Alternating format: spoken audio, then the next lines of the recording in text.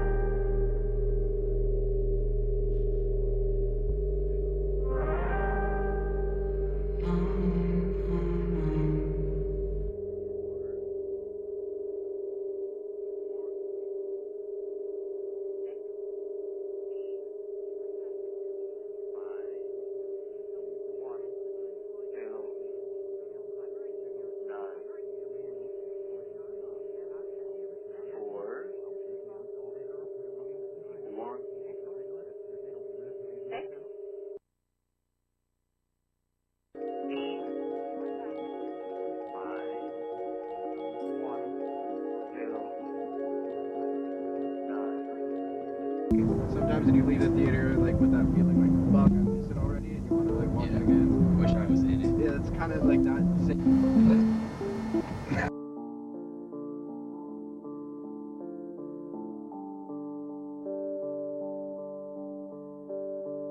Wither away in that comfortable place where I stay.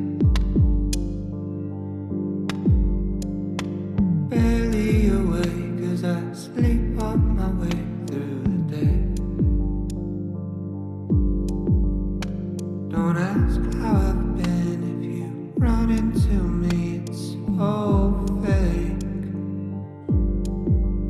First it's all quite piss poor and that's not the answer that you need. I've lost my appetite for the bait. Time after time it's a waste. Lost my appetite for what you time after time can ever say. Now I don't care for the convo, I'm up in my head, I'm in space. Floating alone, it's the one place I feel incredibly unsafe.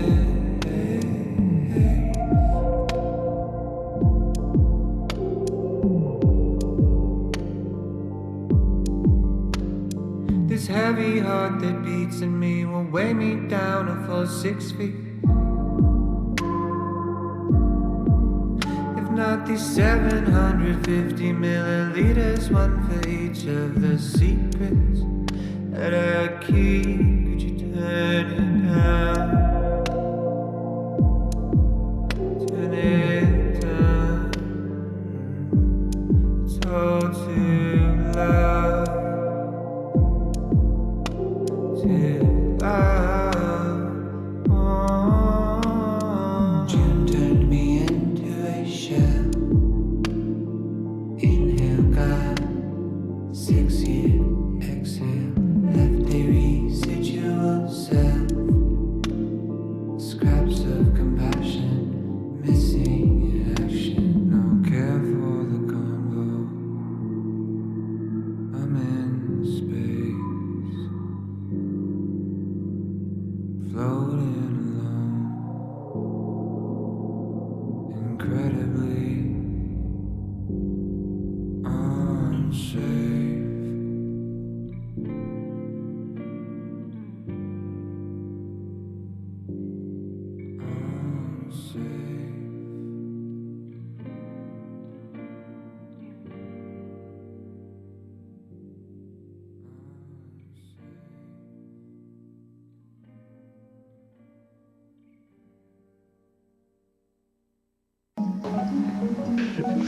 Anyway, I truly feel that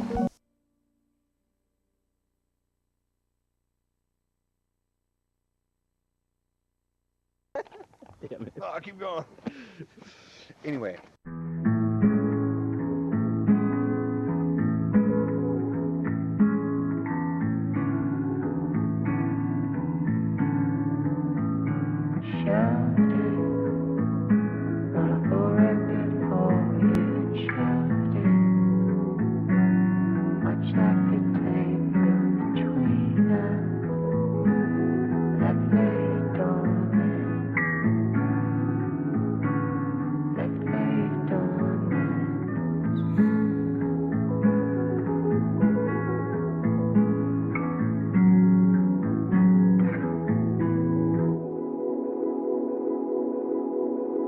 Do I miss you or a memory?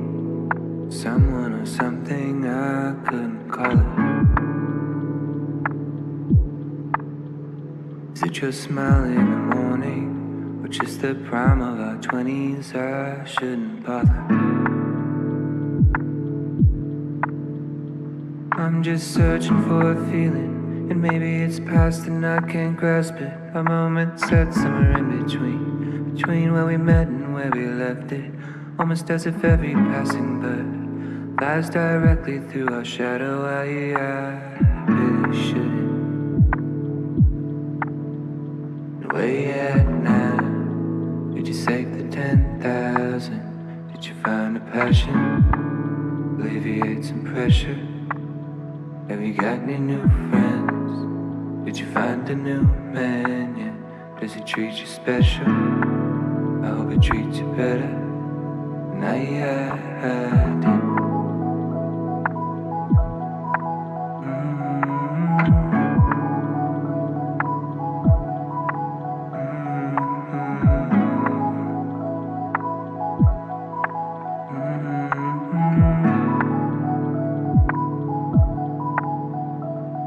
In a hoodie, in a backyard somewhere, we were talking.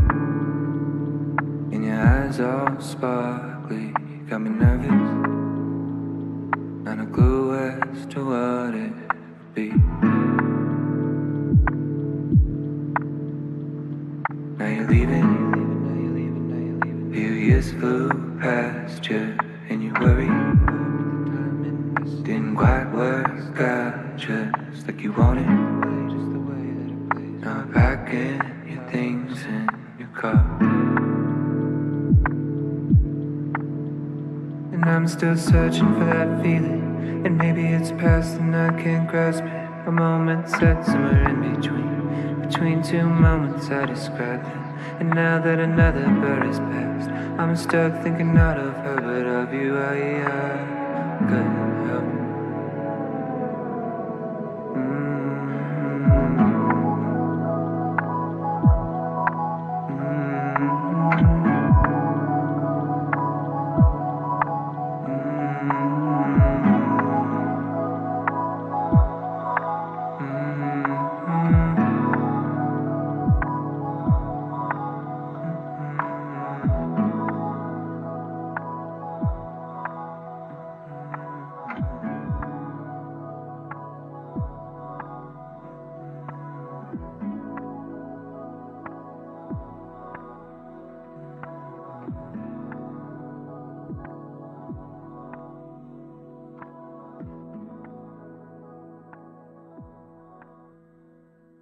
Okay, don't move on my toe. Back.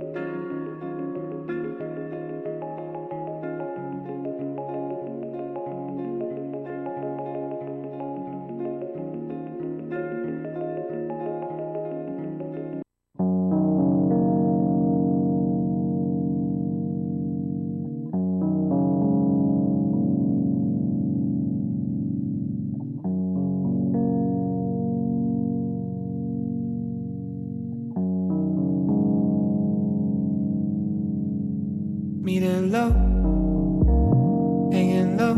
I'm on empty, headed home. I'll make it home. I guess I'm okay. I don't know. No, I'm not sure. I wasn't thinking about you. At the piano roll, had me feeling cold with memories of you. Yeah, we were younger, I was struggling. We were good, standing still, right beside me. You were good to me. say the same. But we laid the blame to waste by the wayside. You went away. Took the good times, took the bad times, let them breathe. Left in the wake, the space.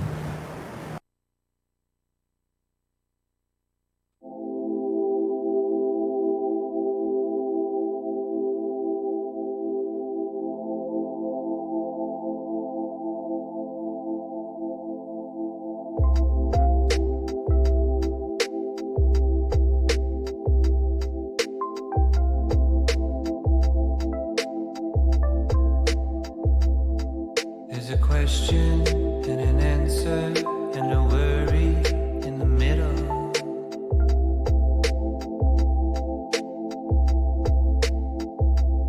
There was a promise of forever and a wishful intention.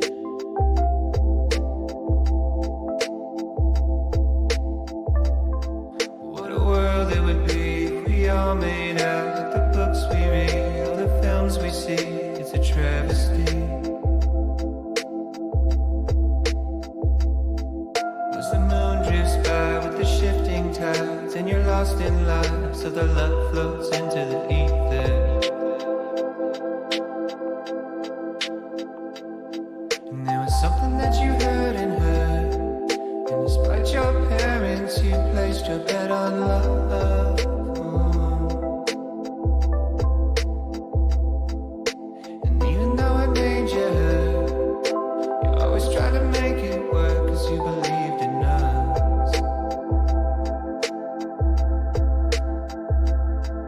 Said you're pretty, but you drink too much. You've got a head on your shoulders and it's good enough, but something broke you. I said I'm sorry, and it's well in advance, but I will hurt you more than anybody has. Yeah, it's a sure thing. Oh, is it a sure thing? She said I know that you didn't know back then, but getting all that you should know by now. Never was about the pain you held, not in the way that you shut me out, not in the way that you hate yourself, or all the ways that you let me know it was that you and I, we were on our way. Kind of feeling that was unexplained, and you still feel like it felt back then.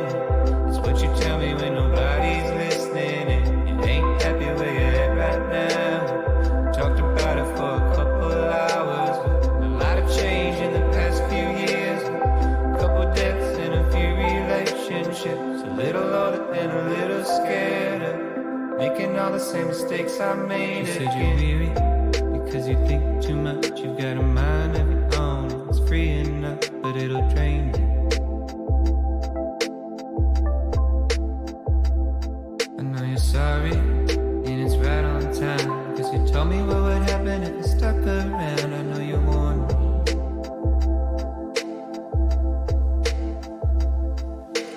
something that you're asking was never in question.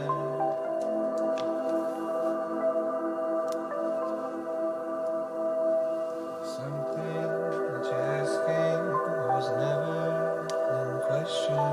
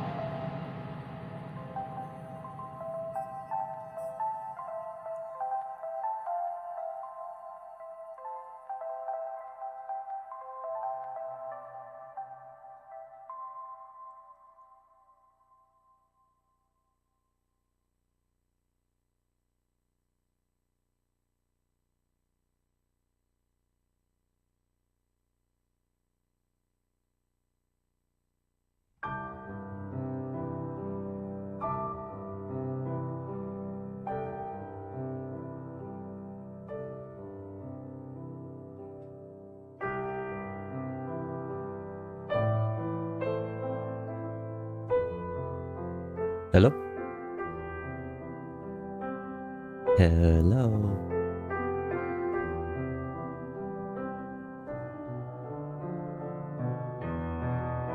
Hello, hello? Hello, hello. What's up, chat? What's up, what's up? How's it going? What's the dealio? What's the vibe?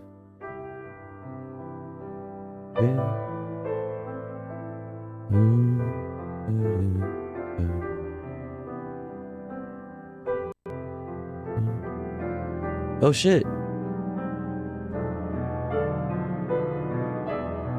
Yo.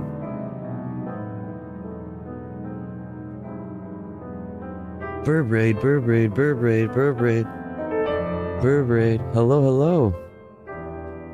Welcome in. Thank you for the raid, Doodle Burb. How's it going? I hope you had a great stream. What was y'all doing? What were y'all up to? What was y'all getting into? Oh, actually, I was in there for a second. Duh. I'm so, so fucking. I was over there for like a quick minute. I stopped by. I said hi.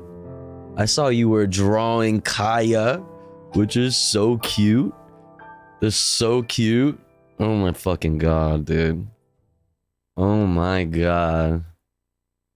I didn't get to watch the puppy stream because Hassan streams while I'm sleeping. But I saw pictures. Fucking adorable. Oh my god. Dude, I fucking fell in love with Kaya. The fucking paws on that dog are so big. That dog is so cute. It's gonna be so big. Oh my god. It's gonna be a big puppers.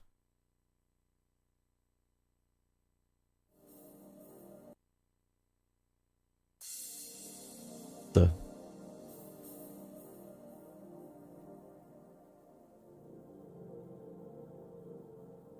music was tripping out for a second. How are we doing? Cancel Hassan now? Right now? We gotta cancel Hassan right now? What did Hassan do this time? Let's see, let's load this up. While this is fucking loading, because Twitch and my computer, which is great, don't fucking mix. Cancel him tomorrow. Oh. What's up, Ligma Nut? What's up, Nori? What's up, Panda? What's up, Whimsical Logic? Who's Hassan? Good question. Amongst the most incredible. That's a good question. That is a good question. What's this? Guardian breeds on the planet. Wait, what? Tibetan Mastiffs amongst the most incredible guardian breeds on the planet. One good look at these majorly imposing dogs makes it easy to understand why they are the most expensive dog breed in the world. With their long, shaggy manes, these guys really do.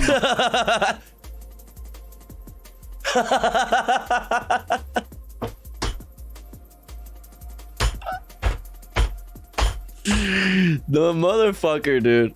Motherfucker. Oh, you. Yeah, like the fucking content just writes itself, dude. You fucking idiot. Of course. Oh god. Well, I can already see the tweets. Oh my god, I can see them in my head. I'm writing one right now. The most expensive dog breed in the world? Oh Jesus. Oh fuck. He got it from fucking Craigslist, didn't he? God, that's so funny. Nobody's gonna know the details. Nobody's gonna care. Everybody's just gonna hear one time that it's the most expensive dog breed in the world and it's over. It's I love it. I fucking love it. What a fucking Jesus Christ. That's amazing. I love that for him. Guys really do look like opinions. It's fucking Porsche 2 Electric Boogaloo. It's Porsche House 2 Electric Boogaloo. Oh my fucking god. Dumb ass. Oh boy. That's so great. That's so great. Alright. That is really great. Yeah, we'll cancel him tomorrow. I'm tired tonight. We'll cancel him tomorrow. I thought it was the Cane Corso doggos that were hecking expensive. I don't even know what that is. Anyway, but what's up, Panda? What's up, Whimsical? What's up, Spike Trees? What's up, Celtic? You put the uh-oh at the end. Yeah. What's up, Nori? What's up, Complainy Laney? What's up, Panda? What's up, Mander Bobander? What's up, Jaina? Hello. What's up, Budget Ballin? What's up, Post Leftism? What's up, Lemon Hands? What's up, Tech Tink? What's up, Lil Smooch? What's up, Baxapath? What's up, Robert the Gamer? What's up, Ligma Nut? What's up, Arlie? What's up, Lemon Hands? What's up, Burb? Thank you again for the raid. Hope you had a great stream. What's up, Bearcilium? What's up, Manwich Cannon? Who else is in this shit? Who else is up in this bitch? What's up, Mortimer? What's up, Mortimer? What's up, Forlorn? What's up? Who else? Alex does TV. Hello. What's up, everybody? What's going on? What's the deal? What's up, Vexing Thoughts? What's up, Nick? Hello. Welcome in. Welcome in. Welcome in. What's up, Xenomonic? Hello. Hello. Anti-dolphin action? Wait, why? What? Anti-dolphin action. What? What the fuck? What's up, Chris the Nerd? What's up, Mugwine? What's going on? What's up, Ambi? Stompians? Ambi Stoma Sapiens? Man, fuck dolphins, bro. What? Why? Damn, dolphins are chill. What you get in today, what you get into today, Tofu? I woke up quick at about noon, except much later than noon. Much later than noon, because I am the most degenerate of the degenerates. Woke up quick, then what did I do? Chilled. I had some caffeine. Continued that throughout the day up until just recently. I played Fortnite with friends, and then I got ready for stream, and then I took a shower, and then now I'm here. Let's go. Let's fucking go. I got into your mom. Damn. That's fucked up. Wholesome day. What's up, Budget Ballin? Poggers, brother. My dog is the most expensive because he's priceless to me, or if he pees on my fucking bed one more time, free. Real. Dun, dun, dun, dun. Yep. Offline Fortnite. That's right. Secret. Top secret. Anyways, how are you all doing? What's going on? How are you all feeling today? I hope you're feeling good. I hope you're feeling, well. I hope you're well. how what if you had to describe the way you're feeling today though with one, or not today in general, not in life in general, but like right now with one word, what would it be? What would it be? Who got Donald Wald? Tofu, I just want to say I think you're mad cool and I appreciate your energy and insights.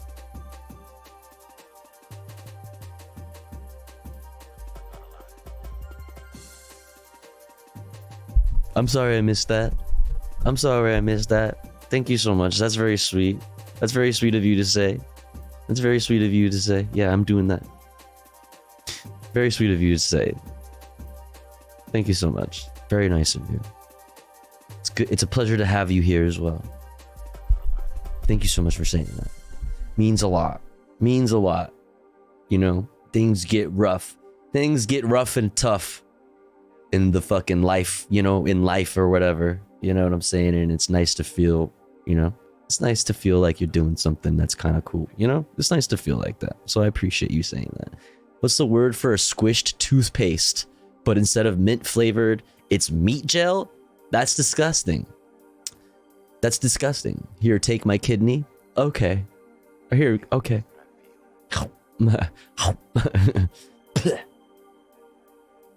Stressed. My mom has a broken arm and she's trying to do stupid shit as I'm here trying to take care of her. Fuck, I'm sorry about that, Lemon Hands. I'm sorry about that, Lemon Hands. Oh yeah, I hope she gets better. Hope she heals quickly, and I hope you know, you're able to get some much needed you time after dealing with that. Shouts out to you taking care of the fam bam. Tired, did chores all day, but apartment is clean. Don't you love that feeling though? Don't you feel like you did some shit? Love that for you. Chillin', that's a good word. That's a good word. What other words? Comfy, love that for you. Synaptic plastic, love that. Tea, okay. I need to start drinking tea again. Tea is like the best thing for me as far as like drinking caffeine goes, and not like completely like destroying myself with insane amounts of caffeine. Yeah, I think I need to get back into tea. Painful? Well, I'm sorry to hear that, Chris the Nerd. I hope you're able to get some relief from your pain, whether that's physical or emotional or whatever. Tired, Lamau. Feel that. Content. I love that. Guh. Okay. I went to a music video shoot today. Oh, that's cool. Feel that. That's cool. Pretty. Oh, you feel pretty? I love that for you, Budget Ballin'. Whiskey is your word? Okay. Tea is way less degen than coffee, and coffee is way less degen than Rain energy drinks. You know? So like I go through the same phase all the time. I go through the same cycles where I don't know, it's just the same. My life is just, it's just, you know, life is pain, you know, or whatever.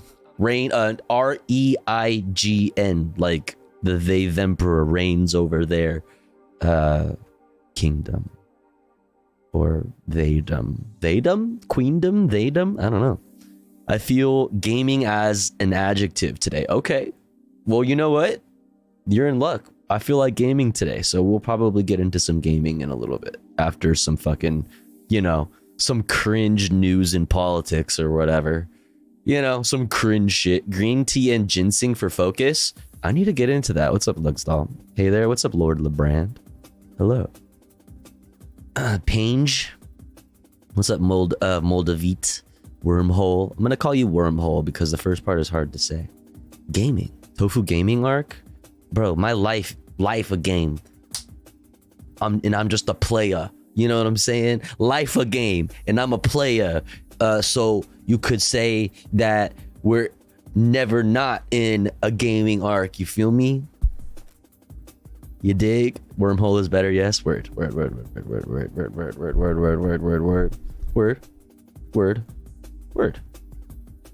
Life's a game, and I'm an NPC. Nah.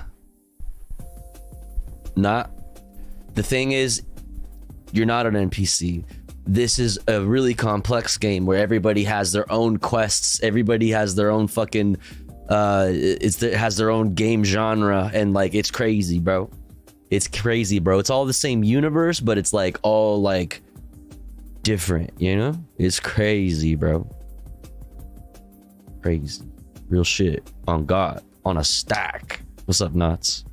MMO baby, let's go. What's up, Classic Banana Milk? Hello, hello. Hydrate, I got you. No, I don't. Where's my water? Fuck, I left it outside. Be right back.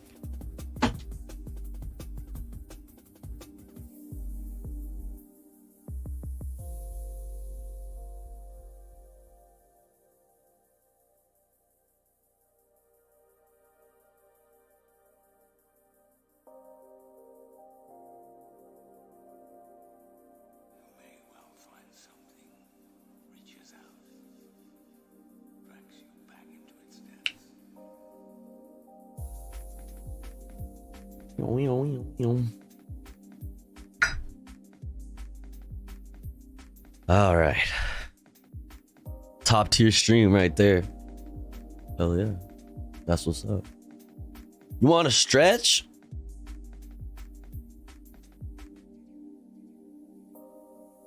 I'm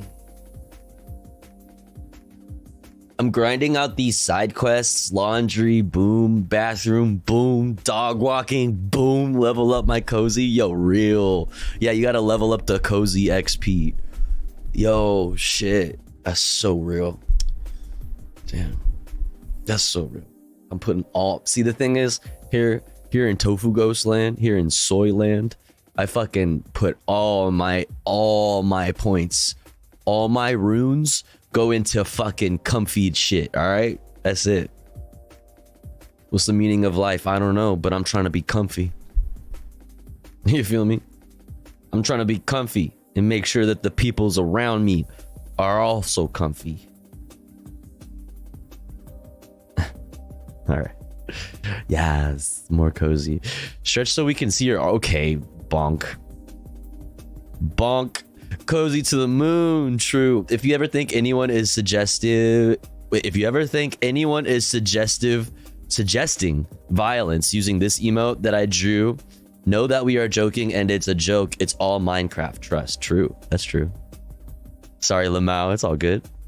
Bonk. What was I gonna do?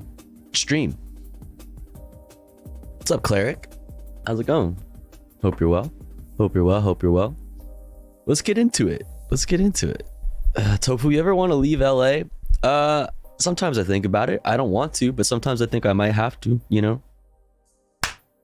Sometimes I think I might have to. I don't want to, but I think I might have to. We'll see. We'll see. If she leaves, it leaves. Yeah, yeah. You could take a bitch out the city, but you can't take the city out the bitch.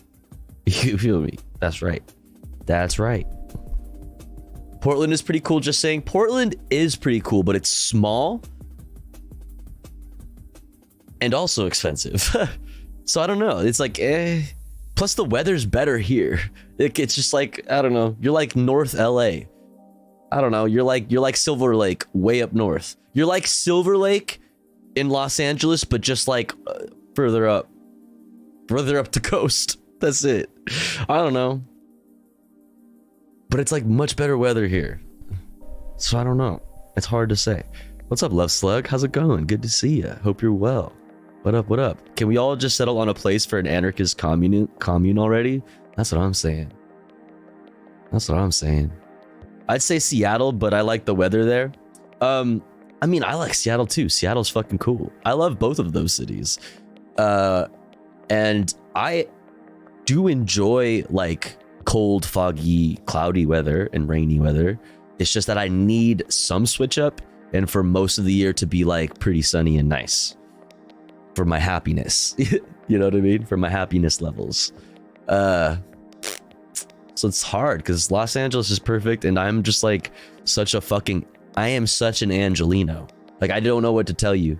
I've been everywhere. I've been to all the cities, not all of the cities, but I've been to every state except for Alaska. And California is still the fucking coolest. I'm sorry. Sorry, you know what I mean? I'm just fucking, California's the fucking coolest. So, I don't know. We'll see. You've been to Minnesota? I have. Doom, doom, doom, doom, doom, doom. Chicago's cool. Chicago's cool. But, LA's cooler? I don't know what to tell you. Shit. I lived in 15 states and I agree Cali's the best. Yeah. You ever been to Arkansas? I have been to Arkansas, yeah. Cap? Nah, that's not cap. Cali taxes though, with no healthcare of high speed rail. Actually, I am covered by the state. Actually, I'm covered by the state, and we're like California. There's a lot of people pushing for single payer healthcare in California. California is like, in a lot of ways, one of the most progressive states, but like, it's just the cost of living, specifically where I'm at in Los Angeles. Even though I live in a poor neighborhood, it's still expensive. In the poorest of neighborhoods, so it's like, yeah, like I could go to the valley, but the valley fucking sucks.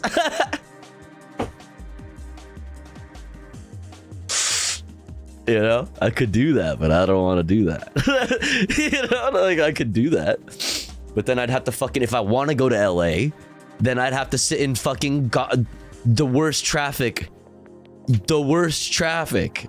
Literally, we are known for our traffic. It's just like, it's the worst thing. What's great about you know, being a fucking streamer that has developed agoraphobia, you know, which is great about that. That is what makes it doable. Tofu, do you go outside? See previous. See the previous statements. Just see the previous statements. Anyway, we should just get into the news. We should get into the news sooner rather than later, because it's midnight plus 15. It's midnight plus 15. Boom, boom, boom. And which means it's no longer the 23rd of April. But I want to learn what happened on the 23rd of April anyway, because fuck everybody, because fuck you, okay? Because when I made this, it was the 23rd of April. Let's see what happened yesterday in history.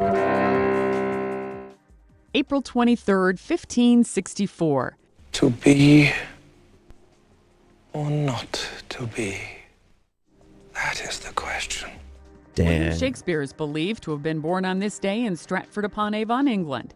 The poet and dramatist known as the Bard, one of the greats in world literature, dies on the same day 52 years later. 1998, James Earl Ray, confessed assassin of Martin Luther King Jr., dies at a Nashville hospital at age 70. Once behind bars, Ray later insisted he had been framed, alleging a conspiracy behind the killing of the civil rights leader. And also his family, the family of Martin Luther King Jr., believe him. 1993. We're going to go to the public and ask him not to eat grapes. Labor leader Cesar Chavez dies in Arizona at age 66. Chavez, who organized migrant farm workers, led boycotts and strikes to secure bargaining agreements with growers. Legend. And 1954. Hank Aaron, with what's then the Milwaukee Braves, begins his long climb to becoming baseball's home run king. Aaron hits the first of 755 career home runs during a game against the St. Louis Cardinals. The Braves win that game 7-5. Today in history, April 23rd. Sandy Kozel, The Associated Press. All right. So that happened yesterday, chat. Oh my goodness. Okay, so let's get into a little silly news that I saw today. Disneyland park goers evacuated after fire-breathing dragon appears. Real, chat. There was a fire-breathing dragon at Disneyland today. A real one. And everybody had to evacuate because fucking fire-breathing dragon. Holy shit. Fucking real, chat. Holy fuck. Overnight at the House of the Mouse, a shocking end to one At the House of the Mouse. of Disneyland's most popular shows. As Mickey battled the dragon, the fire-breathing prop engulfed in flames. Poor dragon. Didn't make it. It's pretty bad. And nearby attractions evacuated. During the final showing of Fantasmic Saturday evening, the fire even visible from the park's Splash Mountain. Oh my god. Wait, what's that? Wait, Mom, Mommy.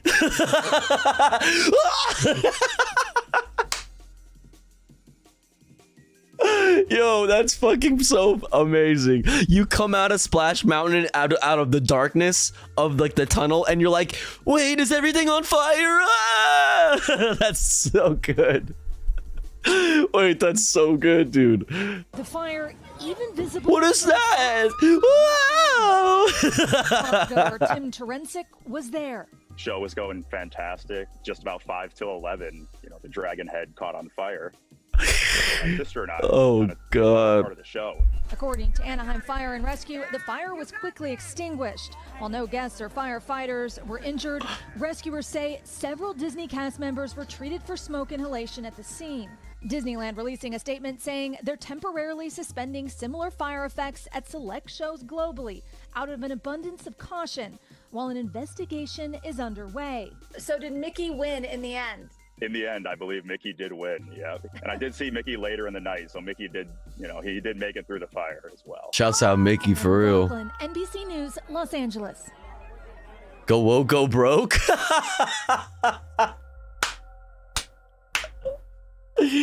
True. Coincidence? Nope. See kids? That's what happens. That's God smited that dragon, which is witchcraft or something. I don't know. It's like fantasy, so it's demonic. Yeah, it's like a demon. You know what I'm saying? It's very unholy. Yeah. That's what happens. Yeah. Yep. All right, let's get filled in. Tanisha Chappelle's needless death exposes the harsh realities of pretrial detention and rural jail conditions. We need to dive into her family's pursuit of justice and the systemic failures that cost this young mother her life. Right? You've probably never heard of this woman before, but her name was Tanisha Chappelle. She was from Louisville, Kentucky. She was 23 years old with a daughter, Nevaeh. According to her family, she loved to make people laugh. She was vibrant, outspoken. She saw the good in everybody. She's the type of person that would take a bullet for you, and I don't mean that metaphorically. Oh, Reportedly Jesus. once laid on top of her boyfriend during a drive-by shooting, taking 5 bullets to the back, another time taking 1 to the arm, protecting her daughter. But Twice in her life, Chappelle literally took a bullet for her loved ones. Her mother says the first time when she was around 16 years old, she was picking her daughter, her daughter up from daycare, and 2 dudes, they got into it. She was walking home and they started shooting, and she took her body and she wrapped it around her daughter, and she got shot in the arm. A few years later, when she was around 20, she got shot in a random drive-by shooting. She was in the car with her boyfriend. Her mom says she laid over the top of him and she took 5 bullets in her back.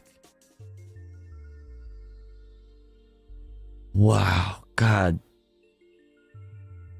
last day of her life, she spent hours begging for someone to just care about her. In May of 2021, Tanisha was charged with theft and fleeing the police in Indiana. She was pulled over with her car matching the description of a vehicle involved in the theft of thousands of dollars in clothes. The officer there approaching her car with his gun pulled from its holster, trying to pull her from the vehicle. She then drives off and the police chase her before she's then pulled over again, and the officer, once again, approaches the car with his gun out, this time pointing it towards the car. Tanisha then takes off again and eventually veers into a ditch. She gets arrested, and on her way in, she tells the cop why she drove off, saying, "You scared me with the aggression. As soon as I seen your gun, it scared me half to damn death. I was like, oh my gosh, he pulled a gun. My hands was out. He sees my hand." Bro, that's like trauma, man. Like, that's like a response to trauma.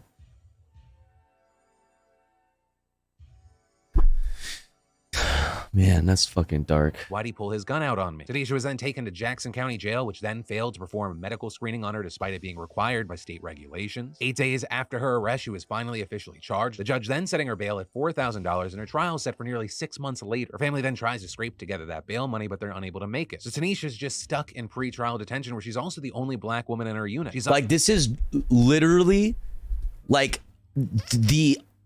a perfect example of poverty being the reason that lead people into like prison. Like, it was poverty that did everything here. You know what I'm saying? Because she grew up in an impoverished area with lots of crime. And like, had a child really young. Had to go pick up her daughter like a good mother from school. And because of things that had nothing to do with her, she was shot one time as a minor, as a child still trying to protect her own child. A child trying to protect her own child. And then a few years later, taking 5 bullets because of some shit that had nothing to do with them either. Like, that's like, no shit, she had that response. Like, it was not her fucking fault. She got scared, you know? I mean, like, I don't blame her. Like, you know, that's fucked. This is fucked. This is just fucked. This is just fucked. Size, she faces racial slurs for weeks, and on July 15th, she starts getting sick. And all night, Tanisha calls on the intercom, begging for help. She was throwing up blood. She was dehydrated. She was growing more and more incoherent. And by the next day, she was just stumbling around, falling, hitting her head. The jail staff and nurse reportedly visiting her cell several times, but no one makes a call to the hospital. And then after all of that, at 3 p.m. the next day, guards just find her lying naked on the floor and then ordering her to get dressed, with one sergeant telling her, "This just makes us think you're faking it. If you're not going to get up and get dressed, we're just going to leave you alone. You can just..."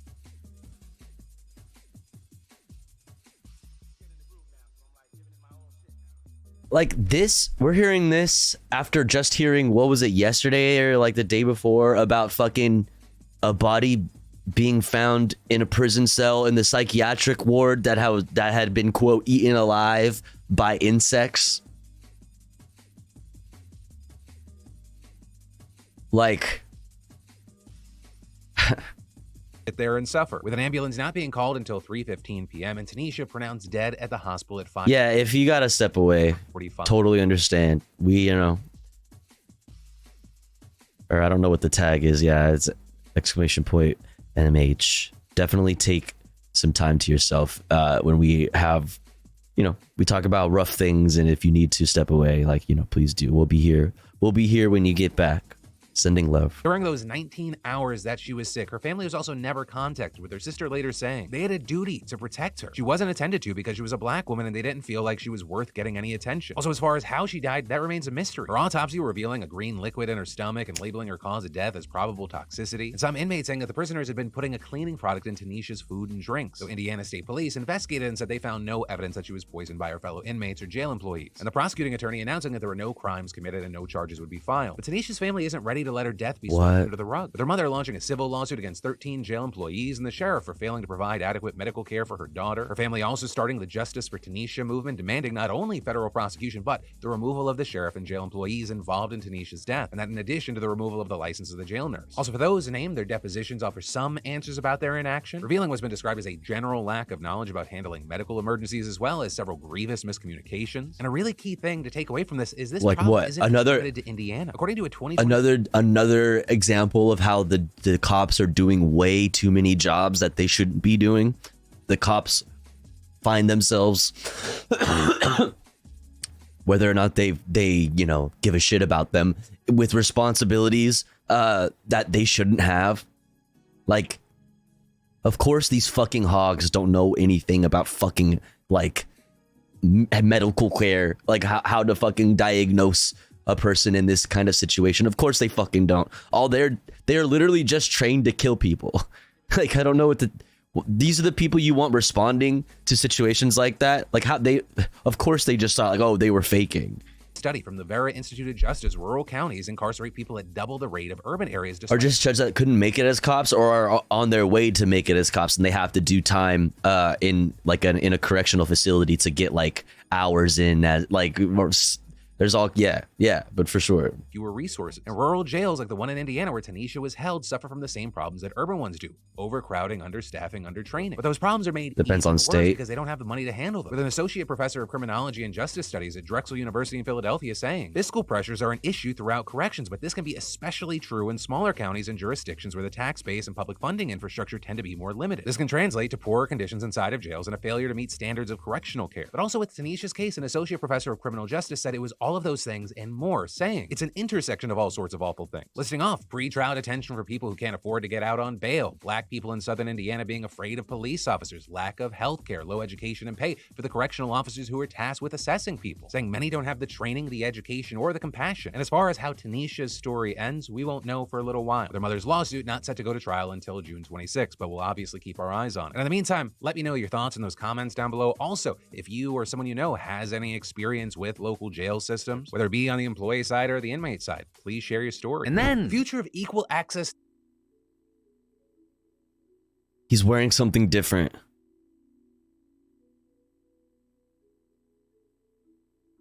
Why are you wearing different clothes? What's happening? Knowledge is about to be decided thanks to this major copyright lawsuit that you probably have never heard about. Right, so at the center of it, you have Internet Archive. It's a nonprofit that was founded back in 1996 to build an internet library with the purpose of offering permanent access for researchers, historians, and scholars to historical collections that exist in digital format. And its offerings include films, audio recordings, texts, educational items, and the Wayback Machine, which is a historical collection of billions of web pages. But the service in question today is its open library, which offers digital access to print books. Right, the Internet Archive uses what's known as controlled digital lending, which lets libraries lend one copy of a digitized item out to one borrower at a time, just like how a library works with physical books. But in March of 2020, when the pandemic closed libraries, people needed digital resources. So they expanded that program to a national emergency library. And the Internet Archive lifted waitlists, allowing multiple people to borrow the same digitized book at once, saying at the time that they received dozens of messages of thanks from teachers and school librarians for helping their students during this tremendous and historic outage. And while some questioned if this was illegal, the Internet Archive argued, no, the books in the National Emergency Library have been acquired through purchase or donation, just like a traditional library. The Internet Archive preserves and digitizes the books it owns and makes those scans available for users to borrow online. And noting that, yes, it does traditionally follow that one-at-a-time rule, but desperate times call for desperate measures. And saying that rule is out the door until at least June 30th, 2020. But that wasn't a good enough answer for publishing groups who then hit Internet Archive with a lawsuit. That suit being led by Hachette, HarperCollins, John Wiley & Sons, and Penguin Random House, and arguing that this was Wasn't it not the author? Like, people were hating on the author a lot, honestly, understandably so. But it actually wasn't really the author, it was the publisher. As copyright infringement. So the Internet Archive cut its National Emergency Library program short. The lawsuit still moved forward, with the publishers not just taking aim at the emergency library, but the Internet Archive's open library general practice of controlled digital lending. Since many libraries have adopted controlled digital lending in some way, that meant that this case could set the precedent for how copyright infringement applies to libraries lending digital books. And that's essentially what happened back in March when a judge sided with the publishers and dismissed the Internet Archive's arguments that this falls under fair use. But the Internet Archive is vowing to keep fighting, putting out a statement where it called the decision a blow to all libraries in the communities we serve, and adding this decision impacts libraries across the U.S. who rely on controlled digital lending to connect their patrons with books online, saying it hurts authors by saying that unfair licensing models are the only way their books can be read online. And aren't there books that are like only really available on the Internet Archive anymore? It holds back access to information in the digital age, harming all readers everywhere. And its founder, Brewster Kahle, adding, for democracy to thrive, it's like, if you get rid of this, you're getting rid of books that literally would not exist otherwise. It would be crazy. I would never condone this, but it would be crazy if people started like pirating more stuff and like, you know what I mean? It would be crazy if people started doing, like, there was like a rise in piracy throughout, in response to this kind of thing. I would never like condone that, obviously, because that's that could be like a crime or whatever. But like, it would be crazy if that like was the case. Global scale libraries must be able to sustain their historic role in society, owning, preserving, and lending books. So the Internet Archive will be appealing the decision. And interestingly, authors have had kind of mixed responses. The Authors Guild sided with the publishers, saying that the Internet Archive's controlled digital lending is not fair use, saying it's theft and it devalues authors' works. But in September, a group of over 300 authors signed an open letter in support of the Internet Archive and libraries, actually asking publishers to drop the suit. With author Scott Carney saying, libraries are a vital theft from whom? Like, with the theft from whom? The fucking world? The entire world who's being robbed of fucking information? Or history? Or both? Or, you know, whatever? Or the fucking publishers who are robbed of like little tiny bits of fucking like money that are like ultimately just short-term gains when like obviously there's something much more important at stake. Cultivate engaged readers. Allowing them to carry books in formats that readers actually use only helps authors. Not allowing libraries to function. Reminds me of Nintendo getting mad when people pirate shit from like 2003 that they don't sell anymore. Nintendo's crazy like that, huh? But tofu, our bottom line. True. Fuck, you're right. Right. And that's the thing, because while this case was specifically about the Internet Archive, fuck a bottom line. I'm more like top line. Just kidding. Twitch line? I mentioned at the top of this has much wider implications, with Bloomberg Law explaining the unwavering rebuke of the online repository likely bars similar practices by libraries, attorneys favoring both sides said. And Julia M. Ziskina, a policy fellow at the Library Futures Institute, told the outlet that while libraries don't have to be concerned yet, they said it's a big blow, and adding it really enforces that if libraries didn't already exist, they wouldn't be allowed to exist today. Now, it is also worth noting that controlled digital lending isn't the only way that libraries... That's fucking a fucked up thought. That is so true. That if libraries hadn't already been a thing for fucking centuries, they would absolutely not be allowed today under capitalism. No fucking way. No fucking way. Because like, wait, you want to give out information for free? You don't want to paywall it? Then what do you... There are so much untapped profit. Like, what?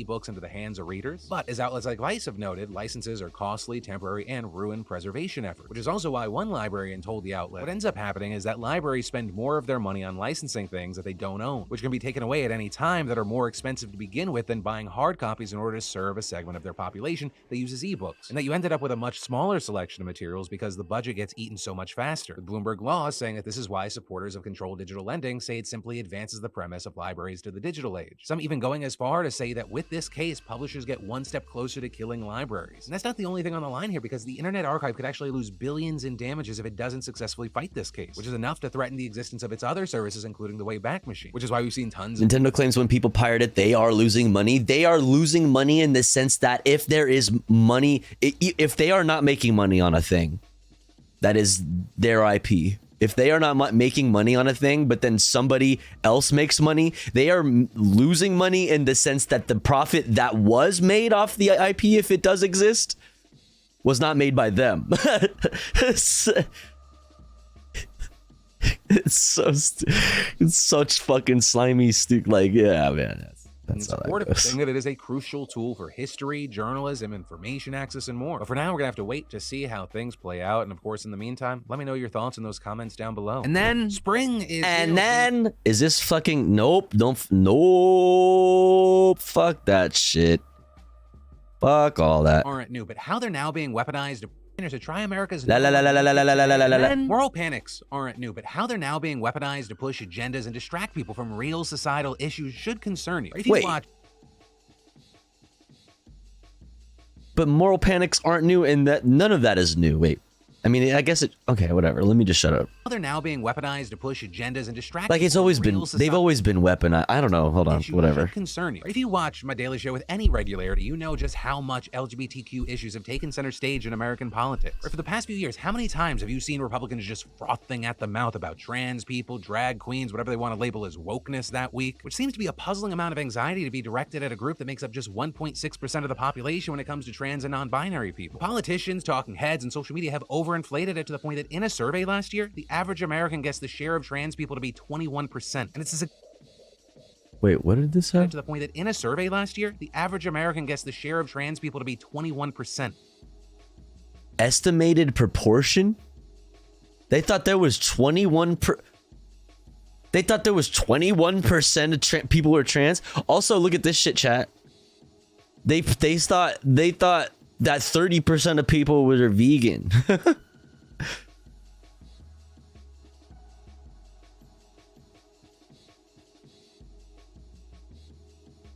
Interesting. They thought that 21% of people were trans. What the fuck? Are you serious? That's this exaggeration of a smaller, often non-existent issue, then the whipping up of the fear and hostility around that issue that makes this what sociologists call a moral panic, right? It's a recurring phenomenon that pops up in different forms, with the satanic panic of the 80s being the most famous, that also being the one that inspired me to learn more about how they work. So to that end, I spoke with 4 experts, starting with Dr. Mary DeYoung, formerly a professor of sociology at Grand Valley State University. And she says that these moral panics, which come in reaction to perceived social change and confusion around morality and identity, are almost universally right-wing. Or just think about the big ones. You have witch hunts, Red Scare, the satanic panic. They had a certain regressive quality to them in that they were trying to restore something that people imagine were either lost or were being threatened. And she told us that as the conversations around different gender identities and sexual orientations enter the mainstream, some people feel like the traditional categories they identify with are being destabilized. Amy, thank you so much for the raid. Hello, hello. Houseies, houseies, houseies, houseies. I love that emote. It's so cute. That emote is the cutest. Houseies, houseies, houseies. Hello, hello. I hope you had a great stream, Amy. Hi. Hello. What's up, Amy Raiders? Welcome in. If you've never been here before, I'm Tofu Ghost. We talk about news and politics. Just starting off, going over to the headlines first. We're checking out Philip here. Some little lib normie news. You know what I mean? Just checking it out before we get into other headlines, some other stuff. But I hope you're having a great day. Welcome in. Welcome in. Also, go follow Amy if you don't already. Alleviate this feeling, they deny the reality of these different identities, right? And the targets and rationale, they're kind of just tweaks on each other. I think about conservatives saying trans people aren't real, or it's all just a mental illness. Often the same people who say gay people are just making a choice, or they're just confused. And instead, they blame an entity outside what they consider the in-group for introducing the confusion. Currently, a great example of that is the panic around teachers grooming students or kids going to drag queen story time, with them then in the end feeling like their own identity is still intact by expelling the other. So that takes care of the identity confusion, but the moral confusion requires a different solution, which DeYoung argues is why children are so often made the object of anxiety, where the scene is pure and innocent, so their abuse is obviously morally unambiguous. Plus, that kind of self-certainty gives you permission to shut down any detractors. If you say, oh, I don't believe that, the response from somebody who does is, do you not care about kids? Do you not care about sexual abuse? With DeYoung adding that this sense of moral clarity also feeds into a basic human need deep within our psyche. Most of good us question. Operate, I think. Good question for the right. Good question for all these motherfuckers that can't shut the fuck up about trans people. Really good question. Under a kind of fundamental assumption that social psychologists call the just world hypothesis, that there is order, there is morality, that people get what they deserve, whether for good acts or for bad acts. We also have Dr. Michael Barbazet, a historian at the Australian Catholic University, offering a different explanation for this obsession with kids, saying children, being the next generation, essentially represent the future. So if you're afraid of where the future's headed, you're going to defend children. And supposedly that fear is why moral panics tend to flare up at times of crisis or instability, with the same pattern repeating so often throughout history that experts actually coined a term for it, the nocturnal ritual fantasy. Right? In essence, it's this idea that shadowy groups secretly get together to worship forces of evil and ritualistically abuse children. Historians will often say that history doesn't necessarily repeat itself, but it certainly rhymes. And this is one of those rhymes. It changes through time with the groups of people we don't like. So if you're an ancient Roman who's a pagan, you think Christians are doing this. If you're a medieval goddamn Christians, bad Christians are doing this, or Jews are doing this, or lepers are doing this. People your culture doesn't like. Later on in the Renaissance, you think witches are doing this. And in all of these cases, none of these people accused of it were doing it. If you read the sources for all of these supposed conspiracies, you'll be struck with how similar it seems, where you have these secret meetings. Sometimes they're underground, sometimes they're in the woods. There will generally be, of course, invocations to evil. If it's Satan, if your culture believes in Satan. People are pretty easily convinced to be overprotective of kids. Absolutely. Absolutely. It's just ignorance and fear of the unknown. Exactly. And it's people being exploited, people's fear of everything that they don't understand, which is a lot of shit being, just being exploited. Absolutely. Somehow get involved. There's always some kind of freaky orgy for some reason. and then they hurt kids. With him adding that this conspiracy appears again and again over centuries from sources that had no contact with one another, suggesting that it may just be hardwired into our culture. And in today's moral panic, you can see it most clearly in the QAnon movement. Right? They've got the global cabal, the perverse rituals, the child abuse, even a little Satanism thrown in there. But also, despite the universal similarities, our We gotta stop fucking putting that dude up on the screen all the time. American origins. With Dr. Kyle Riesmandel, a historian at the New Jersey Institute of Technology, explaining that the idea of childhood had to be constructed for these conspiracies to work at all. Coming out of the progressive era of the late 19th century, the idea of childhood emerges, right? That like children are somehow True, Mugwine. or different than, adults and eventually what are called teenagers. Because in the 19th century, early 20th century, children were working in mines and factories and contributed to the family economy on the farm, right? Nice. We have some more stuff later about child labor. Great. The idea of innocent children was placed in the suburbs. We're not talking like the literal geographic area between urban and rural that you can outline on a map. Rather, we're talking about these suburbs as an idea, a symbol or an image that's typically seen as the family-friendly home of American moral values. And after World War II, that space became racialized through policies like redlining, which kept Black Americans from accessing mortgages. Oh boy, look at that. Oof. Federal subsidized home ownership for middle-class whites, making it cheaper to buy a house in the suburbs than to rent an apartment in cities like New York, Boston, or Philadelphia. And at the same time, men are returning back home from war to find women working traditionally masculine jobs, so they reestablish themselves as the head of the household. The idea of the breadwinner is a relatively recent invention. That's a post-war invention. And it's invented because men could go to work and afford, right, make enough money to have a household, provide all the consumer goods, and have their spouse not work. Right, and not work in a sort of paid sense. They're obviously working at home. So this all adds up to the popular image of a suburban family that's white, heteronormative, patriarchal, and Christian, with the pure, innocent child at its center. But that image could only be maintained by creating an external threat, and this came first from radio, then from television, which introduced culture. Cool looking little radio. Products into the home that would supposedly corrupt children. And so then you got parents freaking out about their kids listening to rock music, watching explicit movies, playing dungeons. It's the ironic thing about that is like all of these, I mean, from where I stand, I feel like a lot of these are so like tame too. Like all of this old metal is so tame. Oh man. About their kids listening to rock music, watching explicit movies, playing Dungeons and Dragons, Whoa, spooky stuff. Okay, that's a pretty sick place to play Dungeons and Dragons, though. Throw into the mix a late 70s economic crisis, racial integration, and the return of many women to work out of necessity. Like, they didn't even put fucking like Burzum on there, or like they didn't even put a black metal band on there that fucking actually burned churches. Like, I'm just saying, I don't know. Now America was ripe for a moral crisis, which of course is exactly what happened with Reagan defending so-called family values, Jerry Falwell conjuring the moral and the media hyping up missing kids and poisoned Halloween candy. Meanwhile, rising single motherhood and divorce rates produce broken families, and all the fucked up shit going on behind closed doors begins coming out into the open, where, key thing, it's labeled as trauma for the first time, as DeYoung explains. People often forget that it really wasn't until the 1980s that the word trauma was used effectively and descriptively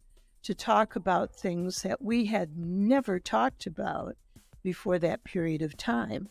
Child sexual abuse, incest, domestic violence, the fear of what the impact of all of this would have on children, particularly if children perhaps weren't really as well cared for as we imagined they were in previous generations, caused a lot of unsettled feelings. So to cope with all this, the religious right makes the devil not only real, but responsible for people's distress, leading to the satanic panic in which dozens of people are actually convicted on cooked up... God damn those bangs, dude. Those bangs are about to fly away. Oh my God. Fire.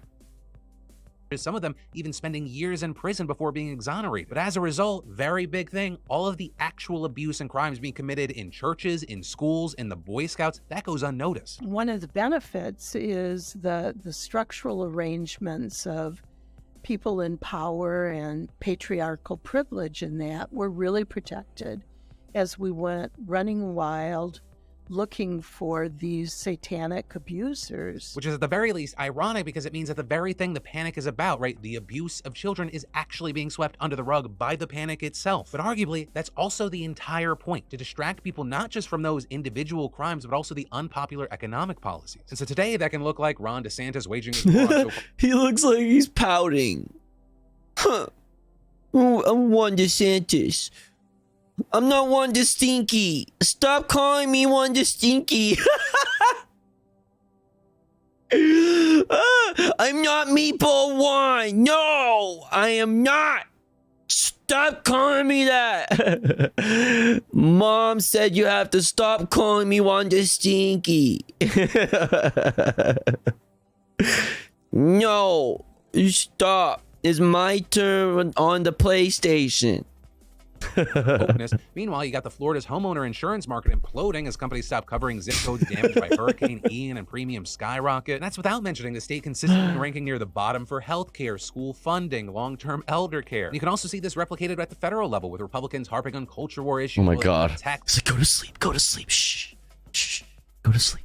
For the rich and cut funding for social. That was so dramatic for no fucking reason. None of which, by the way, is new, right? Dr. Andrew Hartman, a historian at Illinois State University, says these culture wars have been going on since the beginning. Throughout the 19th century, the culture wars were often between the dominant Protestant groups who controlled. My brother ate the last tater tot. What's up, straw mammy, bro? Especially the schools, and Catholics or Mormons or non-Protestant Christians. There have been these struggles throughout American history, but since the 1960s, these struggles have largely been between those who are liberal, progressive, secular, and then on the other side, these have been conservative Christian traditionalists who have imagined an American identity rooted in a more distant past. So Hartman says that since then, while the left has made real progress on cultural issues like racism, sexism, homophobia, and transphobia, the right has also used the reactionary backlash against the progress to push through their economic agenda, which creates this really weird dilemma, right? Because when Republicans attack some marginalized group, you have a choice. Either push back against them, in which case you're fighting on their terms and the economic issues and all the other issues recede into the background, or you ignore them and you focus on the economy where they don't have a leg to stand on, in which case you're just leaving those marginalized people out to dry. So how to navigate this situation is a question activists have been debating for decades. So obviously, I'm not going to be able to settle that, but I did ask the young, how can we deflate this moral panic? And she recommends interrupting the cycle of fear, and to do so with some Socratic questioning to nudge people toward critical thinking. So there, even she's pessimistic, saying it'll probably just collapse under its own weight like the Satanic Panic did, though not entirely disappear. Instead,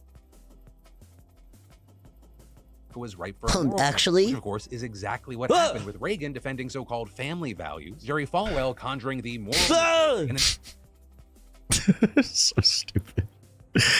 Dormant and then flaring up 10 or 20 years from now wearing different clothing. Sexy Phil, he's not sexy. Sexy Phil, he's sexy.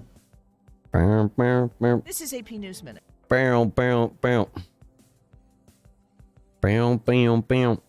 Okay. All right. Next up, we got the AP News Minute. Then we got a news wrap from PBS. Then we got a little story from NBC, a little clip from Aaron Reed. And we got a weird Fox News segment from Tucker Carlson. PETA rep tells Tucker NYC rats, quote, aren't the problem. I don't know what the fuck's going on there, but I hate both of those people. Fox News, Tucker Carlson, and PETA. Man. There. Wow. What's going on here? So we're definitely gonna check that out. But here's the thing. We're gonna check that out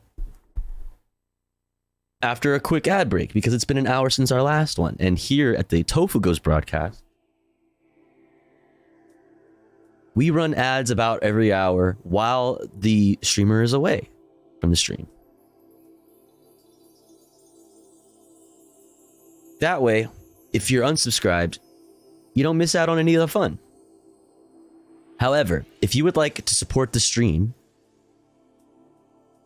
get access to cool Tofu Ghost emotes, and an ad-free viewing experience, all you gotta do is subscribe for $4.99 or for free with the Twitch Prime by connecting your Amazon Prime account to your Twitch account. Or let's say you're already subscribed and you have the means to and you're feeling generous.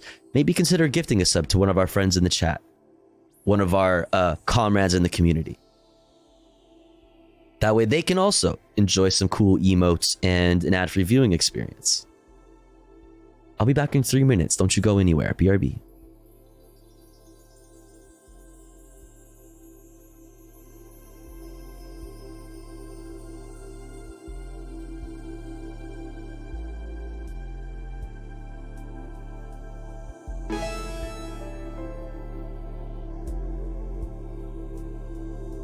Torfu.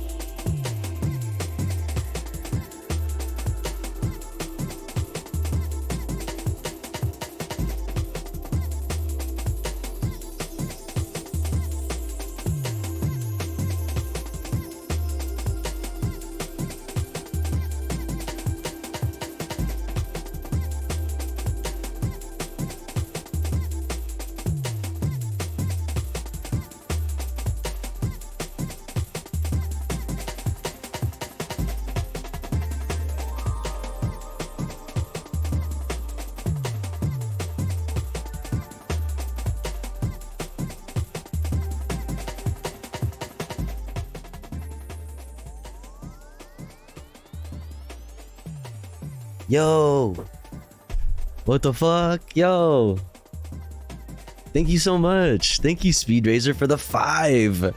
Thank you so much for 5 gifties, Speed Razor. Thank you, thank you, thank you, thank you, thank you. I really, really appreciate that. Thank you so much. And Love Slug, thank you for 5 months. Pog, thank you, thank you, thank you. Very, very awesome. Also, shouts out the Love Slug. Everybody go follow the Love Slug. Go follow, go follow. The cutest little slug. Thank you so much for 5 months. And Speed Razor, thank you again for 5 gifties. If you got a giftie from Speed Razor, please thank them. Thank you so much. Thank you, thank you. Very, very generous. I appreciate it. I appreciate it. I appreciate it. All right. Let's get back into it, huh? Let's get back into it. Top stories from AP. This is AP News Minutes. American Embassy staff. Yo! The fuck? Celtic, thank you for gifting a tier 1 sub to Wet Holes. Wow. I hope Wet Holes enjoys the ad-free viewing experience and the access to cool Tofu Ghost emotes. Wow. Wow. Thank you, Celtic. Appreciate that. That's very generous. Thank you, thank you. Wet holes, if you're out there, don't forget to thank Celtic. You know, it is very generous of them to do that. Thank you so much. Thank you, thank you. You want to fucking do a little hyper? You want to do a little fucking hyper before we get into the fucking news? I think you do. I think you do, chat.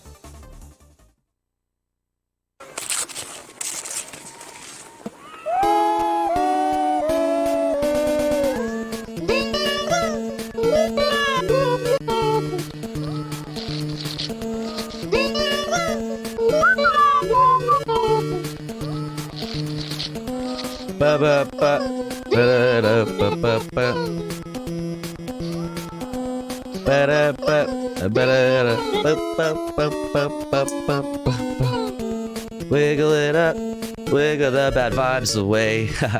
Get the fuck away. Wiggle it up. $5. Bye chat. Bye chat. Yo, post leftism. Thank you for the 5e. Thank you so much. I appreciate that. Thank you so much for the $5er. Thank you, thank you, thank you. And I hope you have a good night. Thanks for hanging out. Thanks for hanging out. I appreciate that. It's very generous. Thank you, thank you, thank you. Thank you so much. Catch you next time. Thanks for hanging out. Hell yeah. Appreciate it. Thanks, chat. Unless anybody wants to keep gifting Peepo Shy, we're going to get back into the headlines here. AP's top stories. Let's check it out. Thank you so much, chat. American embassy staffers were airlifted from Sudan early Sunday. A senior Biden administration official said U.S. troops were carrying out the precarious task. Sudanese rival generals are fighting for control of Africa's third largest nation for a 9th day. One of the original big box retailers, Bed Bath & Beyond, has filed for bankruptcy protection due to dismal sales and losses and several failed turnaround plans. Oh boy. The company is seeking a buyer. Its stores and website will remain open to serve customers.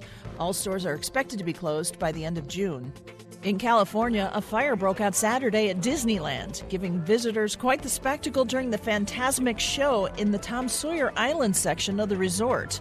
No injuries were reported. The extent of the fire damage was not immediately known. And in Brazil, indigenous groups from various ethnicity came together to play traditional games in celebration of Indigenous Conscience Month. The 3-day event allows indigenous people to share in their knowledge, mutual respect, and appreciation of their roots. Marchi Zaraleta, the Associated Press, with AP News Minute. Boom. Disney, they went woke. They went woke. All right, now we got the news wrap from PBS. If it wants to fucking go. What's going on? News wrap, PBS. Good evening, I'm John Yang. The United States has joined the exodus of foreign diplomats out of Sudan as fighting sends the North African nation deeper into chaos. U.S. Special Forces airlifted nearly 100 Americans, most of them U.S. Embassy staffers, out of the country by helicopter, taking them to Ethiopia. But U.S. officials say it's still too dangerous to stage an evacuation of the estimated 16,000 private American citizens trapped in Sudan. Republican Senator Lindsey Graham was asked about that today on CNN's State of the Union. Yeah, Sudan, my neighbor country. Hope they're going to be okay, Sag. Yeah. Right now, if I were an American in Sudan, I would shelter in place, and hopefully we can find a way to end the fighting, get humanitarian aid, and get our people out. UN agencies report tens of thousands of Sudanese have already fled the country. Millions more are left sheltering in their homes as food and water grows increasingly hard to get. Former Vice President Mike Pence has drawn another direct contrast with his former boss, Donald Trump, this time on abortion. At a gathering of evangelicals last night in Iowa, Pence said Trump's position that post-Roe abortion laws should be left to the states to decide isn't good enough. Pence said a nationwide ban on abortion after 15 weeks of pregnancy should be considered, though he stopped short of endorsing the idea. Wait, is he gonna run? Is he gonna do it?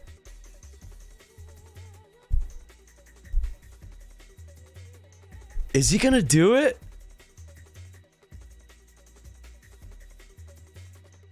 That's the only reason why you'd want to so publicly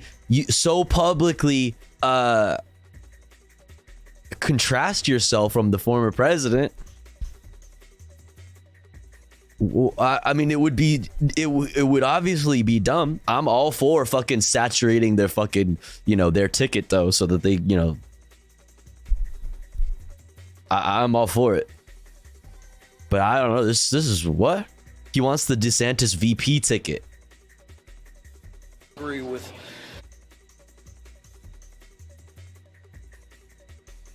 former president who says this is a states only issue. I mean, we've been given a new beginning for life in this country. I think we have an opportunity to advance the sanctity of life, move it ever closer to the center of American law. And Pence said he hasn't decided yet whether to run for president. On the Democratic side, President Biden is expected to announce his re-election campaign later this week. And the once I'm running for president. Psych. I'm retiring, Jack. I'm gonna eat ice cream. Lots of it, Jack. Bed Bath & Beyond filed for bankruptcy today and said that later this week it will begin the process of closing its 360 outlets around the country. The 52-year-old home goods chain has been losing money for years, and a series of recent... Holy shit, that's low.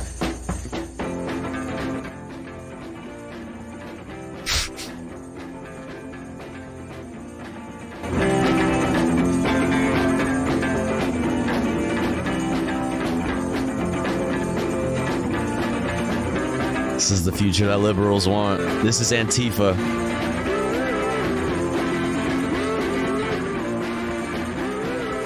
It's Antifa live. We just got leaked insider footage of Antifa training.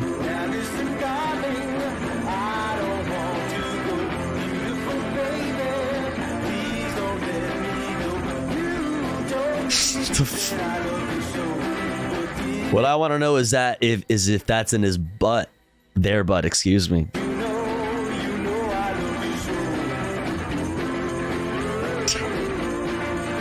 This is the most 4chan shit I ever saw. Yeah. Turnaround efforts have failed. The company said its 120 Bye Bye Baby locations will also begin store closing sales on Wednesday. The fuck is a Bye Bye Baby? You can buy babies there? Still to come on PBS News Weekend, how... Wait, is that where babies come from? Artificial intelligence is being used to create hope... Oh, what the fuck is that? Still to come on PBS News Weekend, how artificial intelligence is being... What did they do to my president? Oh my god. Oh, it's kind of pretty. This is my new album cover right here.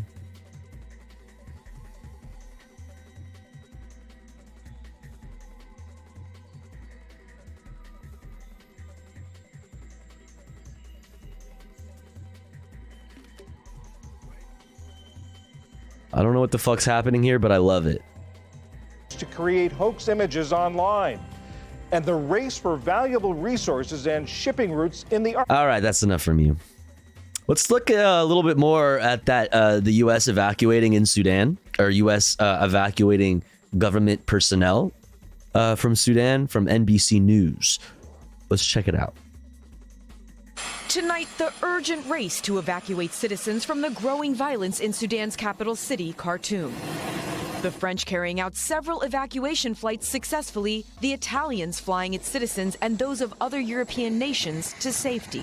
The U.S. carried out their daring rescue operation under cover of darkness. Elite U.S. Special Operations flew multiple helicopters 800 miles from Djibouti to Sudan, landing on the embassy grounds where they loaded 80 government personnel and their families onto 3 Chinook helicopters in about an hour. Remarkably, U.S. officials said there were no injuries or complications. These are missions that are inherently risky. Kudos to the Department of Defense for pulling this off so smoothly. Overnight, Secretary of State Antony Blinken also announced the closing of the U.S. Embassy, saying it was temporary and necessary due to the unacceptable risk to embassy personnel. More than 16,000 Americans are still in Sudan, many of them dual nationals. But with supplies running low, hundreds are hoping to escape, their family members outraged. Really, I'm disappointed. I'm afraid to losing them in the next hours. I don't know what will happen in Sudan next few hours. Biden administration officials say they do not expect a larger evacuation of Americans now or even in the coming days. Sunday was the third and final day of a ceasefire meant to celebrate the Muslim holiday Eid al-Fitr. But the truce did not stop the bloodshed. So far, more than 400 have died, 3,000 more injured, according to the World Health Organization. Civilians caught between warring generals, even as neither side shows any signs of backing down. And Courtney, the U.S. military may be needed for other rescues there as well. That's right. Multiple countries have reached out to the U.S. asking for help getting their diplomats out. And U.S. officials say they are considering assisting other nations, Peter. Thanks for watching our YouTube channel. Thanks for watching our YouTube channel.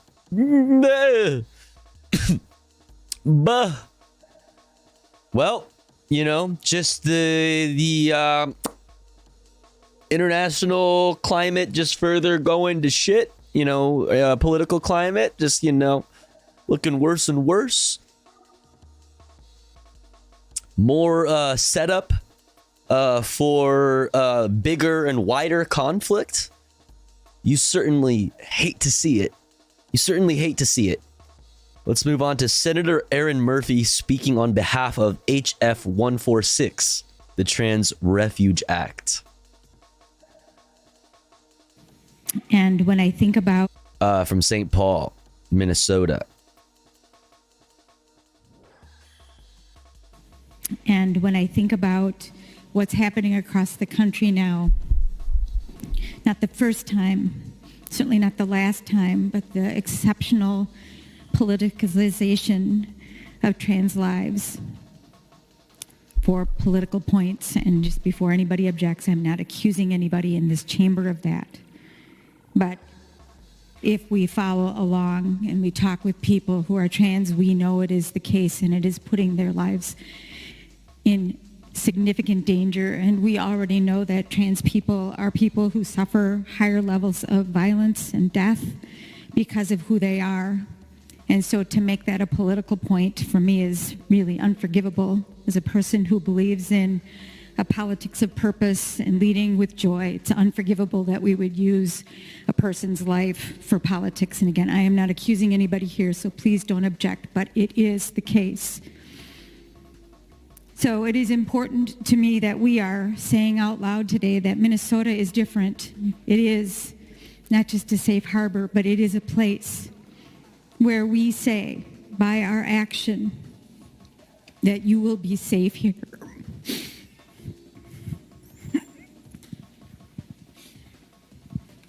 Queen. You'll be safe here. Queen. You'll get the care you need here. You can be who you are here. Queen. And that you are loved. You matter. I'm going to vote yes. Such joy today. Thank you for being here. Queen. Queen. Love to fucking see it. Fucking based. Fucking allies. Man. Oh boy, that's rough. That was a hard one. Now, let's move on to PETA rep telling Tucker NYC rats aren't the problem. I don't really understand what this is. I don't understand what this is. I don't get this. I don't know what this means. PETA rep tells Tucker NYC rats, quote, aren't the problem. Okay. Well, New York City has gotten a lot dirtier. It's not your imagination. The city's leadership is responsible for this, but they've decided to blame rodents for it. They've hired a rat czar and identified rat mitigation zones. There's a local news report explaining it. Ooh. Quick, dirty, disease-prone, and above all, a nuisance. Yet rats continue to make their presence very well known on New York City streets, in some neighborhoods even more than others. The city plans to zero in on 8 areas so full of vermin, the Department of Health has designated them rat mitigation zones. In Manhattan, extra rat fighting patrols will be on hand in Harlem, Chinatown, the East Village, and the Lower East Wait, Side. what? What do you mean rat fighting? Wait, what the fuck? Are people? Oh wait, are they going rat hunting in the streets of fucking New York? Wait, what? Rat mitigation zones? Yo. Damn, dog. What the fuck? Zones. In Manhattan, extra rat fighting patrols will be on hand in Harlem, Chinatown, Rat fighting the East patrols. Village, and the Lower East Side. In the Bronx, Grand Concourse, and in Brooklyn, Prospect Heights, Bed-Stuy, and Bushwick. That's where neighbors were able to attest rodents are running rampant. The 8 neighborhoods were deemed high priority thanks to a slew of 311 calls and complaints about infestations. Now, those areas will get more attention from the city, like increased enforcement on properties that fail inspections and Rat Academy training. Free workshops offered by the Department of Health on rat management. It sucks that they're like so cute. So the question is New York City dirty because it has a lot of rats, or does it have a lot of rats because it's dirty? For a different perspective on this, we thought we would ask Ashley Byrne. She works at PETA. You know, like, you realize, like, New York is like a very condensed, it is like an entire, it's its own like type of ecosystem. New York is so old and built on top of itself, and just like there's so many nooks and crannies and little crevices like that are untouched by people. Like there's whole underground systems of like subway systems. There's like towns of homeless people that live underneath the city. Like it's an insane environment.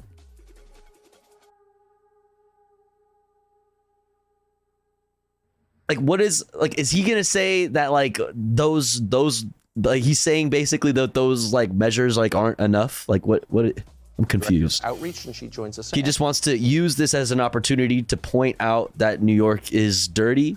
Thanks so much for coming on. I think this is a really interesting point. I don't have a lot of rats in my house because I don't have a lot of rotting garbage in my house. Oh, what do you mean? You live there. So maybe the problem isn't the rats, it's the people. I hadn't thought about it until you brought it up, but if you wouldn't mind explaining. So wait, the people. Is it the people, or is it like the local governments? Like what are we talking about? Me on, Tucker. Of course. Exactly. You know, This is the PETA director of outreach. Okay, I'm so confused. Problem isn't the rats, it's the people. I hadn't thought about it until you brought it up, but if you wouldn't mind explaining. Thanks for having me on, Tucker. Of course. Exactly. You know, the rats are not the problem. The disgusting human behavior that is attracting the rats, that's the problem. We are basically inviting them to be here by putting out a daily buffet of garbage around the city. And these intelligent creatures don't deserve to die painful, excruciating deaths because of human irresponsibility. Or shouldn't we at least, I mean, even if you're not going to go as far as you're going, and you're Look at the pizza. Yo, that's just the fucking homie, what's his name? From fucking, what's Teenage Mutant Ninja Turtles? Look at him. He's just trying to get a pizza. Hey, I got a slice. I'm bringing it back. It's Rizzo. Hey. Splinter. Hey. As far as you're going, and you're, I think, at the place where you're saying, let's not kill the rats, even if you're kind of... It's Chucky. It's Charles Entertainment Cheese. ...be killing some rats, couldn't we also do our part as people and, like, not leave pizza slices on the sidewalk and pick up the garbage regularly? Why shouldn't we play in a role, too? So... is he going to advocate for like money to be reinvested in from local governments, like in more street cleaning, like more like regulation in some kind of way? Like what are we going to advocate for? Are we just going to point at the people in these poor neighborhoods are disgusting? It's not the rats. Yeah, the rats are just cute little fluffy things, and it's not the rats. It's the people. It's these disgusting, vile human beings. And then this like weirdo from PETA is gonna be like, yeah, it's the humans. The humans are bad. The humans should be extinct, not the rats. And he's gonna be like, yeah, like what are we talking? What is this? I'm so confused. This is the weirdest shit. As long as we don't clean up our act, the city can kill as many rats as it wants to. That's They're right. just going to keep coming back. I mean, that's fair. Like, it's fair. Like, like maybe the local government should be putting less money into policing and more money into like paying, creating jobs that are like cleaning up the city. Like, I don't know, like what, sure, yeah. Maybe you should give more access, like people who don't have access to homes are not gonna also have access to a trash can, possibly, to like throw their trash away. Somebody who lives in the streets is going to leave their trash in the streets. Maybe you also want to consider housing as opposed to just sending people to jail and like, I don't know, like there's like, I don't know. What are we saying here? This is nothing more than a quick fix. If killing rats like obviously Tucker is using this weird PETA person to for like a reason. I'm having trouble seeing where he's gonna go with it. We still have a minute left in this. we wouldn't have a rat problem because people have already been killing rats. Yeah, PETA has kill shelters and supports kill shelters, and they are fucking whack, and we hate PETA. City for decades. Absolutely. But we live under mountains of garbage, so they have not gone away, and they won't. Who do you, and you obviously study animal behavior, do you think long You obviously do. the rats are smarter than the leadership of the city, or the city's leadership smarter than the rats? Well, I'll say this. Rats are actually... I mean, I'm not... listen, I don't like Eric Adams at all. But, like, what do you suggest we do? And how do you suggest we do it?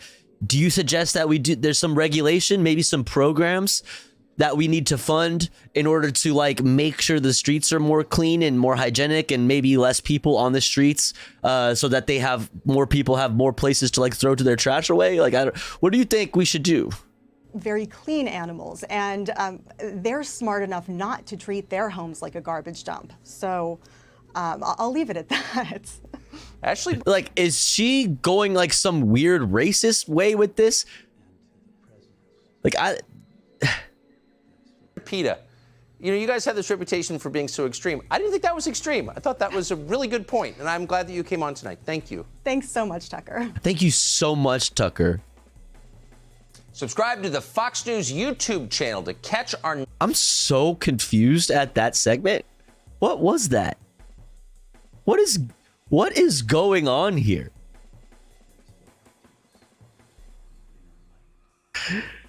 Okay.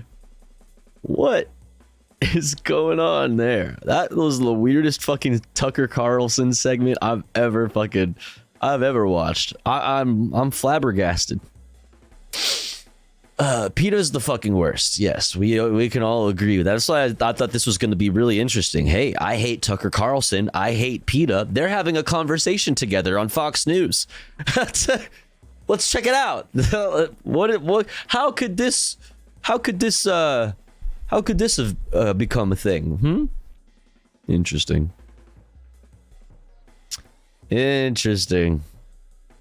All right, now we're going to go hang out with our friend, Nina Turner, and talk about child labor. The GOP's Holy fucking loud. Holy fuck. Solution to labor shortage, getting more children on the assembly line. This is what these mofos want to do. Take a look at this headline. Iowa Republicans take 4 a.m. vote, like the cowards they are, to vote to roll back child labor protections. Teens as young as 14 in the Hawkeye state may soon be able to work on meat processing lines, operate heavy machinery, work night shifts, and serve damn alcohol. 2 Republicans joined every Democrat. Wait, no way. They're like, yeah, why don't we let them serve alcohol? Like, bro, there's like a pretty good reason for that. Has anybody worked in a bar or anything like that? Do you know how much drinking that people do that work at bars? Like, just because it's their job, they taste the drinks that they like. If you're a bartender, you taste the drinks. Like, that's a thing. You get bought drinks by your fucking customers. Like, that's a fucking thing. Like, that's a fucking thing. Okay, plus you're just around it all the time. You think you're gonna fucking, a kid's not gonna be like, whoop. I know I fucking would have if I was 16 working in a bar. If it was 16-year-old Tofu working in a bar, yeah, that little shit would have been wasted. That the way I had stolen so much liquor would, oh, bro, exactly. Yes, I have 10 years in the industry and come home drunk more often than I'd like. Yeah, real. Against the mayor. We got in trouble at this nightclub I worked at because we were all doing shots of Don Julio 1942. Shout out to those 2 Republicans who had some damn common sense.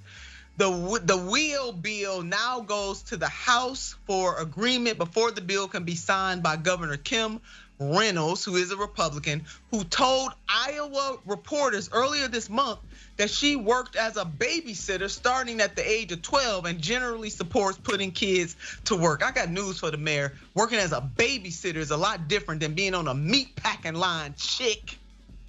Let's go ahead and put up these comments from her. Damn, these people crazy. That's one of the reasons I'm such a huge proponent of work-based learning and registered apprenticeship programs, because it's not necessarily starting at a younger age like that, but it's really let students interact with amazing businesses in our community to find out what they have a passion for. Yeah, that's what it is. It's really about the outreach and creating, you know what I mean? It's really like an extension of education is what it is. Yeah. It's not that, we want them to stop learning and go to work. It's that, like, this is part of learning. Okay? Yeah, amazing businesses. To learn how to communicate with other people, a responsibility of showing up and doing the job. And those are all, Iowa values that we tout. Yeah, Iowa, because of Iowa values. Yeah. Jesus Christ, lady.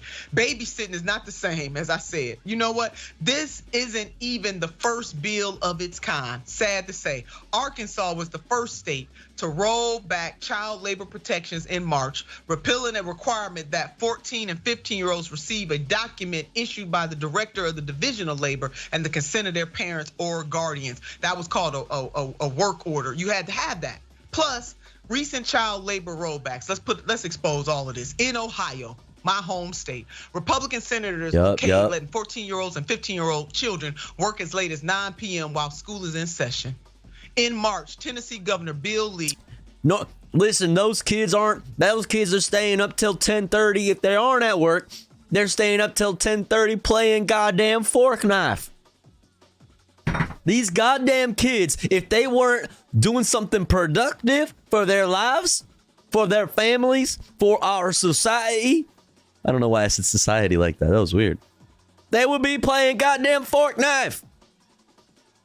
That kind of demonic shit is what we don't need in our civilization.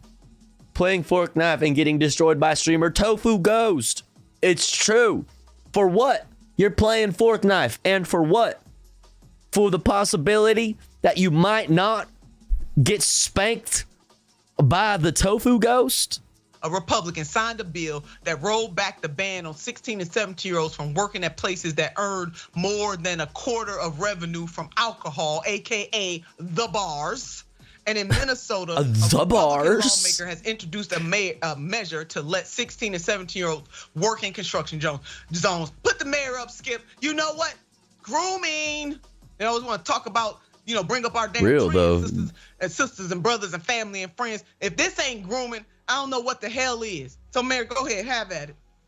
First of all, 14-year-olds working night shift sounds like we're further back than we passed the Fair Labor Standards of 1938 when they said we can't have children working that might impact their education opportunity. But if we couple what's happening, we'll just call it education. Yeah, we just got to change the wording around a little bit. We can't have them working so that, they can't do work that would distract them from their education. But what if we made work the education? Republicans, we see a trend. Don't let them have any books about the... See, like those things that they're learning in the school books, you don't ever use those things in the rest of your life, like math or grammar. You don't use those things. However, learning how to operate a chainsaw, heavy machinery, a tractor. These are the things that you will use in the rest of your life. Don't have for the rest of your life. books that ain't about preaching whiteness or something that's stale. All we want to do is teach them how to get out of there and go to work in somebody's factory. This idea that a 14-year-old is old enough to manage machinery that can kill adults, that is too dangerous for most adults to handle, and then do it on night shift, a 6-hour night shift, is disgusting, beyond disgusting. At 14, you're 3 years away from 11. 3 years from 11. It's disgusting beyond compare. 17-year-olds selling alcohol, 16-year-olds selling alcohol. What you gonna charge them with when they give their 16-year-old friend alcohol? Come on. What you gonna do when one of those drunk men in that bar put their hands on them kids? Or a drunk woman. Hell, don't let the women off the hook. What are we talking about? Nina said, wait, men's rights too, okay? What is Hold going up. on when we're this desperate? We're this desperate to make people so lazy that you gotta hire kids. Don't let those damn women off the hook now. The workforce. No, this is simply about exploitation, making bigger margins. Making bigger money. We don't have a labor problem. We have a CEO making. I mean, it's true. I'm joking. I mean, listen. All jokes aside, it's true. Okay. Problem in this country. I realized that it was maybe like I shouldn't joke about that. Okay. Government, including those who the op-ed said was protecting our democracy. Even them and this president sit idle while we jeopardize kids' lives like this. What's going on?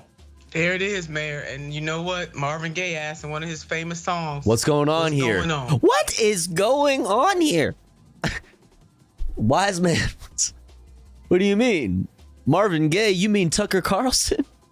That's what we asking right now. Take a all right, an extension of the same thing. Republicans take 4 a.m. vote, like the cowards they are, to vote to roll back 4 a.m. Wait.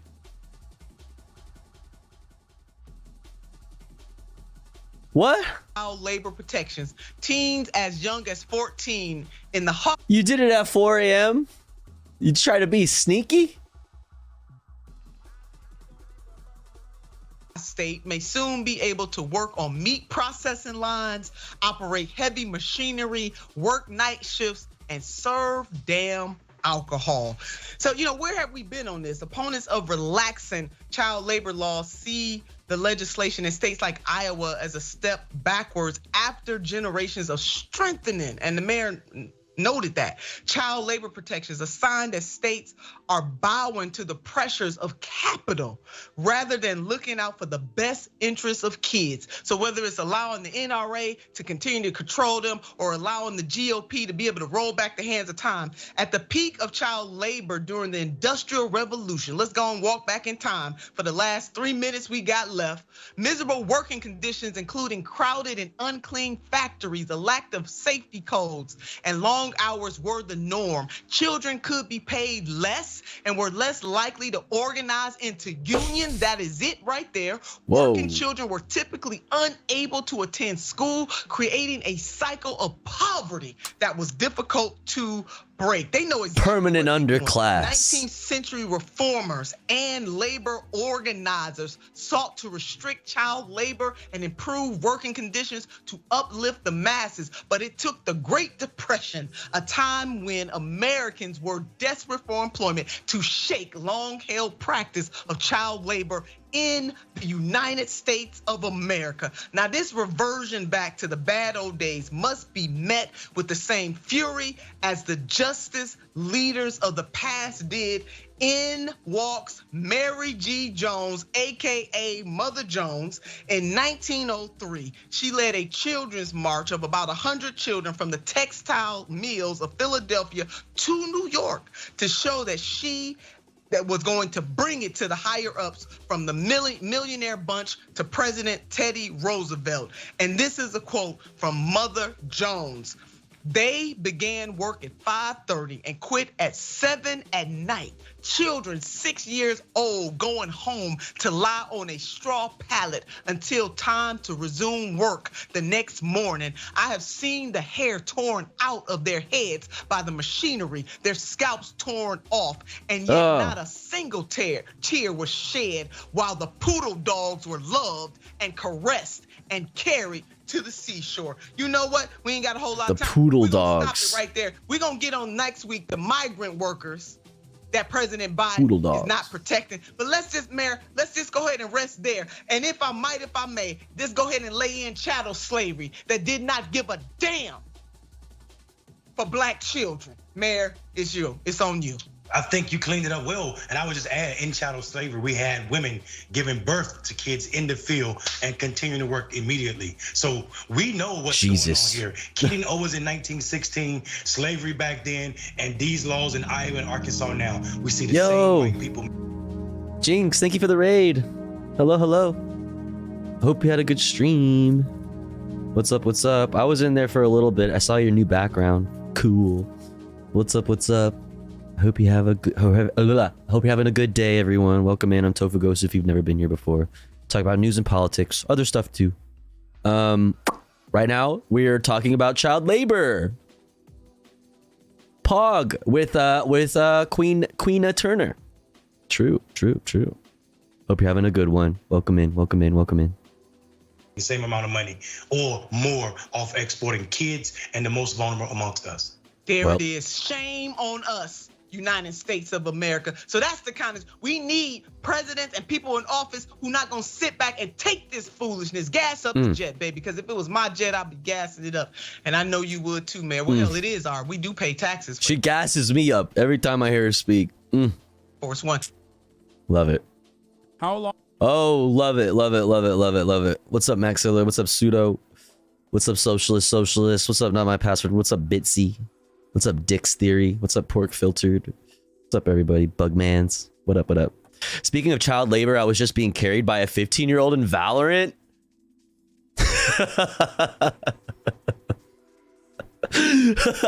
Well, shouts out to them for real. Shouts out to the homie for real. The kids, they yearn for the mines. This is exactly what I'm talking about, chat. If they weren't at work being contributing members of our society, they'd be at home carrying streamers in Fork Knife, in Valorant, literal child's games, doing children games till 10:30, 11:30. God, it's 1:34 a.m.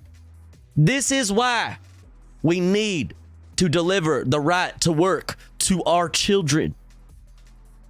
It is an extension of their education. It will not distract from their education because it is their education. It is either this or Valorant. I'm telling you. I'm telling you. All right. I never really get to watch Azan anymore because I fucking sleep because I'm a degen. I never really get to watch Azan anymore. I saw the cute puppy though. I saw the cute puppy pics. They're fucking adorable. But let's check this out. Elon ruins Twitter. Florida expands Don't Say Gay. GOP lawmaker quits. What happened last week? Let's check it out. How long until Elon Musk realizes this is a bad idea? I'm gay. Azan the Hun tweeted, I'm gay, and I retweeted and it begins. Unfortunately, Azan the Hun got yeeted. Hasanabe Productions did a blessed, I'm pregnant, Mpreg. Osanox did a selling laptops tweet. The amount of people that reached out to me yesterday, thinking that I was actually hacked, thinking that it was actually me that was selling laptops, it's very scary. You know, that's the reason why there was some level of verification. So congratulations to Elon Musk. You've made the platform less secure. What? City of New York, New York City Gov. This is an authentic Twitter account representing the New York City government. This is the only account for NYC Gov run by New York City government. You can verify our identity by confirming our handle at nyc.gov connect social. No, you're not. This account is the only authentic Twitter account representing and run by the New York City government. The fucking little subscribe thing. Hold on. The fuck. No, you're not. This account is the only authentic Twitter account representing and run by the New York City government. Oh my God. That's awesome. I mean, it's terrifying, but also kind of funny. J.K. Rowling is based. I want to take this opportunity to apologize for all the things I've said and done. I've caused such material harm to the transgender community. The only thing I can say on my behalf is that I was on Ambien for a really long time and I didn't see Ambien. Or really even where I was. I thought I really was in the Harry Potter world interacting with house elves and dementors. It was harrowing. Doubted for a sec, but there's her pic and her name. Good enough for me. I love that. Dude, that's fire. There you go. People are already going bananas mode, you know, having fun with it. Ambien is a hell of a drug, true. I couldn't stand to save $8 a month. Want to pay mine? I'm not a celebrity. I could stand to save $8 a month. Two-class system, communism at play. Not surprised. Are you paying for anyone in the poor class who can't afford it? Or just the arrogant ones who think they're God. Funny how these millionaires refuse to pay, but most of us middle and even lower class pay with no issue. Yeah, because you're a idiot, dingus. That's the entire reason why Twitter Blue was a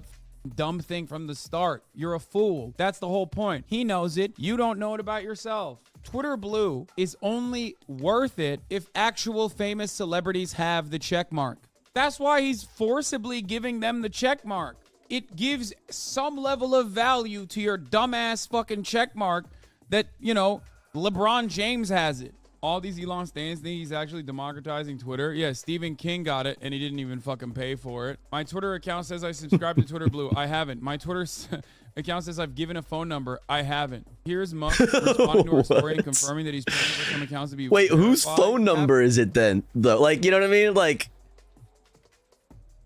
is that gonna fucking be a problem when you try to like do some two-factor authentication shit? Like, is Elon getting the text message with the fucking 5 numbers like when you fucking log in? Oh my God. From the LeBron, who has 52 million followers, has said since he won't pay for verification, was emailed by Twitter an employee with the offer to have his sub comped on behalf of Elon Musk. James did not accept, but his account is showing he paid anyway. Here is Musk responding to our story and confirming two-factor authentication still broken on Twitter. It's only for Twitter Blue users. It's only for Twitter Blue users, I think. I'm pretty sure. Yeah, I think it's only accessible to Twitter Blue users now, and which makes it great because if you are now like against your will, without your consent, a Twitter Blue user, like how are you going to use that two-factor authentication that I am assuming was now set up? I'm confused. Some accounts to be verified. Oh my God, he's the most cucked man in America. I mean, this is the smartest. Yeah, I heard that sitting cow. Because like some people now, some legacy check marks will pay for Blue and say, oh, Elon comped it for me. Let's keep this going. This morning, the Florida law critics dub the Don't Say Gay bill is expanding. Gender ideology has no place in our K-12 school system, and we've made that very, very clear. It is wrong for a teacher to tell a student that they may have been born in the wrong body or that their gender is a choice. Expanding the law does not need DeSantis' approval, though the board made the move after he made the request. The board— Stop calling me Wanda Stinky. I keep thinking about that picture from earlier.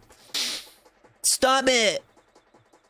Mom said you have to stop calling me a meatball. Its vote reaffirms Florida's commitment to uphold parental rights and keep indoctrination out of our schools. Critics, especially from the LGBTQ community— It's such a funny take to say, like, we got to keep indoctrination out of our schools. Like, that's the entire purpose of a school, you fucking idiot. No, the real reason why they're saying it is they want to indoctrinate the children in the way that they see fit, not in the way that is, like, based on empathy and science, scientific consensus, but, like, the way that they want to indoctrinate children. It's a different format of the same argument that was happening under the Bush era, where they were like, hey, you shouldn't be teaching evolution. The jury's out on Dude, that. Dude, I forgot that was a genuine, like, it is actually the case that none of this like crazy culture war stuff is new. It's just obviously it's extremely amplified, and the amount of information that you take in, we all take in every day, is like fucking exponentially larger than back then, I guess, right? We just like in real time see every single culture war unfolding like before our eyes without our consent, against our will, just constantly. Yeah, same shit, different target. They've always wanted to privatize all of the schools. They've always wanted to privatize the schools, and they played on the religious freedoms back in those days, trying to talk about creationism and whatever. And now the new thing is trans people are fucking gross and weird. So it's just the same shit. It's just the same shit. It's just because they want to fucking privatize schools and paywall education to create a fucking an even bigger permanent underclass of people that are forced to work for fucking nothing, and thus continue to allow the line to go upwards to the fucking moon. Our children, y'all remember that shit? I mean, some of you were literally not born back then, so you probably don't remember. I was alive, and a young Hassan that loved looking at American politics remembers perfectly when they banned stem cell research, for example, and then Germany started kicking America's ass on that field when, the theory of evolution was a subject matter of discussion. Are voicing concern that they or their children will be censured. You cannot legislate these clothes off of my body, and you cannot legislate me out of the classroom. Currently, Florida parents are allowed to sue school districts. I mean, we just saw fucking Ben Shapiro. Hold on.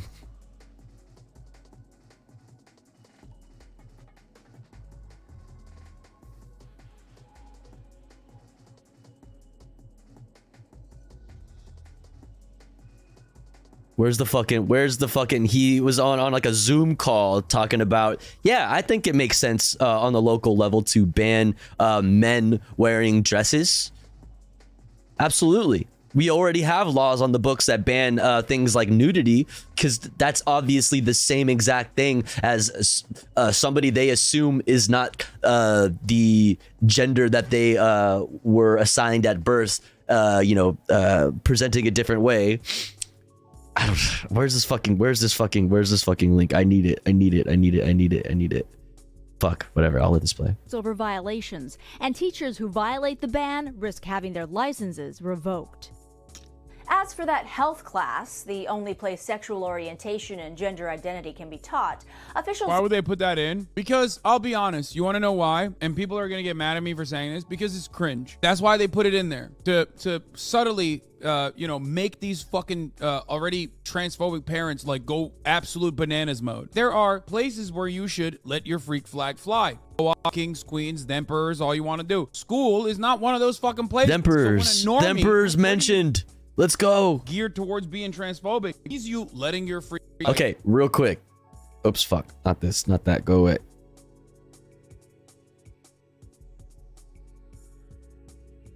Real quick.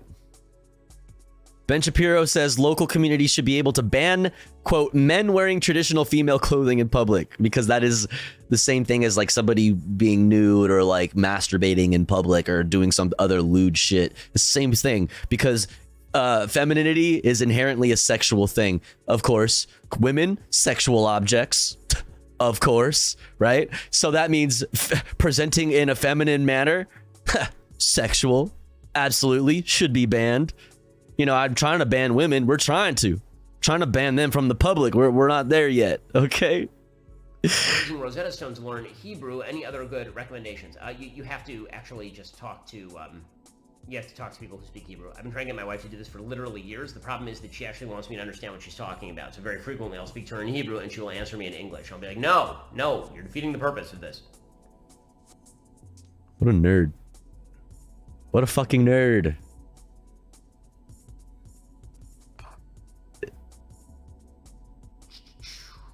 Is the DW app fix coming? Yes, it is. It is. Okay, this is wearing dresses and skirts be illegal for men in public? There we go. If so, should wearing pants for women be illegal in public? Well, pants not so much, because there is a female version of pants that is nearly... technically, there are female versions of pants that are like pretty much the same. pretty much the same. In many cases from male pants. But men wearing traditional female. So wait, what about men wearing like tight pants?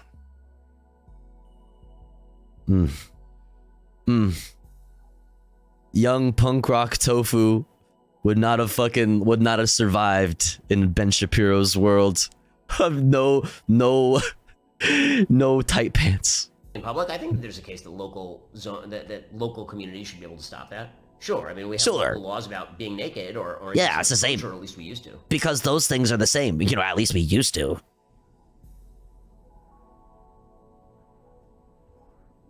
This is imagine watching this. Damn, I mean, I'm not trying to say my stream is like that great or anything, but like, god damn.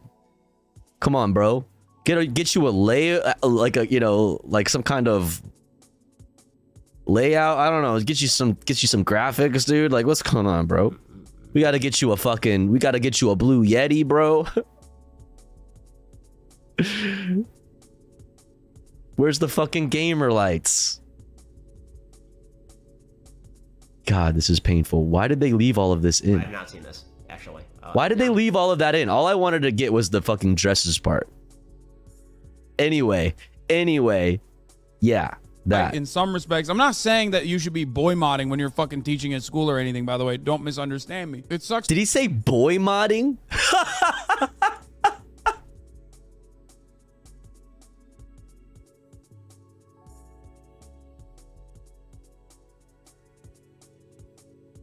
He said, my boy, oh my god. He said boy modding.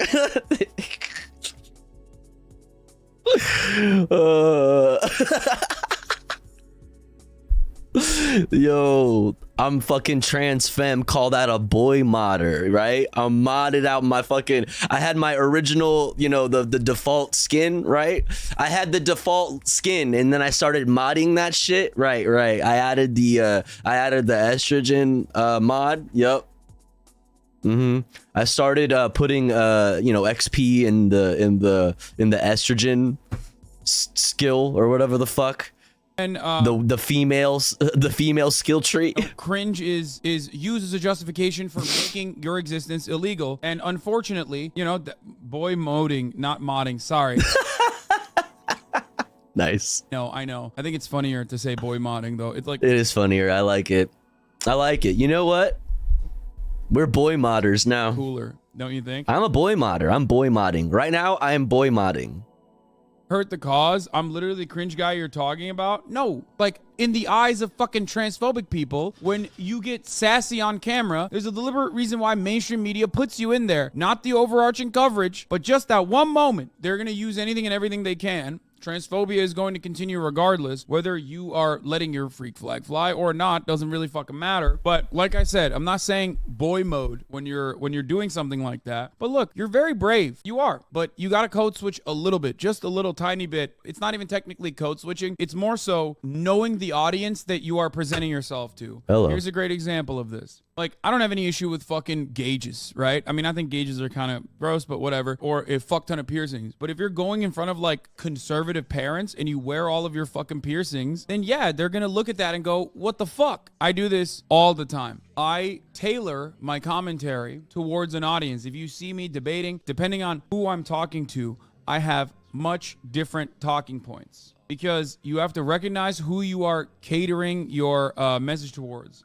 Anyway, no matter what happens, people fucking yell at me about this, but the unfortunate reality is that I mean, I don't know if this is a hot take, and obviously disclaimer, obviously I love Hassan, so you know, whatever. I think that like he kind of uses that, he says that a lot, and I think he kind of uses that as an excuse for like all the normie shit he does and how much of a normie he is. Like I think I don't know. He's like, listen, I'm just trying to like package it for the normies. It's like, bro, you don't have to lie to us. You're a normie. Like, it's okay. Like, we love you. We think you're great. Yeah, like it's okay, bro. Like You are speaking to an audience. You have your arguments towards them, and that in many instances is not even gonna fucking change the reality. These people are fucking psychotic, bloodthirsty monsters. So if you want to do what you want to do, go off, kings, queens, and emperors. If you don't want to read the room, go off. It's not really gonna change anything one way or the other. In the least surprising bit of news of all time, another Hasanabi certified lock, another I called it moment. Charges have been dropped against Alec Baldwin in the Rush shooting. Yeah, of course they have. That was an insane thing to even fucking add, you clout demon prosecutor. Baldwin had been charged Clout demon prosecutor. Involuntary manslaughter that had accused him of ignoring safety standards that are supposed to be the protocol for movie sets. They also really said that Alec Baldwin was negligent as the lead producer on the film, and there were enhancements included in those charges, Kira, that would have called for some significant prison time had he been found guilty. Yeah, that would have been insane. I talked about this at the time and everybody got fucking mad at me. But like, as an individual actor, charging him for this is insane. As a producer, potentially, it's like almost a RICO in that regard, where like you have to prove like a deliberate attempt. And I guess you could do that technically. Cost cutting and that stuff would not be warrant criminal liability. No, in the world that we live in, cost cutting does not warrant criminal liability. Yeah, like I think that it's fair to, not in a legal way, but in like a moral way, if that makes sense. Like, be like, yo, bro, like you definitely played a part in like the treatment of the workers, and like you definitely like played a part in the way that the show was ran, right? You know, you had a part in that, and like there was like the whole weird union thing that happened. I don't remember all the details. It's like so long ago now. Or I guess it's not even that long ago. Just so much shit happens constantly, so it's hard to fucking remember shit. But like, yeah, I think you can say like, yeah, man, you definitely played a part in the environment that allowed something like this to happen. And I think that you should check yourself in that regard. Do I think that you should be legally criminally charged? Like, no. I mean, but I would not feel weird being like, yo, yeah, like you kind of did some fuck shit on the labor side of things. But hey, yeah, Alec could have caught negligence manslaughter with the other two, but what happened was a bit reachy. I think crew workers were maybe on strike when this happened. Yeah, something like that. People like Hassan are so important for breaking people out of the alt-right pipeline. Packaging it for normies is great for that. Oh, absolutely. Absolutely. I'm not knocking the norminess. I'm just saying he likes to be like, listen, like, like I gotta like do the normie thing so that like I can reach out to people and spread the message, which is happening, and I agree with him, is great. I just don't think, I think he plays up, I think he's just kind of a normie. I think he plays up his nerd cred, like somebody else said in the chat. He plays up his like hardcore like leftist. Like, listen, he is obviously a leftist. I'm not like calling out, I don't know how, maybe saying hardcore leftist is not the way to say it. He's not like,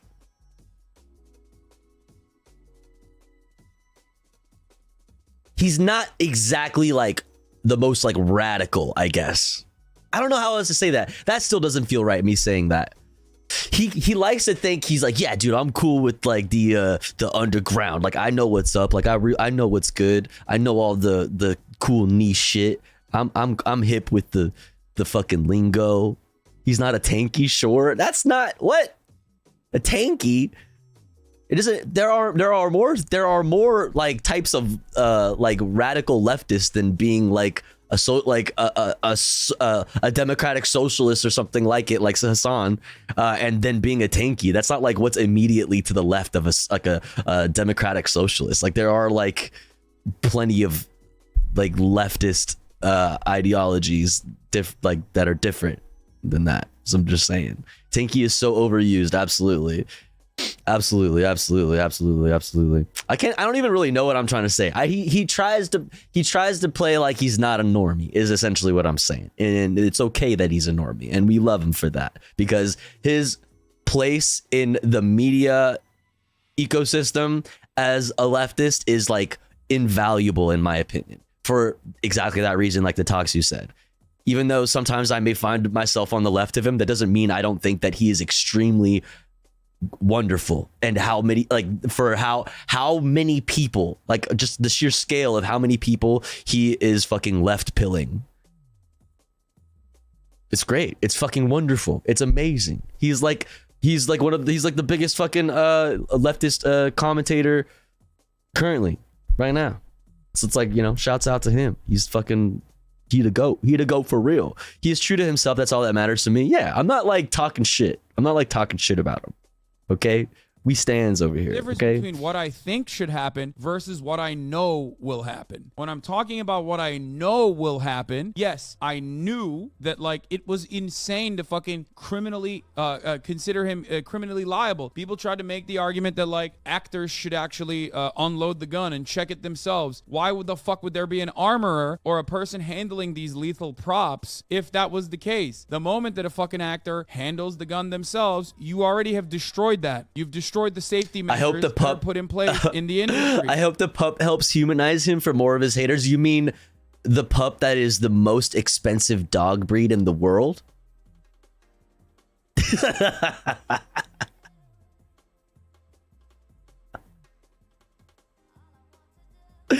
No shot, dude. It's over. It's over, dude. You think the internet's gonna fucking let that go? No, dude. Nah. Had this argument over and over again, and oh, dude, it's so great. The fucking content just writes itself. It's fucking amazing. if you think I'm defending Alec Baldwin here because he's some white celebrity, you are the most delusional moron I have ever seen in my entire life. Kira, you're exactly right. So while Baldwin is breathing a sigh of relief here, all things are still moving forward with this armor, with Hannah Gutierrez-Reed. Nothing has changed for her at this moment. She is facing this count of involuntary manslaughter, and she will still stand trial at this point. And again, that trial, the preliminary part of it is set to start on May 3rd. Politicians are fucking douchebags. And douchebags rarely ever get their comeuppance, except for this one particular GOP leader in the state Congress of Tennessee. A member of the Republican leadership in the Tennessee House of Representatives was found guilty of sexually harassing legislative interns. This literally happened yesterday. It's hot off the presses. Let's take a look. Meanwhile, in this land where degeneracy has taken hold of our Western culture, our Western civilization, where everybody on the left is a groomer. This is one of the funniest, not very shocking, but one of the funniest fucking interactions I've ever seen. Scotty Campbell was among those who recently voted to expel the Tennessee Three, but it turns out Campbell and the GOP... I need y'all to understand something. While the Tennessee House of Representatives was Motherfucker's a computer chip. on the expulsion of the Tennessee Three, the Republican Leadership Committee in the Tennessee House of Representatives was aware that one of their own in the Leadership Committee Listen, I'd put that ram stick in my oh god damn it. I'd put that ram stick in my chassis. All right. Passing 19-year-old That's college it. students who were legislative interns. They knew that was happening. They never All even right. talked about it. That's it. Stream's over. I gotta go. Have a good night, everybody. Okay, that's it. Night, everyone. See you later. Keep operating. There was literally so many accusations that they had to fucking do an investigation. They just did it quietly. Hey, Representative Campbell. How are you, sir? We wanted to give the East Tennessee Republican a chance to respond to the findings of our latest investigation of Tennessee's Capitol Hill. As I understand, you admitted to sexually harassing this intern. Give me just 5 seconds. Okay. Okay.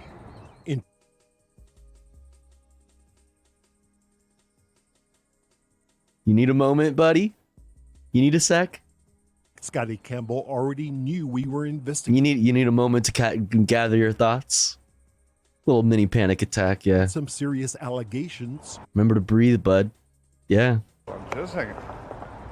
About his relationship with at least one. Give me 5 seconds. Let me Welcome in, dim fool. What's up, Hassan's CIA handler? Oh God. sip my coffee real quick, brother. Legislative intern, although he would soon divulge there was a second intern. Which direction do I need to look for? John Oliver. Oh, is there a new John Oliver? Just look at me. This memo obtained by News Channel 5 Where do you want me to look? I don't know. Like in my eyes. I don't know what to tell. What? Shows a secret ethics panel recently concluded that based on a staff investigation, the ethics subcommittee finds that Representative Campbell violated the legislature's sexual harassment policy. I had consensual adult conversation.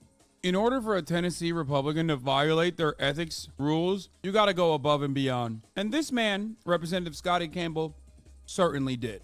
Don't worry, more details will come in a brief moment. But just take my word for it, he definitely did do a bunch of fucked up shit.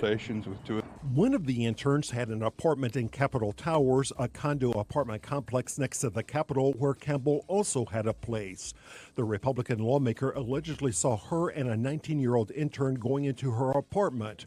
According to an account the victim sent to her university, Campbell made comments about how he was in his apartment imagining that we were performing sexual acts on one another, and how it drove him crazy knowing that was happening so close to him. Fucking squirt bottle. Psst, psst, chill, bro. Ice, cold shower. Mandatory cold shower. The woman added, I uncomfortably explained that was not happening, and he insisted that he knew it was, and asked, you know, you keep that to yourself, bucko. To tell him about it. She continued, I explained that she is my friend, and he proceeded to describe how sexually attractive he finds her, referring to the 19-year-old intern. Stop. You were in your apartment imagining that they were performing sexual acts on one another? That's not true. Stop. So oh God. That up? Yes.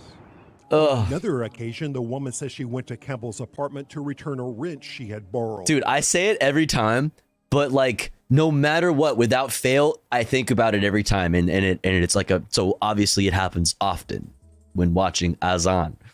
Whenever he's fucking eating, he like looks so invested in whatever he's eating. It just makes it seem like so delicious, and it makes me hungry.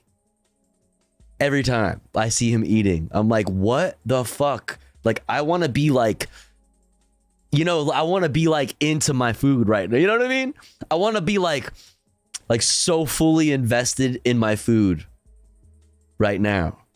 Wow.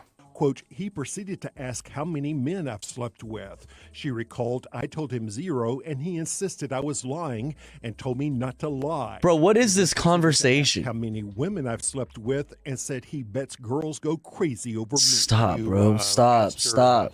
How many men she had slept with, and then ask about how many women she had slept with? No.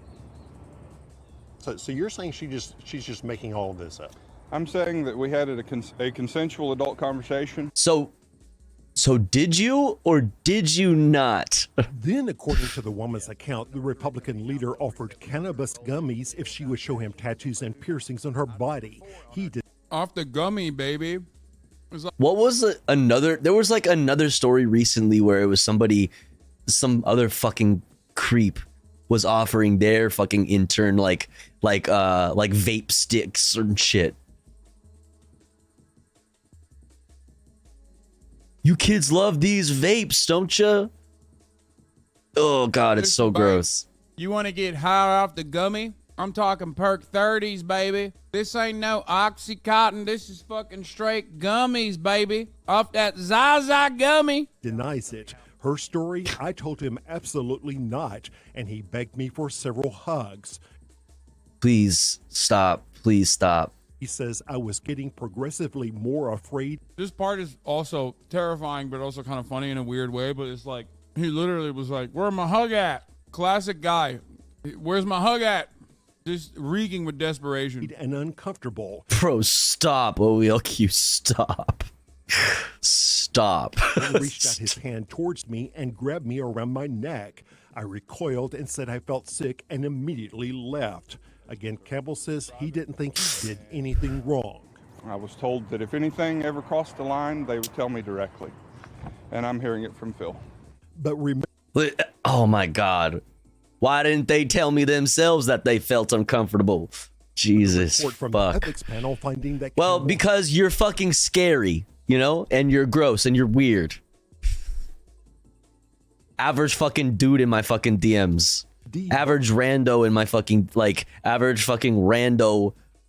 Ugh, gross. Did the harassment policy.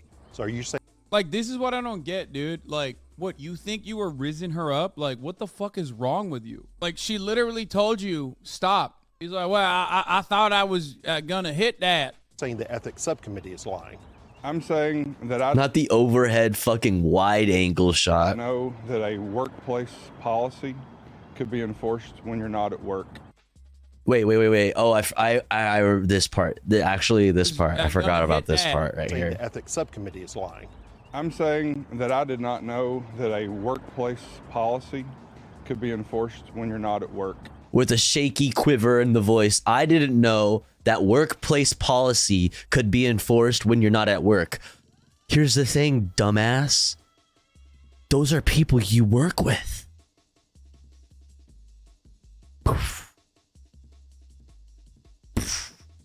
So there's how workplace policy applies when you're not at work.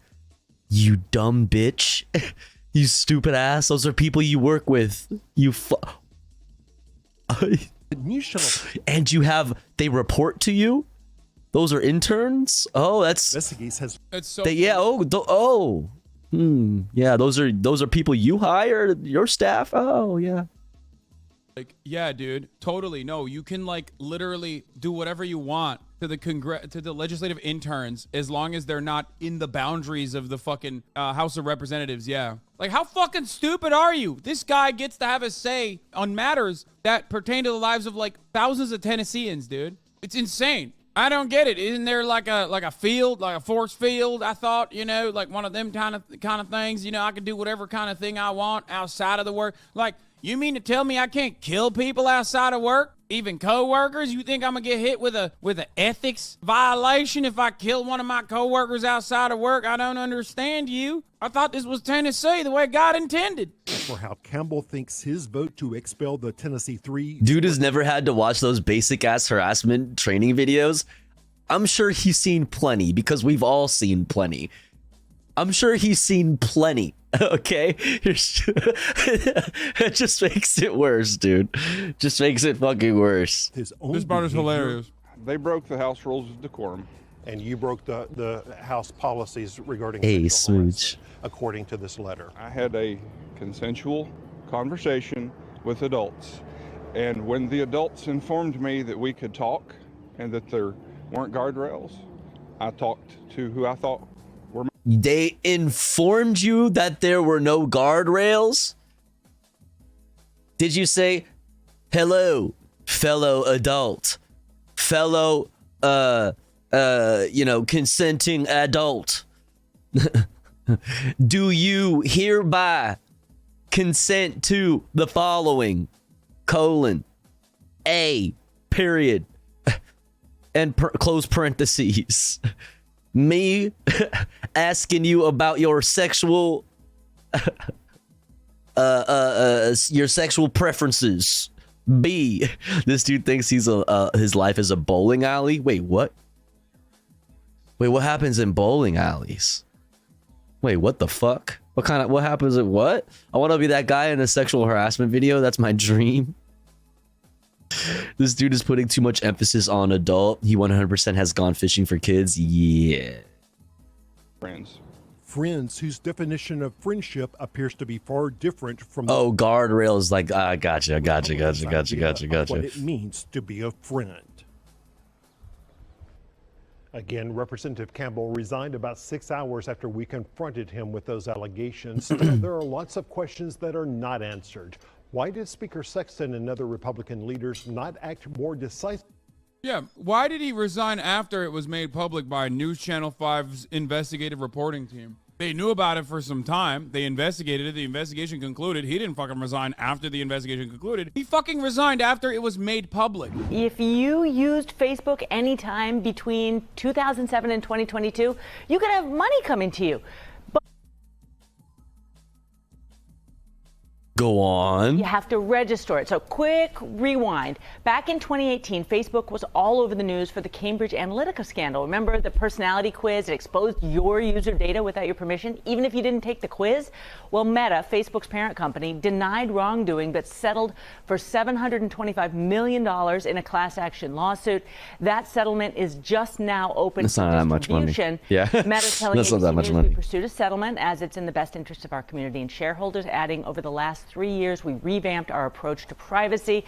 We look forward to continuing to build services people love and trust with privacy. Guys, get in on that class action lawsuit so you can get a whole whopping fucking 13 cents. There are no consumer protections, bro.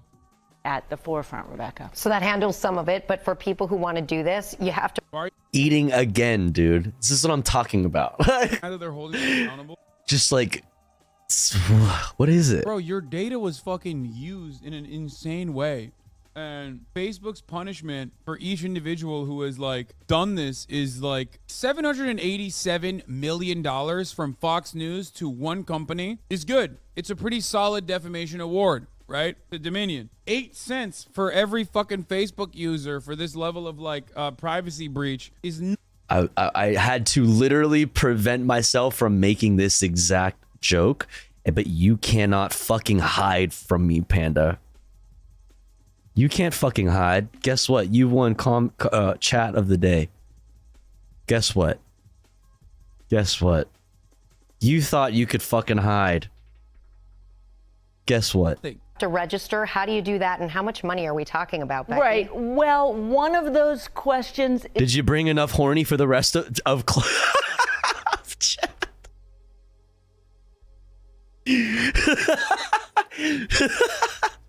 Unanswerable. So let's go to the ones that we can answer.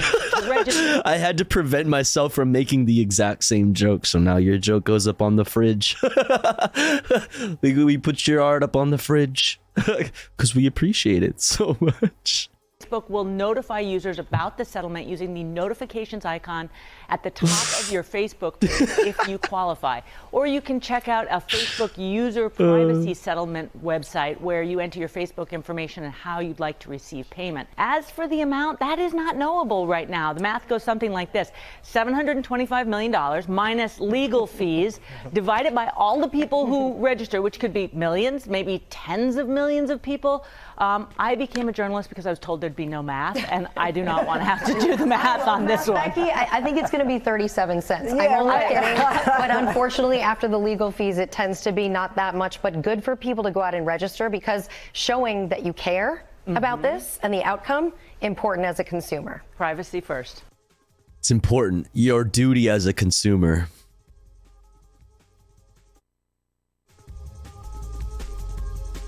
That is your duty as a consumer to the system.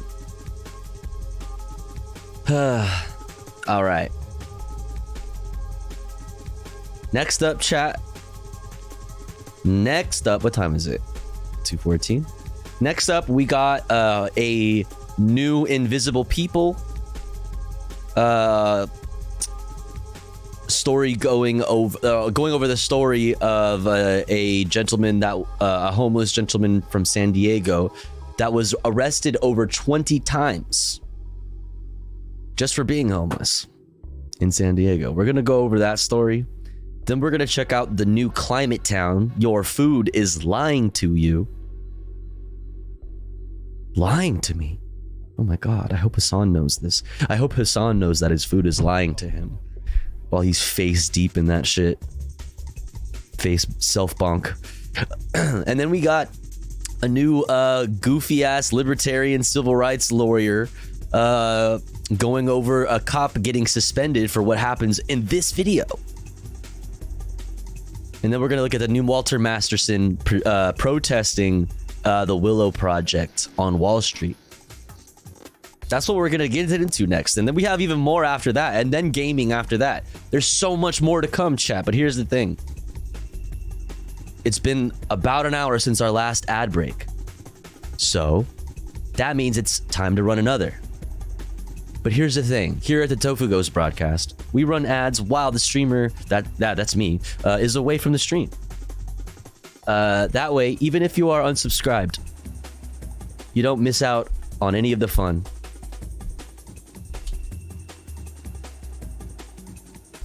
However, if you would like to support the channel, support the stream, support me, the streamer, get access to cool Tofu Ghost emotes, and an ad-free viewing experience, all you gotta do is subscribe for $4.99 or for free with Twitch Prime by connecting your Amazon Prime account, if you have one, to your Twitch account. Or let's say you're already subscribed to the channel and you're feeling generous and you have the means to. Maybe consider gifting a sub to one of our friends in the chat, one of our comrades in the community. That way, they may also be able to enjoy the Tofu Ghost emotes and an ad-free viewing experience. We're currently at 7 out of 20 for our daily sub goal. Almost halfway there, very pog. Thanks so much, chat. I'll be back in 3 minutes. Don't you go anywhere. BRB.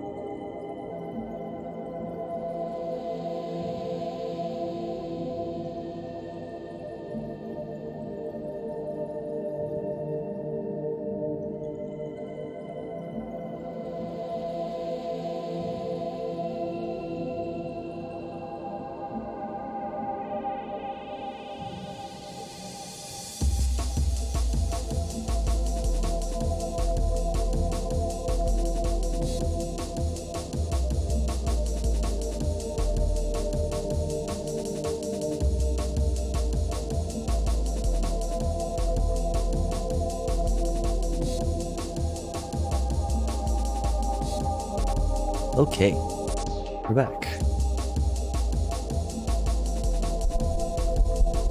We're back. We're back. We're back. We're back. We're back. We're back.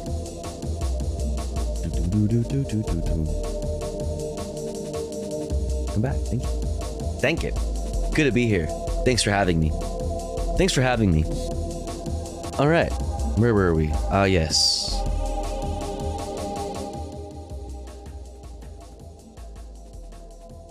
Miss Piss? The fuck? Miss Piss?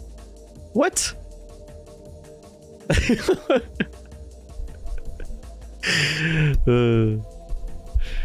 Arrested over 20 times for being homeless in San Diego.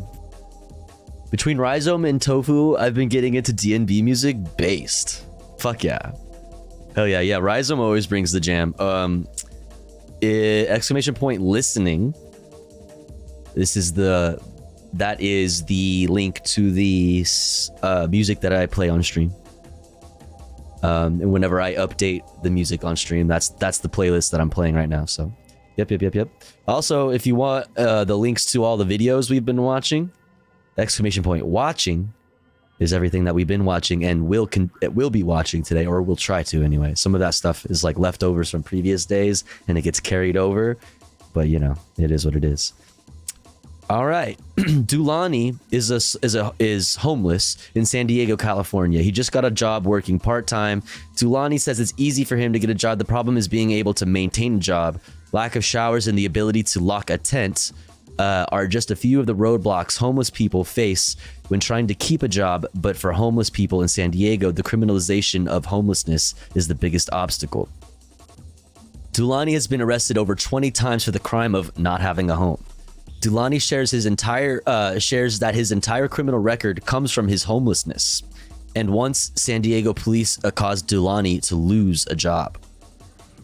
While research shows that criminalization of homelessness only makes the homeless crisis worse, who'da thunk, San Diego politicians have doubled down on pushing homelessness from one block to the next. In recent years, San Diego has been grappling with a significant homelessness crisis, a problem that has been... Yo, SpeedRaiser, thank you so much for gifting to Finally Daisy. Thank you so much. And yo, SpeedRaiser, thank you for the 363 gift subs total to the channel. Holy shit. Thank you so much, SpeedRaiser, for the support. I really, really, really, really appreciate that. Thank you, thank you, thank you. Thank you so much. Where was I? In recent years, San Diego has been grappling with a significant homelessness crisis, a problem that has been exacerbated by the city's approach to criminalizing homelessness. This strategy involves arresting and penalizing individuals for engaging in life-sustaining activities in public spaces, such as sleeping, sitting, or eating, when they have no other place to do so. While the city's intent may be to deter individuals from living on the streets, which is such bullshit. Yo, Dream State, thank you so much for gifting to Margarine Trailer Peen. Is that, wait, Margarine Taylor, wait, is that like Marjorie Taylor Greene? Is that, yo, Margarine Trailer Peen. Oh my god. Okay, that's good. All right, that's good. I fucking read it and I was like, what the fuck is this username? Margarine Trailer Peen? And then I realized that sounds a whole lot like Marjorie Taylor Greene.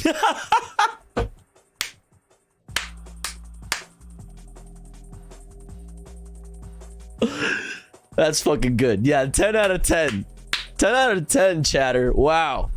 Thank you so much, Dream State, for gifting a sub to Margarine Trailer Peen. I hope that Margarine Trailer Peen enjoys the Tofu Ghost emotes and the ad-free viewing experience. Very cool. It's very pog. Thank you so much. Thank you, thank you, thank you. All right. Yo, SpeedRaiser. Dude, thank you so much.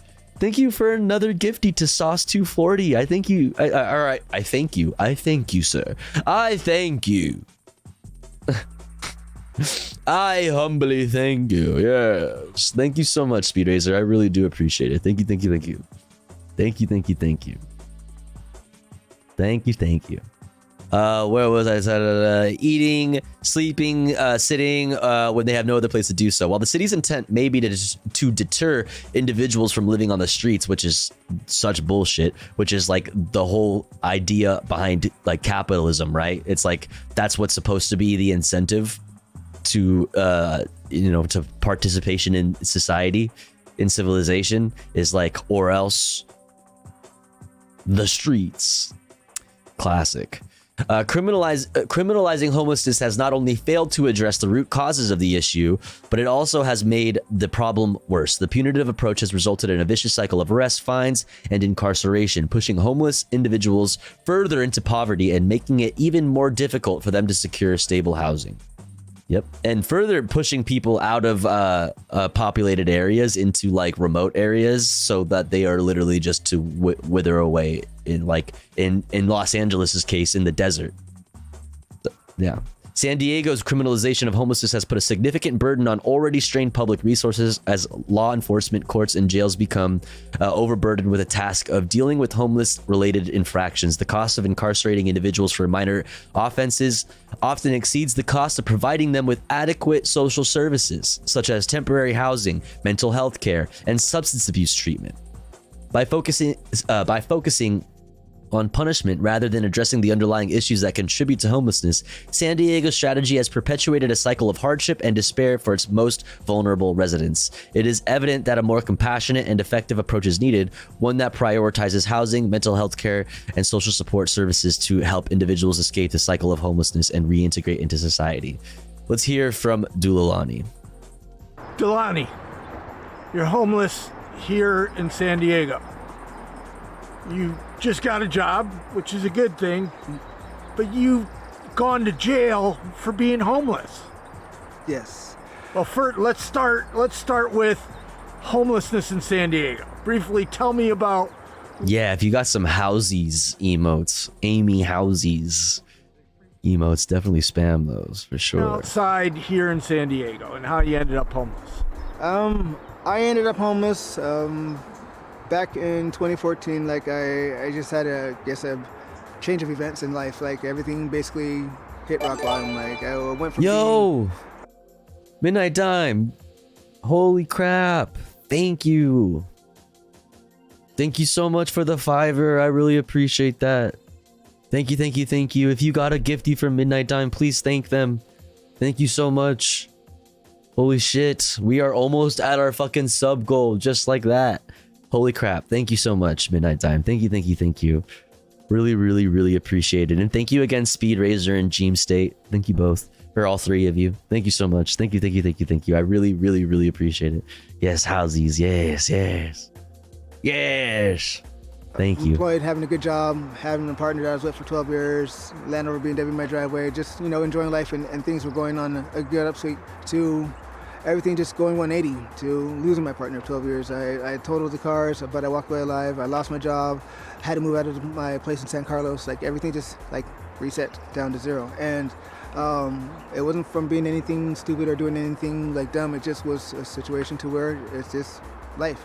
And from there, I stayed with my brother briefly, and that was horrible. It was one of the things where couch surfing, people don't. Yeah, and I was the oldest of three. I'm the oldest of the two, and he treated me, You guys, Nikella, thank you. Thank you, thank you, thank you, thank you, thank you, thank you, thank you for the 5 more gifties. What the fuck? Thank you so much. I really appreciate it. That's so generous. Thank you so much. Thank you, thank you, thank you. If you got a gifty from Nikella, please thank her. Thank you so much. Thank you, thank you, thank you. Just like that, the goal has been reached. I really appreciate that. That means a whole lot. I do this pretty much full time. So obviously every little piece of support helps immensely. Thank you, thank you, thank you. Thank you so much, chat. Thank you, Nikella. Thank you, thank you, thank you, thank you. I really appreciate it. Thank you. You know what? We deserve it. I hate to cut this off. We'll get back into this. We just got to do a real quick thing, you know? We just got to do real quick because we hit the goal. We hit the sub goal. Where are the funny monkeys?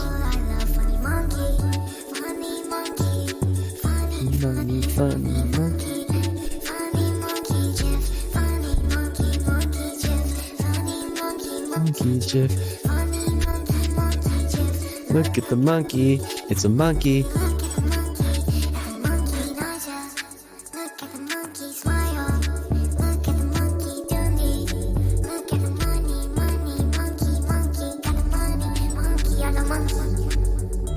Bam, bam, bam.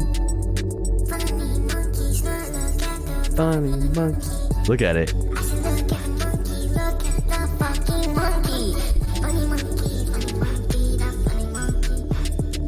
That's a funny ass monkey. That shit is hilarious.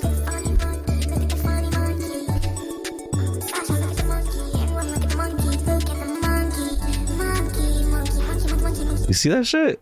Goddamn. Goddamn. That's a funny monkey. Thank you so much, chat. I really appreciate you all. Thank you for the hype train. You're the best. You're the bestest. You're asbestos. Again, like, I was just like somebody that's like, I was family. It was just weird. But like, I'm so scared this is about to happen to me. It feels like I'm delaying the inevitable at this point. I'll have to give up my cat that I've had since he was 1 year old. I don't even know where I'm going to put all my stuff. I'm so stressed out, all because my job is cut back our hours and I can't get unemployment. Fuck. I'm sorry to hear you're going through that, Nataxu. I hate that is such a common that is such a common situation for people to be in, and I'm so sorry you're dealing with that. Do not be ashamed or afraid to go to my Discord and go into the mutual aid section and, you know, put your Cash Apps or your PayPals and your whatevers in there. So, you know, if anybody has the means, maybe they could, you know, somebody could help out. I'm sorry you're going through that. Shouts out to you, sending all my love. What was it being on a single income as well? Real shit.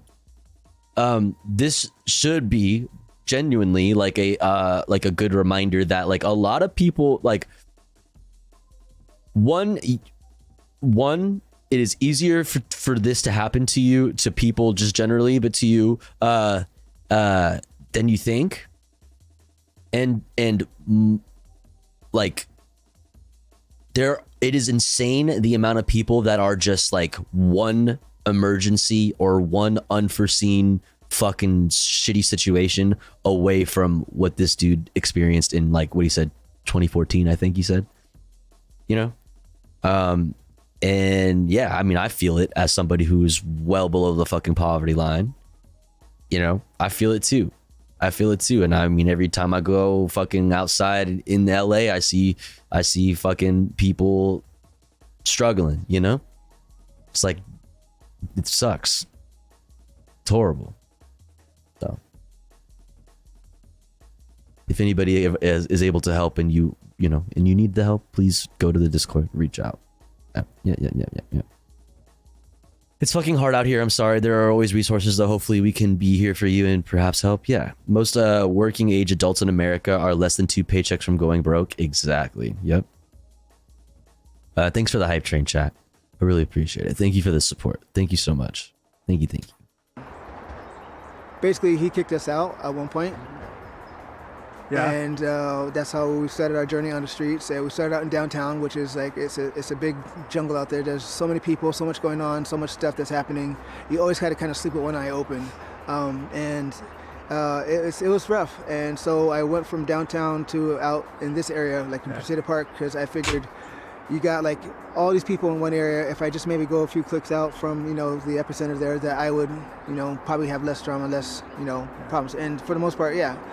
So that's why I took to the woods area. And it was a lot quieter, a lot nicer, but every so often, you still had stuff to deal with, because there's no perfect place, even when you're looking for an apartment or a house, right? You gotta, because here you gotta get your water, you gotta walk farther, but you got more privacy. More privacy, and like I said, I'm fairly resourceful. So again, for myself, it's again, I don't want to do this full time, but I can make do, because we are fortunate. Like when we first were out in this area, like we were hungry.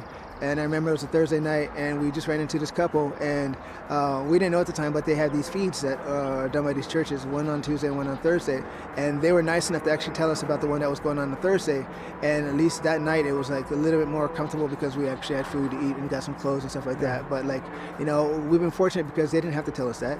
They could have kept it to themselves. There was a company over here by the dairy that we used to call it, that they would stock food for like 7-Eleven sandwiches and all kinds of good stuff. Yeah. And they were actually really cool. They would actually come out there, and the food wouldn't be expired. It'd be like 5 days before it actually went bad, but they would actually put it to where we could actually get it, And another thing where it works out good, but then we have somebody that He's a vet that Republicans care so much about. Yeah. is retarded enough to mess with the business. He cut the brake lines to the truck one time, and then that time he broke in. So basically, they stopped that. And like one person, for whatever reason, which they didn't have to, we had like luggages of food, there's enough for everybody. There's usually plenty enough food out here. There's no housing, right? Yeah, and he just ruined it to where like now they're not there no more. Yeah. So let's talk. You got a job. Yeah. How long you been working? I've been working there for about, I would say, close to a month now. Okay. Is full time? It's part time, but it's working. But it's a job? Yeah, it's a job. But how do you maintain a job outside here? It's kind of hard, but fortunate for me, I have someone that helps me because I have dogs, and if it wasn't for him watching the dogs, or even just like watching the camp, like I would have a hard time holding down a job because there's this stuff that people don't understand. Yeah. Once you leave, you're going to get everything stolen. Yeah, it runs a risk for that. There's a high chance of that, and or like sometimes you come back, you'll find people in your camp. I've had still, but it's hard, and then. Well, and you don't have refrigeration. You can't. It's hard to save money when you're homeless. Yeah. So you gotta. I mean, everything is against you maintaining a job. I heard you earlier say, I can get jobs. It's maintaining the job. It's maintaining jobs. I went through 1, 2, 3. This will be the 4th job so far that I've gotten while being homeless, and hopefully I can figure something out so that I can, because I get good jobs. I want to keep these jobs, but like this just situational things that happen to where, whether it's being held up by cops doing the sweeps, or going to jail. Say I get arrested and they take me because I have too many tickets, or at that now, like depending on how long I'm in jail, I could get out of jail to no job. Right. And so it's hard. Well, let's talk about that. So you actually have lost jobs because of homeless sweeps. Yeah. There's That's like. Think about that. Think about that. Liberals love homeless sweeps. Oh my God. They love that shit. They fucking froth at the mouth for that shit. They love fucking taking pictures with the cops out. Local politicians love taking pictures with the cops behind them, fucking cleaning up the fucking homelessness camps, talking about how they're doing some shit. They're cleaning up the streets. Like, you're unironically making it worse. You are exacerbating the issue that you are claiming that you are so proud of fixing by fucking displacing homeless people and further criminalizing their existence. Like, it's so fucked. This shit breaks my heart. I wish I could go back to work so I can help with this stuff again.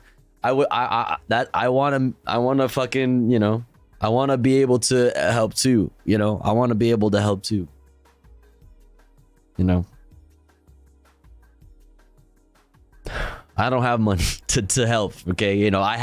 I keep a fucking bunch of, I have a big jar of change in my fucking car. That's my thing, is I always have a change that I always have to give to somebody on the side of the street. And if somebody like walks up to me, I'm going to my car at the fucking grocery store and they ask me for change, I always have something to give somebody. but it's like, I wish I could, like, that's nothing. I wish I could do more. You know, I would love to like fucking actually do some shit, but that costs fucking money. So one day. Work, I would get a job. Like my last job I was working at was the blood bank, and the police, they know me, not because I'm bad, but just because I stand out on my own, and they come to know us by name.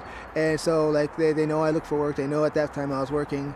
They're doing their customary sweep or whatever like that, and I was actually on my way out. So in a sense, they didn't actually find me like in front of my tent asleep or anything like that. I was actually on my way out with my badge on and everything like that. Your work badge. Yeah, my work badge. And so basically, like, depending on who it is, some of them will just be like, you know, whatever. And then some of them are so hard up on the thing that, like, technically I'm still in the riverbed. So, you know, even though he said, like, next time I see you, I will take you to jail, I'm like, I'm going to work. You know? I volunteer at my local shelter sometimes. I wish I could do more. That's awesome that you do that. Shouts to you. Few responses are alternative to cops, and now the city wants them to hang out while they sweep, where we've been trying to distance them from the cops. What is that? I'll check it out. Going to work. It wasn't like you found me at my spot.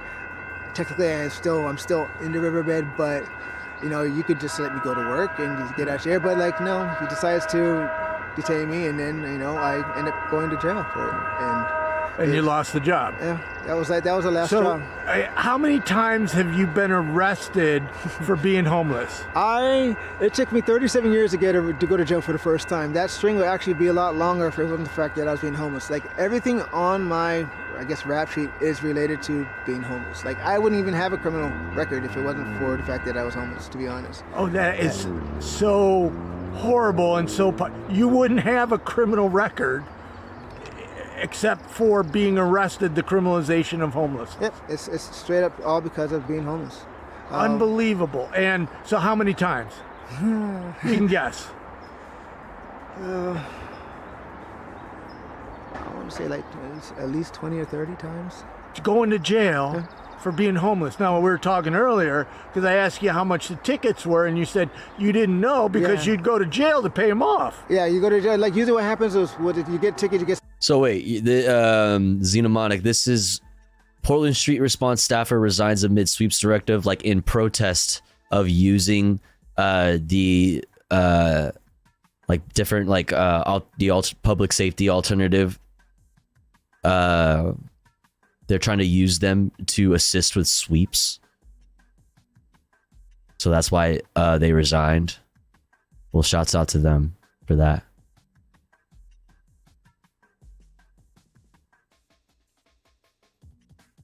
And shouts out to them for resigning, because that's not good. Like you can show that kind of defeats the whole purpose of like creating the you know, creating the alternate response team, I guess. I guess it's better than them having guns, because I'm assuming they're not like armed or anything, but like still. But I mean, the point is, they're still gonna do it. So they eventually put a bench warrant out. So then next time they run into you, they run your name. If you happen to have a warrant out, they take you to jail. And we just kind of learned that like after like the 3 days or whatever, depending on what the charges are, I guess that time pays for the fines. Yeah. I mean, the longest I've been in jail was 7 days, thank God. That one was another just situation to where it was for a concealed dirk and dagger, which, I mean, I'm out in the woods. I need sometimes, you know, a good thing. But I had it in a holster. It wasn't like it was just like, you know. Right. It just so happened that when I was helping somebody out, I had my bike. I had their stuff on top of the bike. I had my dog leash in my hand, and I'm going up over the top over here where it kind of crests up and goes out to the street. So as I'm picking the stuff up to go over the top, my shirt lifts up and literally covers the knife when I put it back down. So when they stopped us, they knew the dogs. They were talking to the dogs, you know, whatever like that. And he's like, "Oh, do you mind if I search you?" I'm like, "Yeah, no problem, whatever like that." And goes to like lift up my shirt, and because I didn't know that it got covered up. And sure enough, he's like, "Oh, what have we here?" You know, so they arrested you and you did 7 days. Yeah, but the thing that made it even worse was like after he put me in the back of the truck, he literally opens the door and he's like, more than likely they'll throw it out. You'll be out in 3 days. You know, don't worry about it. So basically, kind of like admitting the fact that they are basically kind of reaching for it. They kind of knew that I wasn't intentionally trying to conceal it. Like, you know, it was like they could have let that Classic. pass, you know? Right. Classic. Just like they charged me for unrestrained. But they needed it. They probably needed it for their job. They probably needed to fucking do some shit today, right? They needed to bring somebody in. They needed something. Unrestrained. What the one that gets me, we're talking about, and that's when I decided to do this, is that you got arrested because there wasn't a shelter bed. Yeah, that was, again, that one caught me off guard because I was not expecting that. That shouldn't happen. I agree. It should not happen. It's funny, one of our friends right over there, he actually got the last bed. And so they had stopped all of us because we had a camp way over by Pacific Coast Highway. And basically they offered, at the time they'd give you a choice. They'd be like, would you like, to use the resources or not? And at one point you could say yes or no, or some people came up, they'd be like, oh, I talked to my brother, he's gonna come pick me up. But basically, like, it was me, my friend, and my other half. We all decided that we were gonna try the shelter option. So we said yes. So what they do is they take your information, they make sure you don't have any warrants, and then they call into the places that they have, and they, see if they have any beds. And so they got one for my friend, my other half got one, and then so it was really weird because he didn't say nothing. He just hung up the phone, and then basically like he put them in one truck or whatever, and then like I thought like, well, I guess I was gonna go back. Then he turned over me to put my hands behind my back, and then puts the cuffs on me and then puts me in the back, and I'm like, what's this about? And he's like, well, you're going to jail. I'm like, for what? And like he didn't say nothing. And I was just like, well, but then I found out that there was that was like my friend got the last bed. But like he still actually didn't tell me what I actually was going to jail for, So I'm in my head, I'm just like, it looks to me like I went to jail because there was no available beds.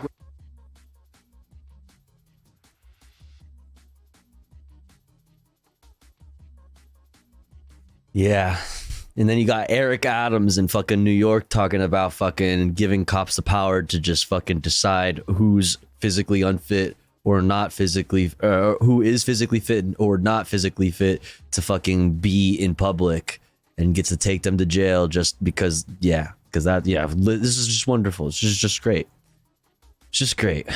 My dad was homeless for 40 years till he died. Nobody cared. Our society lacks empathy all around. I'm so sorry to hear that, poor Filtered. That's terrible. That's terrible. We care. We care.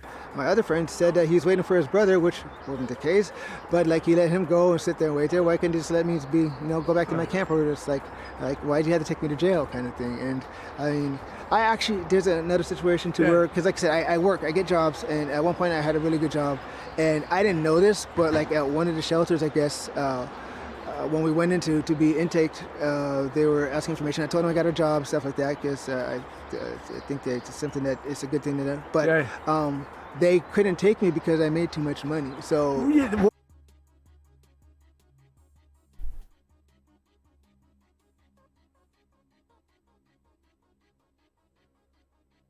made too much money.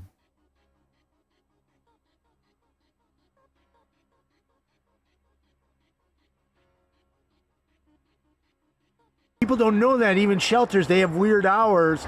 Like, many of you kick them out during the day, and you got to be in about a certain time. It wasn't even that. It was just because I guess per bed there's a certain allotment, I guess, like monetarily that allows them to get, I guess, I'm assuming financing. Right. But now, were you making enough money for an apartment?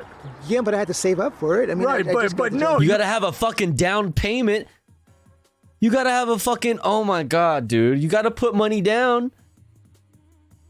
And you also got to get like approved if they see like, wait, you haven't been living anywhere else. Wait, you don't have like, wait, your bank statements are kind of funky. You know what I mean? Like first you got to get approved. Two, then if you get approved, you got to put a whole ass shitload of money down first. God, man. Right? It's going to take you a while to save up for an apartment and get out of homelessness. And then, no, it's just crazy. That's why I'm afraid right now to even tell, like, if I asked to use the resources, I'm afraid to even mention, like, that I have a job now because what happened last time. Like, I was kind of blown away. Like, I was like... Then you have to fucking hide the money that you do make. God, Jesus Christ. Jesus Christ.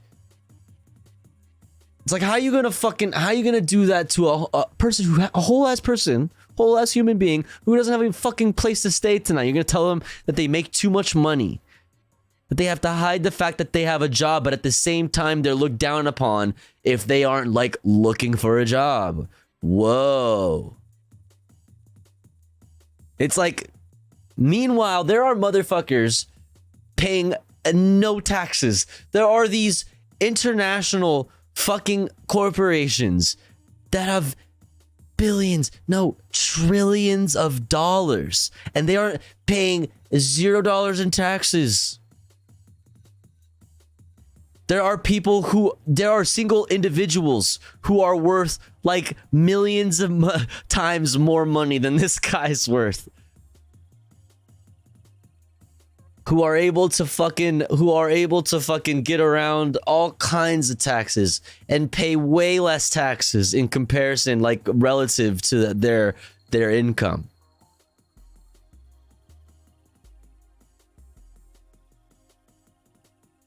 Like, imagine simping for capitalism. Like, imagine being somebody out there fighting the old enlightened centrist fight. Imagine that. It's crazy, bro. You're employed, homeless, but you're not able to get the resources because, like, you need saving up for first and last month's rent. It's going to take a while. Yeah, and it's something to where if I was in a shelter, I would have less to worry about. Right, you could shelter, you'd be able to shower, showers, another thing too, because sometimes we run a few string of days to where So again, I'm fortunate and we're lucky, and I'm resourceful enough to where like some places we have to go. Like there's an apartment complex down the street that we have to go and kind of, not to say break in, but hop the fence, go in because I have outdoor showers. And I mean, it's kind of risky, but I mean, it's a shower. Otherwise, I'll do it old school and I get me a gallon jug of water. And people don't understand. They say, get a job, get a job, get a job. But you can get a job. It's maintaining a job and why we need to help people like, that are trying to do something. Because if you got a good job and were able to save up, you'd be out of homelessness. Mm-hmm. And that's what we need to do. Mm-hmm. Anyways, I could talk to you forever. Thanks for talking to me. Thank you. If you had 3 wishes, what would they be? Oh my God. That is a good question.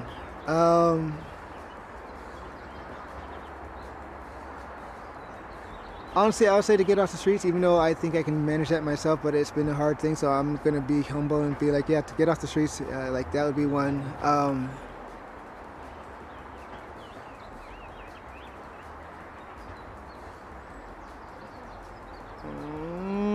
I wish that there was a change in the way that people saw us, like if we weren't seen as such in a sense, negative light, even though like sometimes certain groups or certain people kind of mess up the name for the whole group of us. I just wish as a whole, like, if we were walking down the street and someone saw a homeless person, they wouldn't look at him like with such like, I don't even want to say the word, And so, that would be my second wish. And the third... True dim fool.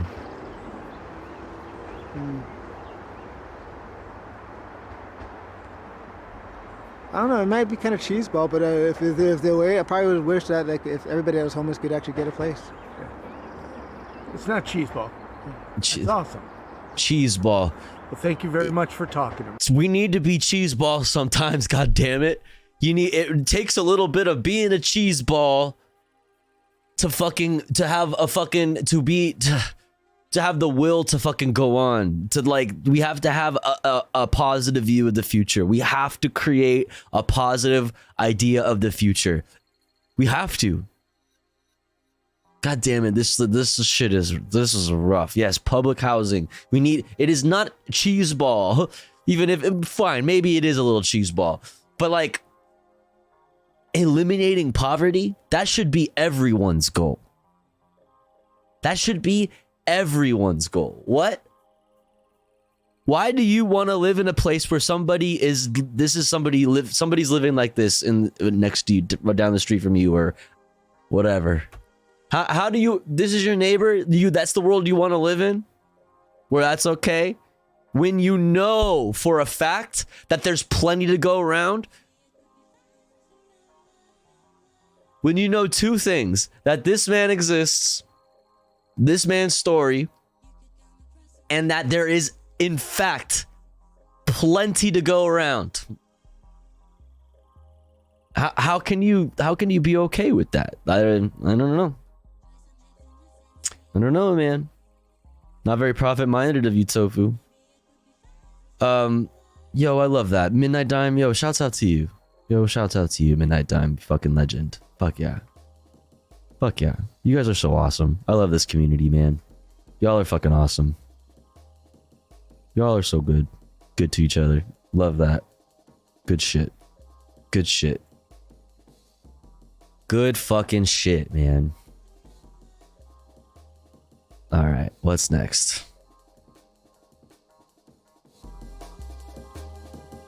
Good shit. Hydrate. That means you too, chat.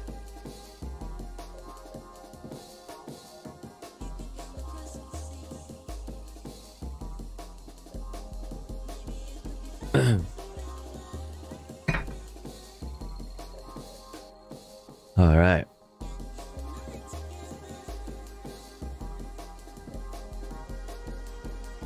What's next? What's next? Where do we go from here? Ah, yes, to the new Climate Town video. The new Climate Town video. Your food is lying to you, says Climate Town. Your food is lying to you. My goodness. My goodness. But why does it lie? Why does it lie, chat? Did you watch the new Casually Explained yet? Casually Explained. I think I know the channel you're talking about, but no, I haven't. My food. Let's check it out. Your food is lying to you. Why does the hot chip lie? If you've been to a grocery store lately, you've probably noticed that all of America's food is ominously stamped with the day that food will die. I'm talking, of course, about expiration dates, which are also the premise of a 2011 movie with Justin Timberlake called In Time. Your time was stamped on your arm, and when your time was up, you expired. And if you're from Gen Z and you didn't realize Justin... That's LA. That's LA. I know exactly what building this is. I know exactly where this is. And if you're from Gen Z and you didn't realize yes, Justin the beautiful Timberlake river. was also an actor, he wasn't. But he didn't let that stop him from being in a ton of movies.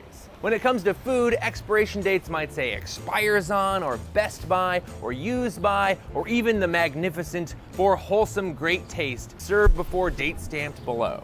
But all of these expiration date labels have one very important thing in common. They have nothing to do with whether the food is actually expired. That's right, these so-called expiration dates on your food are not... Wait, is this dude in LA?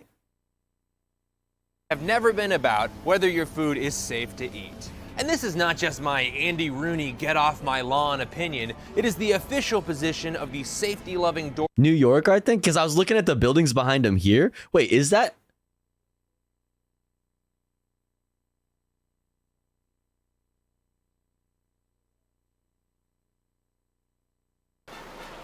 If you've been to a grocery... Oh, wait. Duh. Wait, no. This isn't... Oh, God, you guys... That wasn't him in that... That was a clip that was from a... Lately, you've probably noticed that all of America's food is ominously stamped with the day that food will die. I'm talking, of course, about expiration dates, which are also the premise of a 2011 movie with Justin Timberlake called In Time. Your time was stamped on your arm, and when your time was up, you expired. He's not... Chat, did you know that he's not actually here right now? From Gen Z and you didn't realize... Yes, Tofu, that was him jumping off a bridge. I was like, wait, this isn't LA? That's not LA at all! Timberlake was also an actor. He wasn't. But he didn't let that stop him from being in a ton of movies. All right. When it comes to food, expiration dates might say expires on, or best by, or used by, or even the magnificent for wholesome great taste served before date stamped below. But all of these expiration date labels have one very important thing in common. They have nothing to do with whether the food is actually expired. That's right. These so-called expiration dates on your food are not and have never been about whether your food is safe to eat. And this is not just my Andy Rooney get off my lawn opinion. It is the official position of the safety-loving dorks at both the FDA and the USDA. The date you see on packaging is usually just some guy's best guess at when you're going to have the optimal taste experience. But the mere presence of a date on food packaging leads to 84% of consumers. And It's like literally just like a marketing thing. It's like literally just a marketing thing to make sure that you get the best experience like that they want. Like, listen, I can't guarantee your experience past this point. Okay. Like you can only consider, you know what I mean? Like the quality, that we are selling to you, this is the quality from this time to this time. Of grocery stores throwing away perfectly good. And it helps them manage the chain. It keeps So it keeps the thing going because then they need more. Box told them to. And while listening to a charismatic box can sometimes be a perfectly fine choice, in this case, misleading expiration dates are a major contributing factor in the United States wasting 40% of our total food supply. Yeah, 40. Remember what I said about there being plenty enough to go around? You remember the whole thing? How can you know on one hand that there's in fact plenty to go around and on the other that Dulani exists? That's what I'm talking about. That's what I'm talking about. The fuck? With a D. Of all the food factor in the United States wasting 40% of our total food supply. Yeah, 40. With a D. Of all the food that gets grown or imported in the United States, we don't eat almost 40% of it. And the vast majority of that gets trucked to a landfill where it piles up, ferments, and turns into methane. And not to get too climate changey on you, but methane has a bad habit of f***ing off into the atmosphere where it lives the rest of its life as a greenhouse gas that traps heat 80 times more than carbon dioxide. And if that doesn't do anything for you, here's a stat. 2% of the US GDP goes to grow food that does not get eaten. Yeah. Grocery stores will pour bleach over the food it throws out so that people can't dumpster dive. Yes. Nothing more American than the image of perfectly good food in a dumpster protected by police so that nobody can eat. We're wasting the entire GDP of a country that goes here. Every year, the United States is growing and then wasting an entire Norway in food. Or an ironic 3 Hungaries. Sorry. And to be clear, it's not just expiration date. Food waste is happening all over the place. The EPA is sufficiently freaked out by the emissions and toxic byproducts caused by food waste that they are watching the problem like an eagle. And organizations like ReFed are cranking out charts and graphs that are exactly my style. Exhausting. God damn, green on green on green. Wow, I guess fuck you if you don't have perfect color vision. And the labels are way off to the side. At least make it 3D, people. Drop shadow is free. Let me just, okay, and there we go. And there we go. Perfect. Now, obviously, I cannot see this chart, but I am editing this video, so you'll be able to see that food waste is happening on every level of the food system. We lose 8 million tons of food per year because people get afraid of expiration date labels, but we also lose millions of tons to things like harvesting issues, mistakes and malfunctions, and food being considered too... what the fuck is that? Is a massively complicated problem. But the easiest and fastest thing to solve is people misinterpreting the labeling on their food. Plus, it's one that you can actually have a measurable impact on. Also, I did a ton of research on food waste, and I gotta tell you, expiration dates were absolutely the funniest part, so that's why.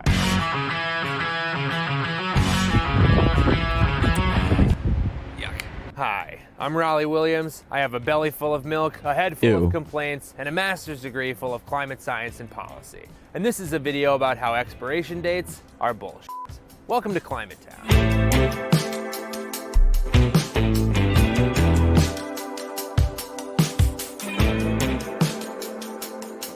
That's a bop right there. That carrot looked like a demented sex toy. Yeah, it literally had like the one for the and the other for the. Despite what our collective great-grandparents may have told us, food in the 1880s and 90s was an absolute crapshoot. I mean, this woman was just served 3 identical plates of beans, so, riddle me that, Chester A. Arthur. Now, I'm not Wait, why saying is my there grandma 3 Betty was plates? lying when she talked about pies cooling on the windowsills, but without any real laws in place, food producers were playing things extremely fast and loose. Oh, hey there, friendo! Oh, your cheese isn't orange enough for you, hey? Why not sprinkle in a little healthy lead to give it a nice glow? Oh, God. Chocolate not shiny enough for your kids on their work break? Well, just gussy it up with a schmertz of arsenic. I do it every day.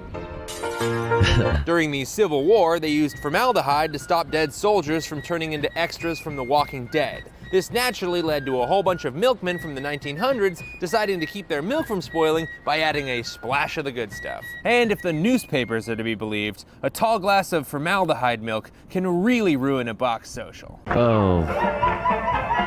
Actually, you know what?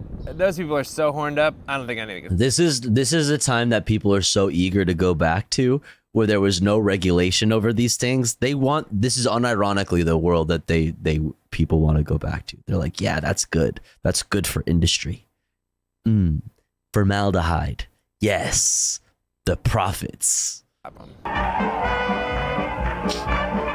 Enter Dr. Harvey Wiley, the U.S. Department of Agriculture's chief chemist, who is consistently finding that when people ate things like arsenic and lead and formaldehyde, they got sick. Man, science was way easier to do back in the past. Actually, Harvey Wiley's story is... Did he just throw that on the ground? He got together a group of young... Litterbug? Shame? Men who became known as the Poison Squad on account of how they all agreed to eat poison to see how poison affected them.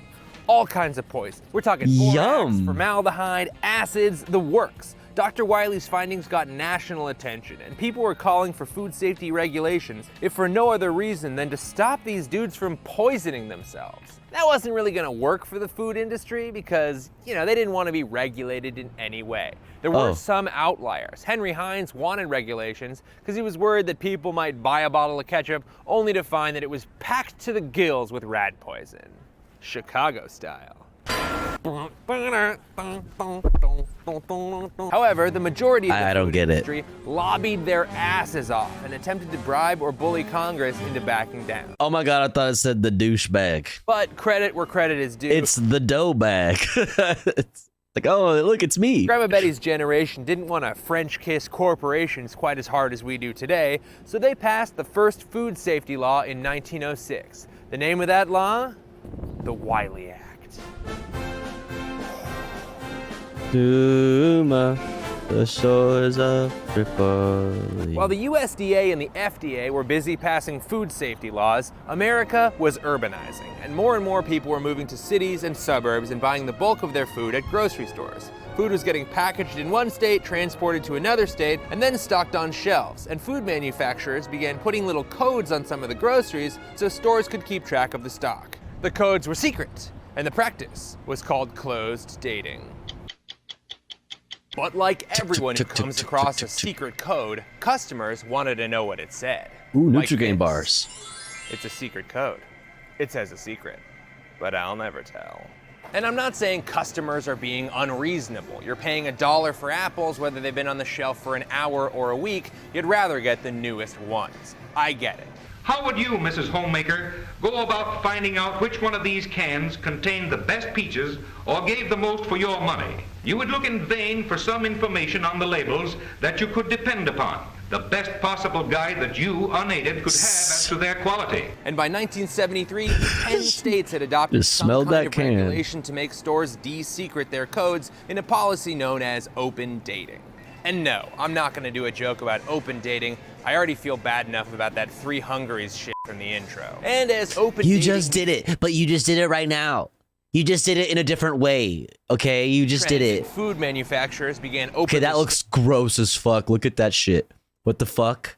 the date on the packaging, customers rejoiced at being able to get just the absolute newest eggs. But food experts weren't quite so jacked. In a 1979 study, a dream team of food experts from the USDA, the Department of Health, prominent universities, and more got together to express their nervousness that people would see the date and think it was about safety. On several occasions, they noted there is little or no benefit derived from open dating in terms of improved microbial safety. Which one of these cans contain the best peaches? The Government Accountability Office also warned federal lawmakers that failure to implement a national system would add to confusion if they let each manufacturer, retailer, or state choose its own dating system. So they tried to come up with a countrywide policy. Unfortunately, it's really fucking difficult to get all the representatives to agree on a labeling system that accurately conveys the concept of peak freshness for like all food. Couple that with the food industry viciously lobbying because, and I think I have this one right, they didn't want to be regulated in any way, and there was a failure to come up with a policy. From the 1970s onward, a sea of contradictory and nonsensical labeling rules bubbled up from every state. And over the course of just a few decades, a thing that started out as a bunch of 1970s era shoppers wanting the freshest bread became the expiration date nightmare we're currently living in. And that is the origin of 16 billion pounds of food being expired into the trash every Oh, year. Because Lord. a bunch of shoppers named Shirley and Lewis and Nancy wanted to know which box of crackers was newest. It's Pepe La. Yo, chill, bro. that stupid. It's actually even more stupid because manufacturers determine when a product expires or is best by or has maximum freshness in two ways. The first way is they get a bunch of people in a room and they have them eat food of various ages and rate it out of 10. Once the average rating- But why do they have to be in a dark room that's locked, that's with red light? drops below a 7, that's the expiration date. It's not dangerous, it's perfectly edible, it's just not above a 7, so to Nabisco hell with you, you blueberry muffins. And that's the good way. The other way is that they just fucking guess. Yeah, they don't have the money to cram a bunch of college kids onto a racquetball court and have them hork down taco shells till they get some 6s, so they guess. And in the case of a product that obviously doesn't expire, they guess for like a year or two from now, which is how you can get 250 million year old sea salt that expires next year. What? Oh shit. And this wouldn't even be that big of a problem if America didn't inexplicably read date labels like they were messages from future you trying to prevent your own assassination. And I'm just as guilty of this. Like last week, I was 95% sure I gave myself macaroni poisoning. Studies consistently find that 80 to 90% of consumers are throwing food out based on safety concerns based on a date label that has nothing to do with food safety. And our collective paranoia means that every year we're sending billions of pounds of food to the dump. And I'm not talking about the bathroom kind. Okay, cool it. There's only 3 of them. And this actually also counts, cause it's number 2. And it's not just Ma and Pa Kettle at home. I honestly have no idea who Ma and Pa You saved it with the second one. are, and I refuse to look it up on principle. I just know you're allowed to say Ma and Pa Kettle when you want to refer to like normal people at home. Date label concerns are the #1 reason why grocery stores and wholesalers have to get rid of perfectly edible food. Grocery stores know what date labels mean, look but at they're that. justifiably worried that their customers will fall in that 80 to 90% of people who think food past its date label. Oh, this hurts my heart. We're just Oh, looking at fuck. the top few inches, and it's 8 feet deep. Oh, Jesus. So we don't even know what's down there. Grocery stores cannot afford to lose customers. So if cereal is having a slow month and that new shipment of Lucky Charms comes in and needs shelf space, well, I hate to say it, but that little racist leprechaun is gonna finally get his wish of keeping kids away from his Lucky Charms because he's going straight to the dump. And it is Jesus. way worse for fresh fruits and veggies. A new shipment comes in and the old stuff often gets tossed regardless of how perfectly edible it is. And if you're just visualizing us lighting a big pile of money on fire, it's actually worse than that. Because when we throw food in the trash, we waste all of this we used to grow the food to send it on a trip to the grocery store, where we waste this to keep it there before we truck it to the landfill where it generates this. We're turning the environment into poison. We're basically doing a reverse Rumpelstiltskin. And if that doesn't make any sense to you, you know what? I'll put it on the Patreon page because it's gonna be tedious and I don't respect those people's free time. A reverse And Rumpelstiltskin? wait, 'cause it's even worse than that. Well, expiration dates seem to have metastasized from— Wait a second, guys. I'm starting to think we're not in LA anymore. pretty innocuous. Some states have Wait a second. weaponized expiration dates as a way The to LA River's looking huge. What? special interest groups and certain industries. And there is no better example of this than the bare-ass, hippie, liberal, socialist commune that is the state of Montana. Okay. This is Montana. The stock footage website I pay for has some beautiful clips of the Big Sky State. I have some cousins who live out there. It's a big-ass I've visited sky. a couple times. It's beautiful. It is And now beautiful. we're back to New York. In Montana, it is illegal to sell milk that is more than 12 days old.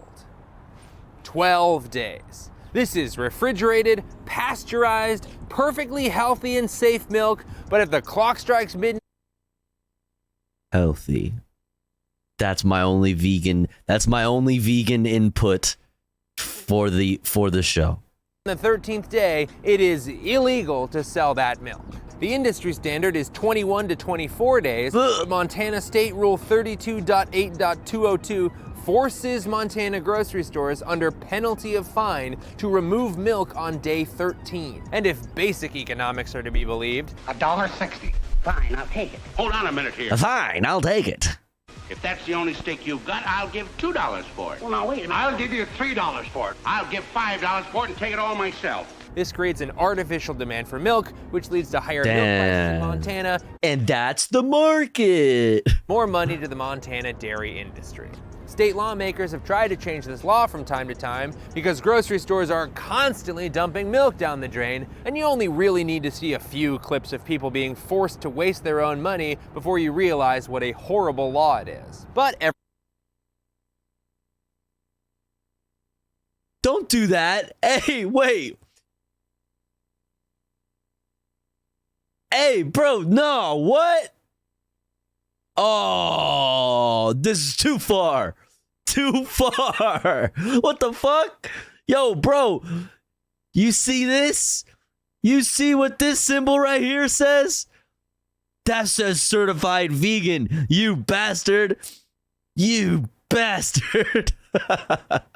How dare you? No!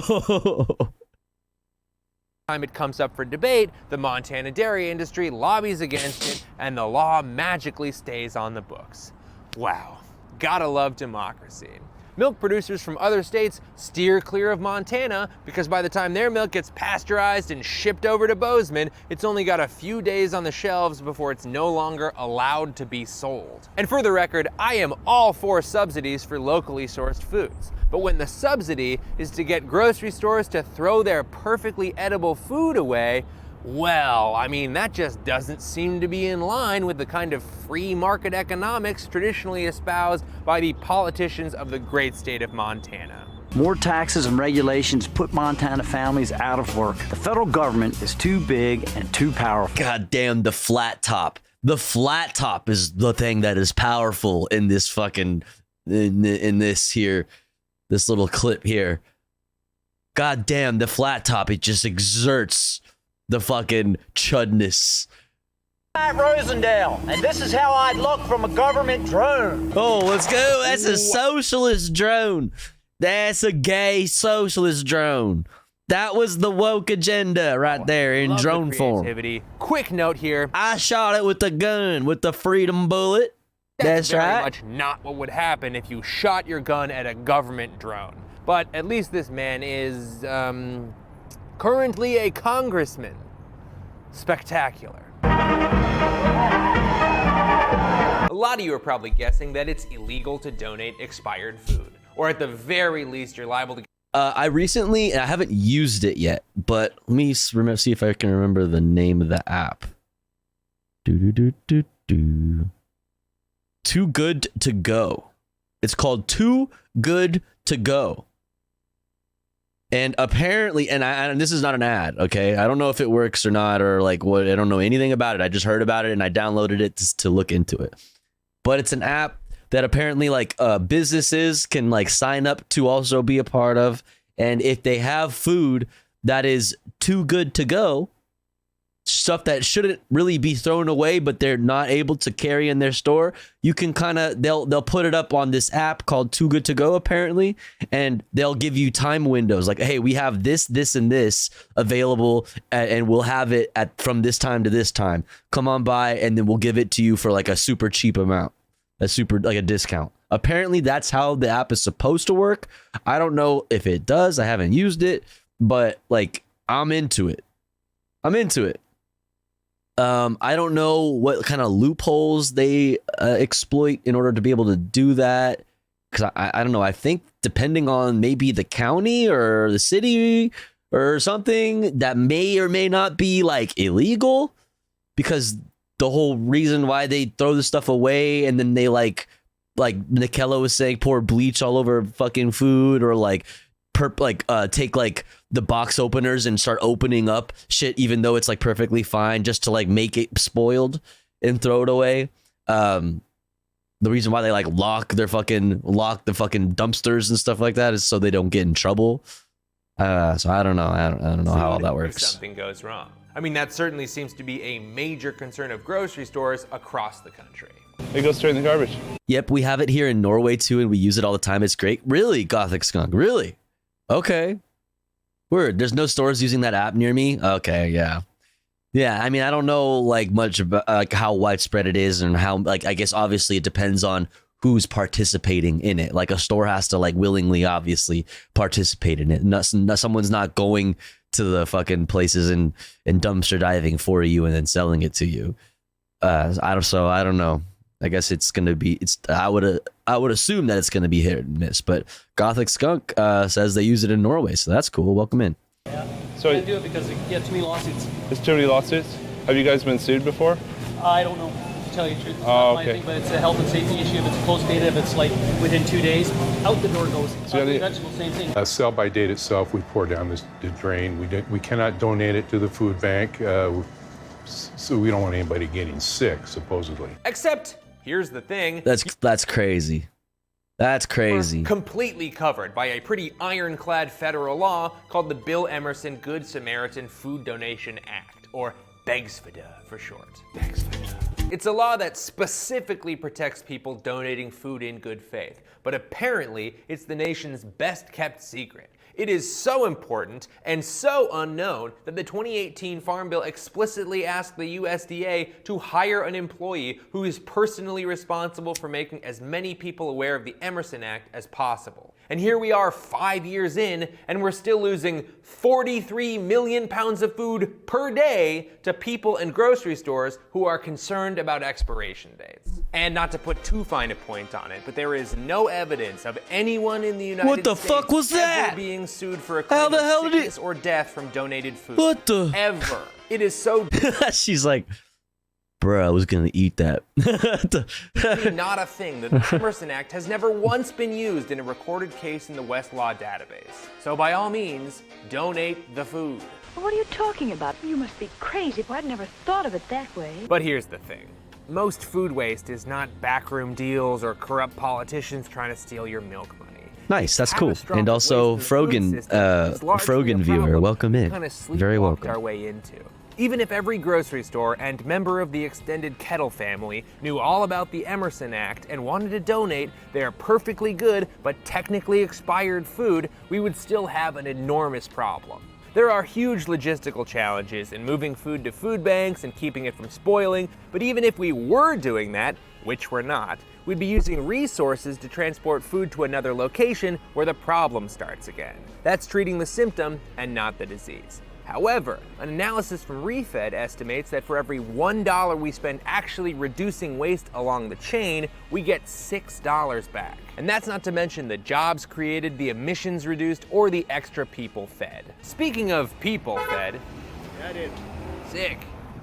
Dude, BMW? I bet that dude is tight as hell. Speaking of people fed, there are about 50 million food insecure people in America, and we throw out about 130 billion meals worth of food a year.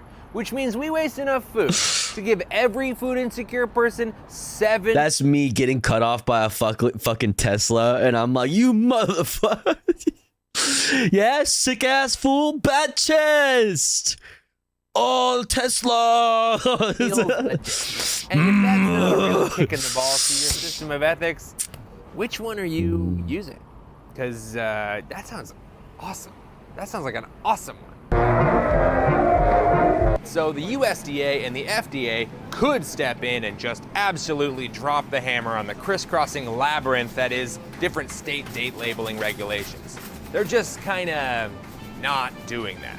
And look, I don't blame them. It's not as easy as saying no date labels on any packaging. Knowing when something was manufactured is actually important information to customers, and food producers and grocery stores want to protect their reputation by providing customers with accurate freshness information. The core problem with date labeling is that no matter what you display on the packaging, there's a perception that food becomes dangerous after a specified time. One solution may be as simple as all of us just encouraging each other to remember that date labels are not about getting poisoned. Food safety is incredibly important, but the date label is just trying to help you determine Which one of these cans contain the best peaches? So maybe just having a single label that tells you when the food was packaged would work. Or maybe a Best By label could do the job, but there's actually been some excellent thinking on different date labeling techniques, and we've linked to the good ones in the bio. And if you're interested in reducing the bio, there are actually quite a few options, including starting very small. There are a lot of problems that require rigorous political and social campaigns to even make a dent. But one thing you can personally do right now to make deep cuts in your own food waste is renew your vow to humanity's greatest weapon. I'm talking, of course, about your nose. You are the direct result of hundreds of your ancestors successfully using their noses to smell if food is bad or not. The people with bad noses, they're not around because they died. Use your nose. Smell the food. If Wherever smells bad, it goes. Don't eat it. If it smells fine, Follow your probably nose, chat. Obviously, there are some foods you need to be more careful with, like the foods doctors warn pregnant women to avoid. Again on the Or foods that you eat bathroom cold door. without a How kill could step I? Wait, what was the list though? Or foods that you eat cold. Avoid. Processed meats, various fish, unpasteurized cheeses, unpasteurized juices, raw or runny eggs, more obviously. Cold without a kill step, as food experts call it. But if you're cooking food up and it's been refrigerated and cared for properly, you can almost always smell it and then eat it if it smells okay. We can also I got something you can smell and then eat if it smells okay. be smarter about buying food. Put fresh fruits and veggies in the front of the fridge instead of exiling them to the back of the drawer. You can also have a whole shelf in your fridge that is the eat this food first shelf. All right. There's actually an incredible book by Dana That's all Gundert for you today. talked to while See you making guys later. called Waste Free Kitchen. It pretty much goes through everything you're likely Bye, to eat everyone. and how to reduce food waste from it. It's not an ad, it's just a really good book. So Waste-Free Kitchen Handbook. A guide to eating well and saving money by wasting less food. consider getting it if you feel like it. Reducing food waste on a larger scale requires one major thought. Food waste is not trash. I mean, think about it. We spend all this You are trash. Food waste isn't trash. You are. time and money Just kidding, Chad. I love you. concentrating Mwah. energy and nutrients into food. Mwah. It's more like a battery than it is an old hubcap. Now, Oh, look, it's me. best way for you to reduce food waste is to buy less food and eat all the food you buy. But when you inevitably have waste left over, it's still an energy source outside of a landfill and a really dangerous methane producer inside a landfill. Keeping that energy concentrated is much more efficient than starting over from scratch, and some countries have made this shift by just banning food from going in the trash. In 1996, South Korea recycled barely 2.6% of their food waste. But after a 2013 composting policy, they are recycling nearly 100% of it. And it's not just other countries. Oh god, that's so disgusting. But it's but this is awesome. It's awesome. Composting is fucking amazing. And you should compost if you have the ability to. I am totally like, you know, being I should. But hey, but hey, you should if you can and you're into it. That's so disgusting. Went into full effect in 2010. Policies like The these future is only trash, really grow yeah. with enthusiastic public support, which is another thing you can be a part of if you feel like it. If you have a composting program in your neighborhood or you have your own home garden, you can use the energy locked in your food to make more food. If there is no program in your area and you want there to be one, you can tell your local government to start one up. We got links in the description to help you. Is this accurate? We've also linked a whole bunch of groups that are doing an excellent job on this problem, both on the national level or in a local level, and you can check out those links. But honestly, a few minutes on drgoogle.com will really help you put your money where your mouth is. Dr. Google? Prison population over 100,000 people? Wait. Terrible maps. Okay. Ooh. Ooh, that's fucked up. Damn. That's racism against Australians. Damn. What do my Aussies think about this? Damn. That's fucked up. Or your time where your eyes are, or ears. Yeah. As the food system starts to bump into the realities of a finite world, turning the one-way trip food currently takes into It's not like the Aussies like us black people that much. I mean, well, hey, listen. You know, like, I regret to inform you that anywhere you go, unfortunately, you're gonna find some dumb fuck shit. It's going to become incredibly important. And the groups and companies that are making that loop a reality are going to start cropping up all over the place. We are currently wasting billions of dollars a year because we don't want to spend money on a solution. And that is the kind of brain dead plan only a very charismatic box can get behind. And that's it. Thank you so much for sticking with me. We got a little more after the break, but first, an ad? No! Imagine you're the kind of person that wants to invest in the stock market, but nope.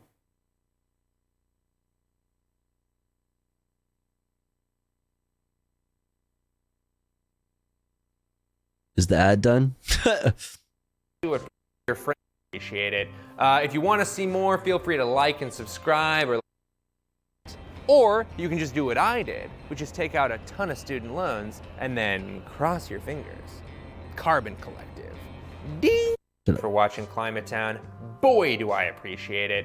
If you want to see more, feel free to like and subscribe, or send your friend a cryptic text message about Climate Town. Use your judgment. Do what feels best. If you really want to support Climate Town, you can join our Patreon page, where for whatever you... Cool. Shouts out Climate Town. Fucking good video. Good video. Good video. I don't know why he hates vegans so much, though. He did make a whole ass video in the past that I absolutely I disliked it. Okay? He did a whole video in the past about why veganism is stupid, and I was like, listen, whoa. You watch yourself, mister.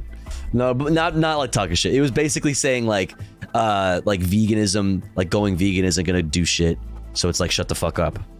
He's basically like talking to the annoying vegans who won't shut the fuck up about being vegan and blah, blah, blah, blah, and being holier than thou, leftier than thou, and stuff like that because they're vegan, blah, blah, blah, blah, blah. Yeah. Yada, yada, yada. Whatever. Whatever. All right. Dun, dun, dun, dun. Dun, dun, dun, dun. Follow the train of what y'all tried with jackfruit and I'm in. Follow the train of what y'all tried with jackfruit and I'm in.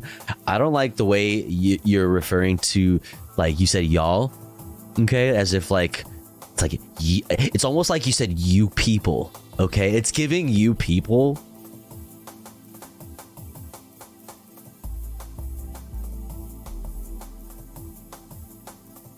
You watch it, okay?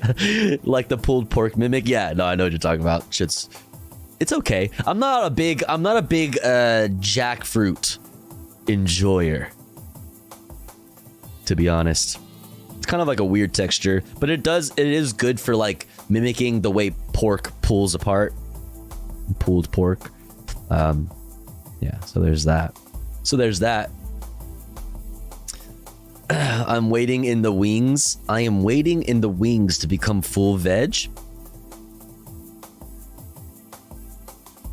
I do AV and just transferred to an upscale resort. I hate the amount of food they throw away. As far as I know, LP are willing to turn a blind eye to staff taking food home. Hey, listen, you should. I mean, listen, in the video game, in Wage Slave Simulator, the video game, it's super OP, and it's a strat that nobody talks about very often, but it's taking stuff home from work because they don't pay you enough. Okay, because they owe you unpaid wages,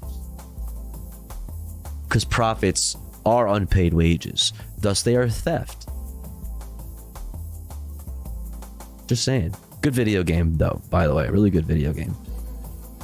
Really good video game. Speaking of video game, I want to play video games tonight. Sooner rather than later. So we might skim a couple videos off of the rest of the list for tonight. We only have like kind of fun stuff for the rest of the night anyway. But I would like to get into some gaming as well. So we might trim a couple videos off of this playlist here. But we're going to do that after the ad break, which I run about every hour or so. And when I run that ad, I run it while I'm away from the stream. That way, even if you're unsubscribed, you don't miss out on any of the fun.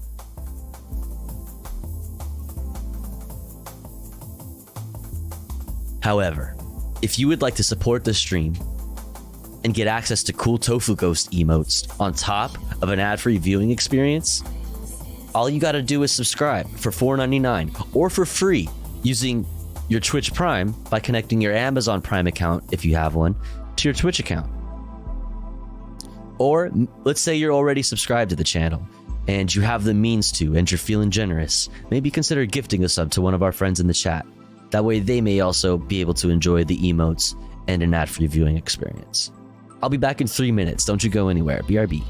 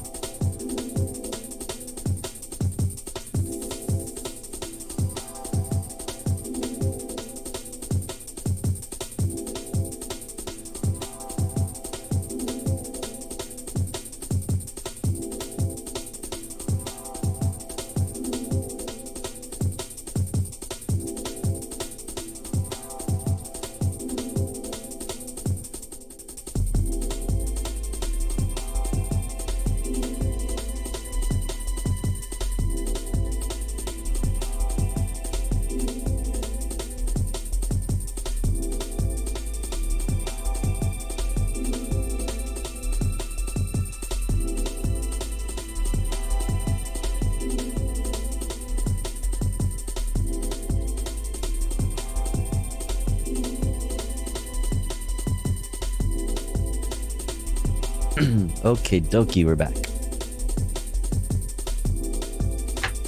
We're back. Boom, boom, boom, boom. This music, I'm smelling Vicks Vapo Rub, some two old ravers waving calming lights in my face. Real. Real. Exclamation point listening in chat. If you want to fucking get this playlist that we're jamming out to so that you can rave out on your own at home. There's that. Also, if you're interested in the links to all the videos we have been watching and will watch this evening, or this morning, excuse me, that's right here at exclamation point watching. This set of emotes works really well for that music. Yo. What's up, Fellini? How you doing? Good morning. Plur life. God, I haven't heard the word plur, or I guess the acronym plur in fucking wow. I haven't heard that name in many years. I'm old enough to know what the fuck you're talking about. Candy kids, real.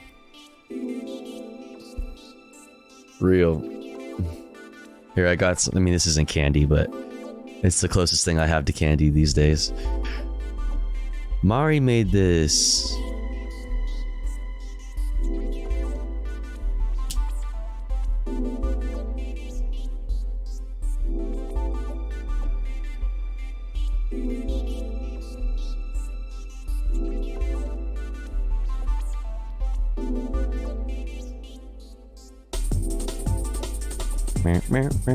It says Tofu Ghost on it.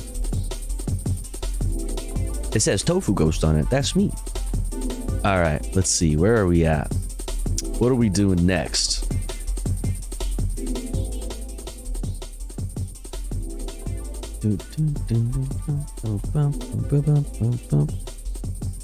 All right, let's watch something more silly and more fun, huh? What do you say? Today's ravers have it so easy. Today's ravers aren't even ravers. Okay? Oh, God. Let me shut the fuck up. We protested the Willow Project on Wall Street. From Walter Masterson. Let's check it out.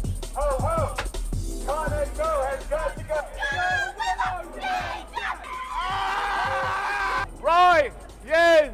Lance! Sir, have you been to Alaska? Exactly. Have you been to Alaska? Have you been to Alaska? Okay. And these people think Alaska is real. Woo! Yeah, we love the Willow Project! Yeah!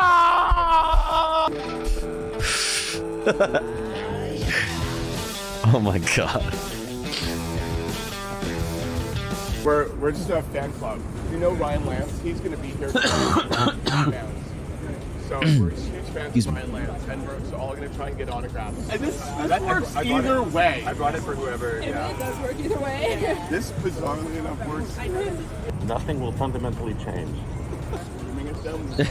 Oh, really? Ho ho! Conoco has got to go. Hey, hey! Ho ho! Conoco has got to go. Hey, hey! Ho ho! Conoco has got to go. Hey, hey! Ho ho! Conoco has Willow Project is here, let me see if I can pull up something on it. Willow Project is an Alaskan drilling project okayed by the Biden administration, who once you may remember pledged that there would be no more fracking after Brandon got elected. He did say that. Biden, which this isn't necessarily fracking specifically, but the idea would that we would be lessening our dependence on oil in these types of projects because of like climate change and such. Biden administration approves controversial Willow Oil project in Alaska, which has galvanized online activism. Looks like a IRL activism as well. He loves fracking. go. Ho ho! Conoco has got. We love big oil! You communists! Why don't you like big oil? We love big oil! Oil! Oil! Oil! Oil, oil, oil, oil, oil, oil. We love big oil. Drink it. We love you, Ryan Lance. Yeah, Willow Project. Yeah. Stop. Jeez. The police, you have to do something about these communists. But wait, what are you gonna do about this? What am I even paying tax dollars for? Get up! Why don't you people get a job?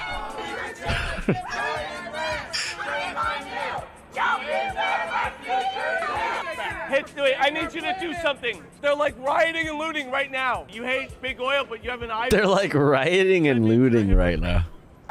More emissions. You got a sign that says more emissions. Doc, what do we do? Hey, you have to listen to both sides and give me the megaphone for as long as I want. If you don't give me the megaphone, that means you're intolerant. Wait, guys, everyone, this protester here is against free speech because he won't give me his megaphone. Oh shit, I just noticed that Catalepsy subscribed for 2 months. I'm sorry I missed that. Catalepsy, thank you so much. Thank you. Thank you. To you. Okay, so these protesters here are talking about all like the carbon dioxide and stuff that's going to be released into the atmosphere. But what they're not mentioning is that the Willow Project is going to bring 300 permanent jobs to the state of Alaska. 300 jobs and 2,500 part-time jobs. What? Explain to me how the environment, it's bad for the environment. 227 billion tons of carbon dioxide are going to get pumped out of this thing. We can relax when the emissions are going. Sounds pretty tasty to me. Imagine thinking that these people are serious. Jesus Christ. Because of Biden and Conoco, we have blown past 1.5 degrees Celsius warming. We cannot afford any more carbon in the atmosphere. I don't know what's going on. Do you know who Walter Masterson is? He does like ironic protesting. He pretends he's a hog and he protests. He goes to like hog protests and pretends to be one of them and acts very silly. And in this case, he's going to like a lefty, you know what I mean, like environmentalist protest against the Willow Project, which is we agree with, right? And he's pretending to be a silly chut. What's up, Doom Nukin?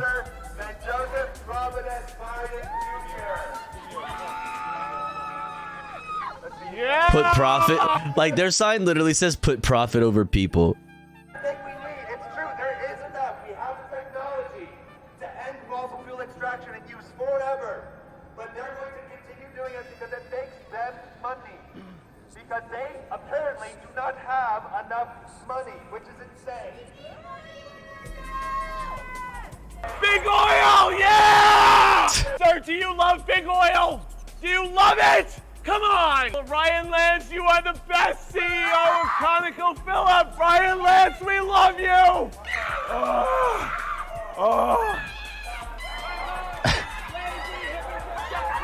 Yeah, Ryan Lance! Ryan Lance! Yeah! We love you, Ryan! Oh my God, have you seen Ryan Lance today?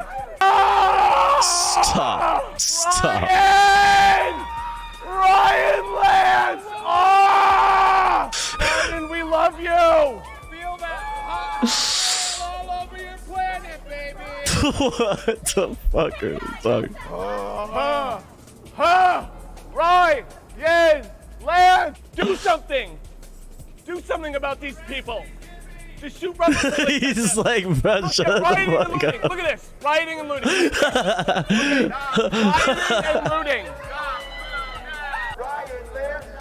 and looting. Rioting plus looting. True. Alaska isn't real. Canada's not real. True. That's true. That's just true. Okay, I know this is parody. This is satire. But that's just true. Been to Alaska. Exactly. Have you been to Alaska? Have you been to Alaska? Okay. And these people. I like to wake up laughing and appreciate it. Yo, I appreciate you, Catalepsy Kills. Catalepsy Kills. Always good to have you. Have you been to Alaska? Thank you again. Yeah, I didn't think so. It's not real. We haven't met one. Idaho. But Alaska. I've actually been to Alaska, so I don't know if it actually exists. You've been to Alaska? Okay, yeah. One of the protesters that's not being paid. This woman is being paid by George Soros to say she's been to Alaska. Yeah, Alaska was a hoax invented by the Chinese Communist Party. That's true. That's true. Mm-hmm. Yes, boo! Alaska is not real. Canada is not real. Right. Oh, have you seen a polar bear? I saw a polar bear in a Coca-Cola ad, and Coca-Cola is trying to cancel Christmas. Coca-Cola Right. Uh-huh. hates Jesus. Stop Willow now. Stop Willow Yeah. now. Stop Jesus was a Pepsi guy. Out of time. I wish I could say we had more time, but we don't. That's why we're all here in the streets. Everybody should be here in the streets. Everybody should be following ConocoPhillips every move, making sure that CEO Ryan Lance cannot move ahead with the Willow project, and we need to make sure that Biden revokes approval for the project. Every year, oil and gas brings Put profit over people around Ryan Lance. hundreds, if not 1,000 jobs, and 2,000 to 3,000 part-time jobs. Are you going to tell the American people, oh, sorry, but we're going to cancel 3,000 part-time jobs throughout the entire United States? You know what else is killing people? Socialism. That's what's killing the planet right now, not rising CO2 levels, rising tides, all of that stuff. It's socialism. There were like My uncle died from socialism. people last year that got gender reassignment surgery. 20 people in the entire United States. You should all care about that. We're being reasonable. Yes, we believe in, climate action, all that stuff, but not right now. Not right now. All right, right now we're worried about the economy. How you doing? How much do you like big oil? Do you support big oil? Sir, do you support big oil? Sir, do you support big oil? Tell me how much you like big oil. How much I love big oil? That's where my 401k is in big oil, so I'm making a lot. Yeah, exactly. This man's 401k is in big oil, and you want to destroy his 401k. Ugh. Fuckers. You motherfuckers! You motherfuckers! It's so caribou. Yeah, this guy says caribou's delicious. He's serious too. He's like, yeah. Fuck yeah. That's just delicious. I fucking love my 401k. I fucking love that shit. Horrible, just enough to keep us, fed. We need to kill the caribou before they kill all of us. Fuck the caribou. Fuck the caribou. How many people died caribou last year? Probably 1 million, for sure. All right, this is getting silly. Is this gonna keep going? This is kind of long. Look those 5 families in the face and tell them that you don't care that their child got killed by a caribou. It's only self-defense. Yeah. And the caribou were allowed to run wild, not because we're against big oil, but also because of bail reform. Yeah! We love big oil and gas! Woo! Yeah, we love the Will Yay, death. Project! America! Thank you, Biden, for approving the death of the planet. We'd like to all thank Big Oil Biden for making this possible. Thank you, Biden. Thank you, Democrats, for not really being Democrats. Let's fuck Biden. Let's fuck Biden. Yeah! I'm going under. All right. That's enough. That's all right. That's enough. That's enough from you.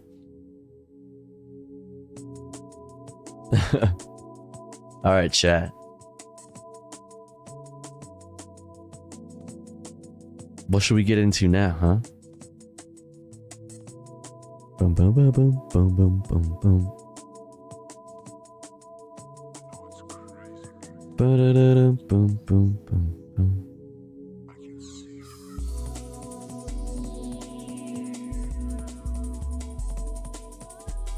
Is that an actual Game Boy? It is an actual Game Boy. It's right there.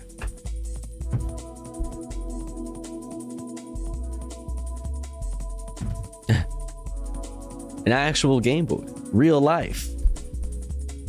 Do do do do do dum dum. Let's see. Boom boom boom boom boom boom. Real.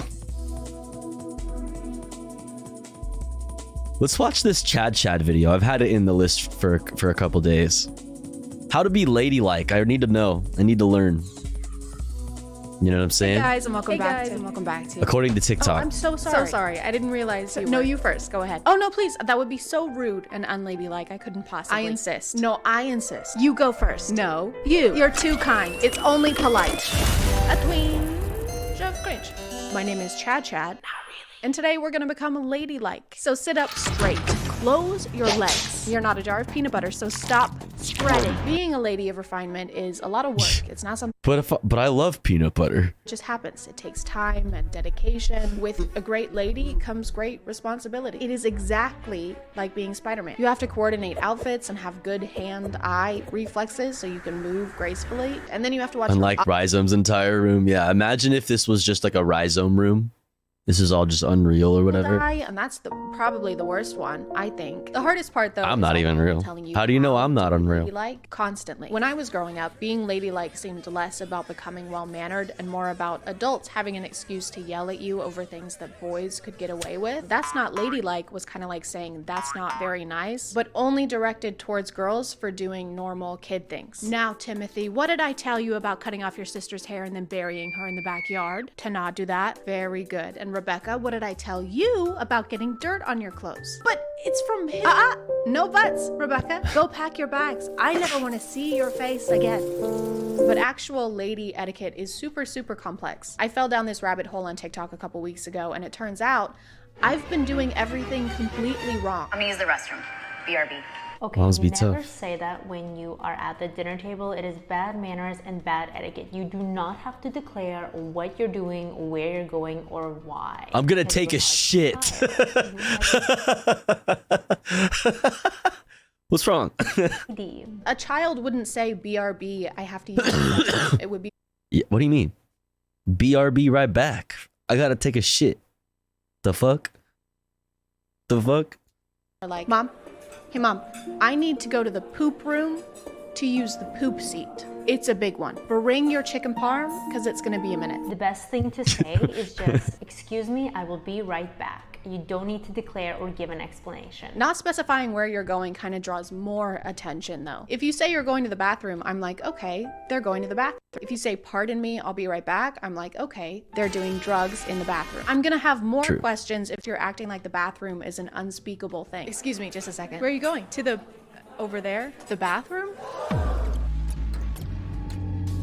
We do not speak of that place. Whoa. 18 years ago, that place took my family. That place did? And it left me with this scar. Wait, how? One day I will destroy that toilet. Oh, I already did that. What? Yeah, the Texas cheese fries did not Ew. sit well. Okay, the realm is free. We're finally free.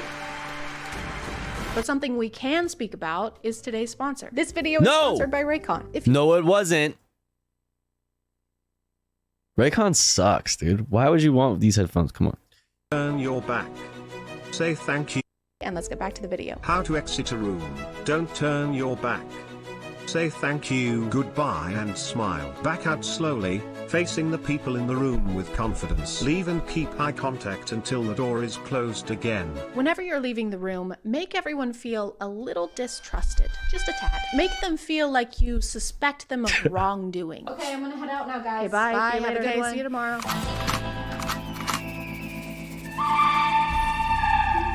Sometimes these videos involve really specific scenarios, like how to pick up a purse from the ground.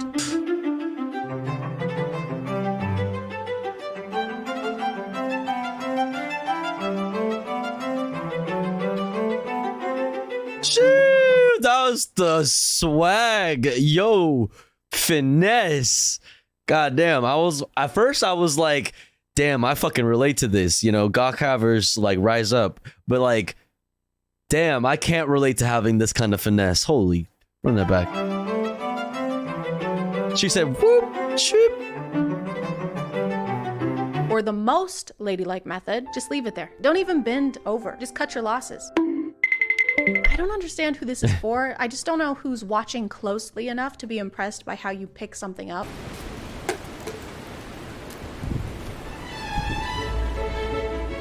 What I mostly don't understand about etiquette is when it extends beyond like the dinner table, because I understand classes where you go and they show you which fork to use or where to put your napkin, but some of these apply even when you're in your own home. 5 things elegant ladies never do at home. Eat in front of the television. Gulp out of bottles. Neglect your hygiene. Okay, fine. Wear But that's like clothing. the nobody should neglect your hygiene. I don't care what your gender is. You should not neglect your hygiene. However, if you want to eat in front of the television, I think that you're probably gonna be fine. Have a cluttered / untidy environment. So picking your nose and wiping it on the couch is off the table, then? That's a no? Got it. Rules don't apply when you're in your own home, okay? There's no shame there. That's the only place you get to stop the facade, not continue to care about your appearance. I like to come home after a long shift at Wait, what's going on? Is there like a sock around the mic? We got to get Chad a good mic. and slip into something more comfortable, high heels and a ball gown. Then I reapply my makeup just in time to go to bed and sip water from a decanter. I've seen this rule a couple of times, but they never really give an explanation on why we shouldn't be drinking directly from bottles. My only guess is that we don't look dainty enough while doing it. Nothing could Bro, you can pinky out with a bottle. The fuck?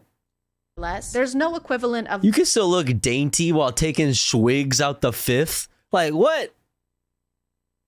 The fuck? for gentlemen. If there was a TikTok telling men not Man, fuck that. You can be dainty and cute and pretty and all of those things, taking a swap out the fifth. Like, come on. drink from bottles, it would be for a completely different Take it a I've said swap. it once and I'll say it again. Mhm. Water bottles, phallic. So phallic. Drinking water is gay. Don't do it. That's you're true. hydrated? How long have you had a boyfriend? What are you guys like, yeah, what are you guys like happy together? Yeah, what? Gay. Are you two gonna get Gay. married and what? Like love each other till death do you part? That sounds awful. Yeah. I am so thirsty. I've noticed that sometimes there will be situations where being ladylike is more of a priority than basic safety.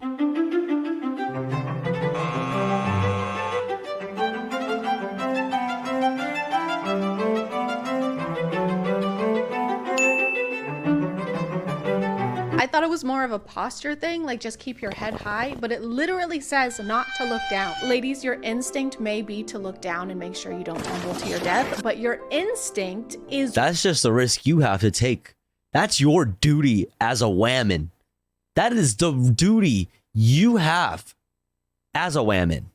How dare you consider Rude. How dare you? How dare you even question this? It's my bottle of strawberry lemonade and gin bottles. If I want to have a drink in the morning, I will. Am I supposed to make a whole ass mixed cocktail at 6 a.m.? Nope, that's unladylike. This is kind of similar to how women were Posture allowed to check. ride Oh, and a horses normally hydrate. had to suspend themselves from the side like a human picture frame because they thought riding a horse normal would make you lose your virginity. Ahem. Sure, you might fall Wait, off. what? You're kind of defying. Wait, what's the horse got to do with the... Huh?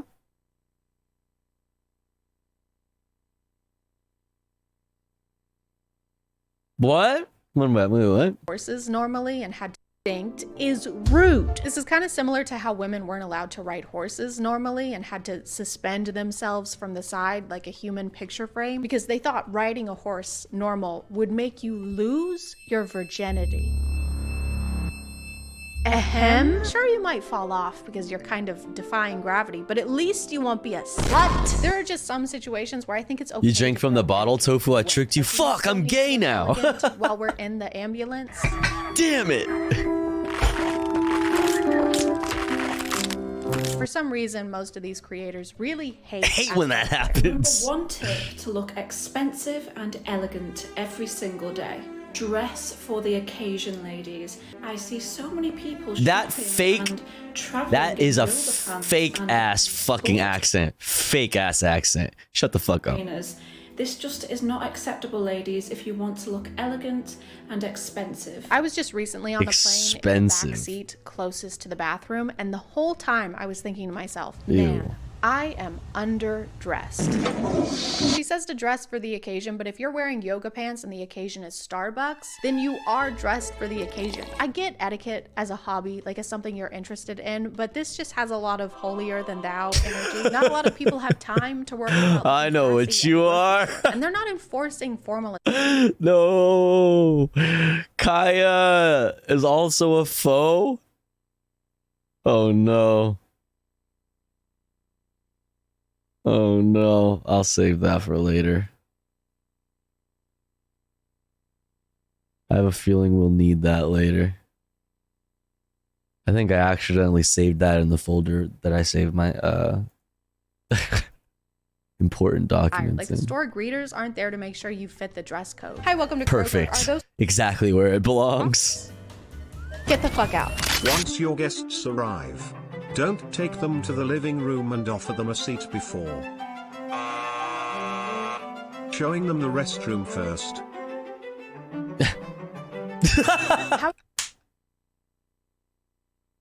No, no, We're supposed to no. introduce them to the bathroom. I thought we weren't supposed to talk about it. Hey guys, come on in. This is the foyer. Oh, watch your step. And this. Bro, look at this.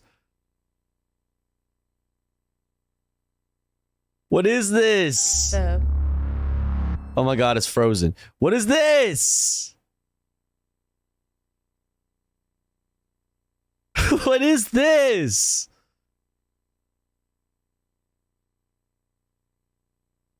Like what? We just gotta get you a windscreen. We just gotta get you a windscreen. It's just a we just gotta get you a windscreen. It's like there's some like this. This is a windscreen. Some of them are fluffy. Maybe we'll get you a fluffy one. You know what I mean? We'll get you a windscreen. I know it works. I've done it before, but like, let's get you one, you know?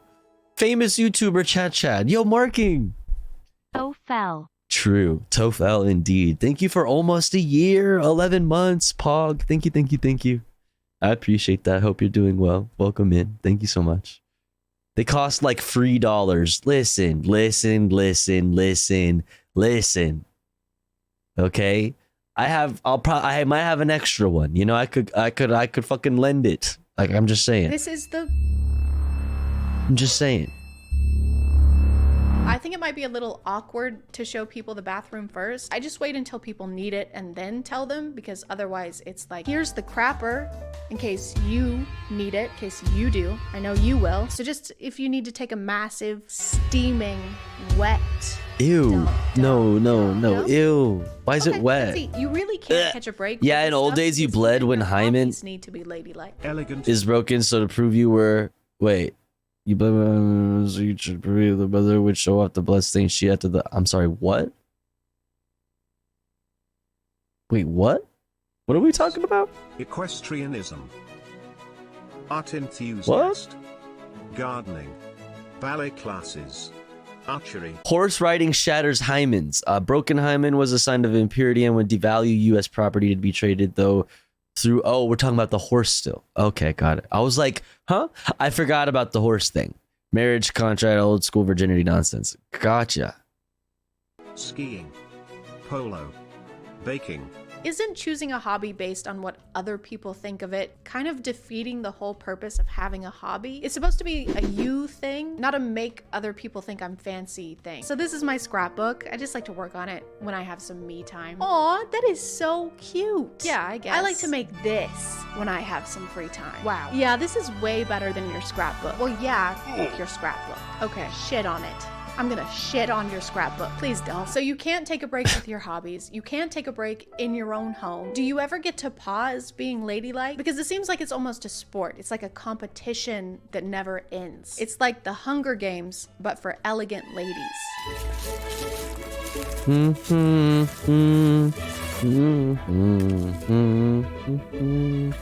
Wait, is archery an elegant lady thing?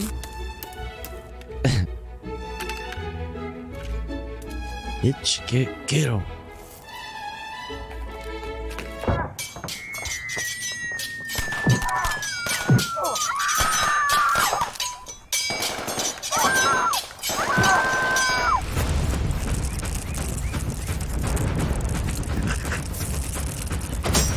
Breath of the Wild bow? Nerd. Oh! Jesus, fuck. What is happening right now? What are we doing? What's going on?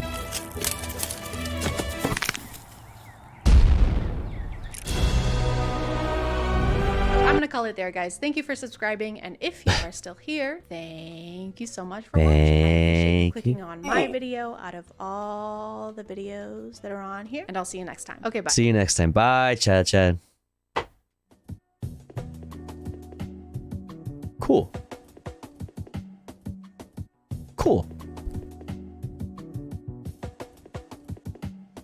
That's cool. You know? That's cool.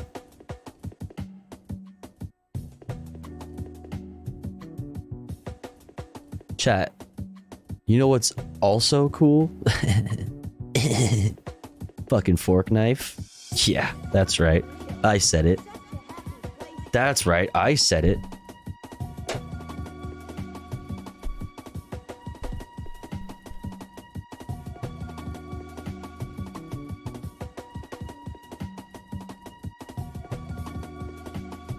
That's fucking right. What you thought? What you thought we weren't gonna play fork knife? Well, you fucking thought wrong, you dummy, big dummy.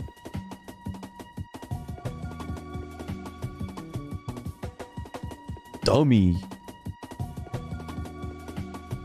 Tofu marking. Boop boop boop.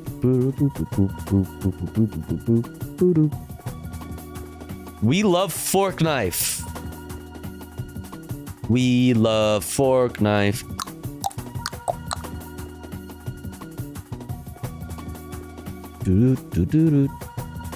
More like fraught morning. Wrecked. True, Frankenstein. Frautenstein.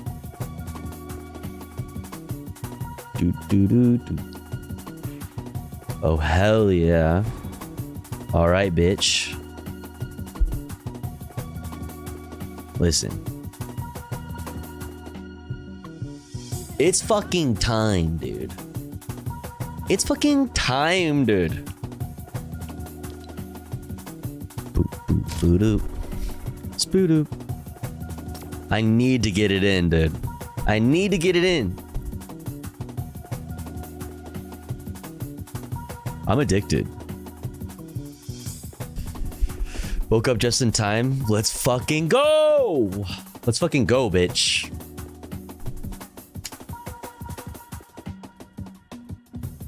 I could probably get out of the NA East server now, right? Now that I'm not in the Hold the Fort shit. Should we try out one of those weird fucking custom games? Do any of you chatters know of any good custom games? Later, see you next time. Yo, see you later, Suckle Dragon. Bye news frogs. Bye news frogs. Have a good one. Have a good one, news and politics frogs. Shouts out to you. You just like me for real. Change title to Belgian waffles with the Weed Army. The Weed Army. Good night, good night. Yo, bye Astro Storm and Clean 5. Bye news frogs. All right, let's see who's gonna get this hug. Hey, I like your hair. It's really cute. Can I have a hug? Can I have a hug? What are you doing to my shoes? Can I have a hug? Fine. Hey, you have cool hair. You look like Ludwig or something. Give me a hug. Okay, rude. Hi, you look excited. Can I have a hug?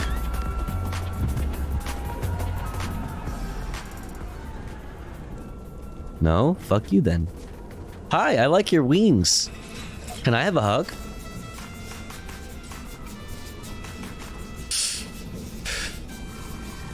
Fuck you then.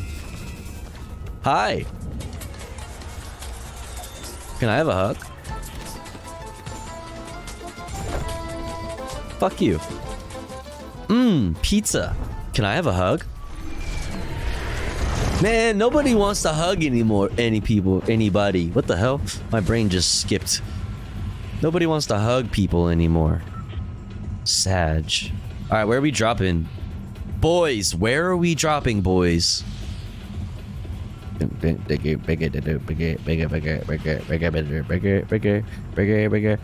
right here. Hey, pizza mamma mia.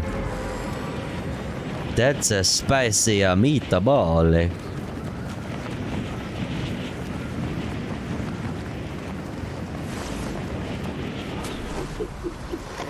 How much you want to bet there's like 10 other people here? There's one. Fuck you, my flag. Get the fuck out of here. Fuck you, fuck you. That's my shit. Bitch. I ain't gonna capture no damn flag. These motherfuckers are gonna shoot me.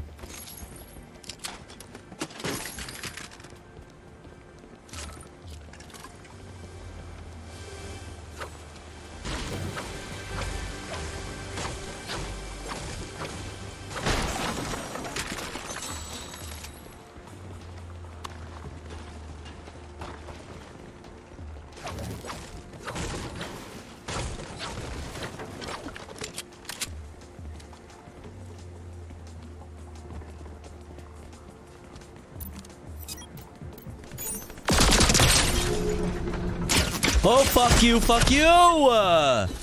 Dude!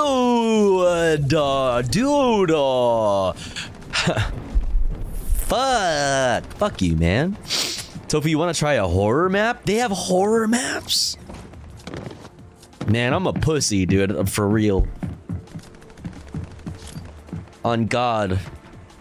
Wait, that skin is sick. Wait, I mean that wrap for their gun is really cool. What the hell? That's tight. Horror maps? Oh no. Oh no. Oh no. Oh no. Tofussy? Don't talk about my tofussy. Don't talk about my tofussy. Worm status? Not yet. Not yet. Not yet. Nope.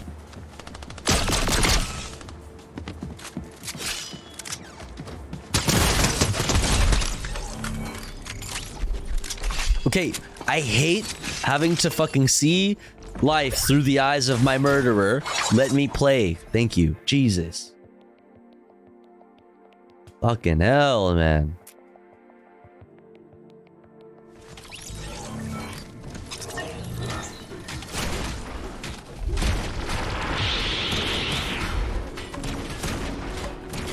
Alright, who's gonna catch this hug? Hey, I like your outfit. Can I have a hug? Wait, actually, that is a super cute skin. What the hell? Super cute. Okay, but I want a hug though. Spider-Man, you're buff. Can I have a hug? Hug? No hugs? Hug?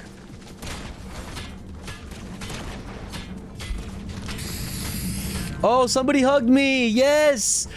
Oh my god, thank you. Have a great day. Oh my gosh, have a poggers day. You're so sweet. Oh, let's go, chat. Love that for us.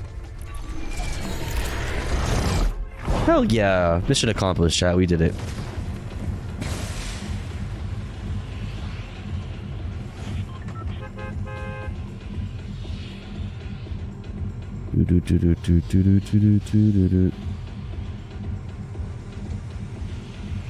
Where are we dropping, chat? Where are we dropping? Sorry, I'm holy what? I'm ordering food with my left hand. Fuck it, we're dropping here. Fuck it, we're doing it live. Back there? Oh god. We're going to Slappy Shores.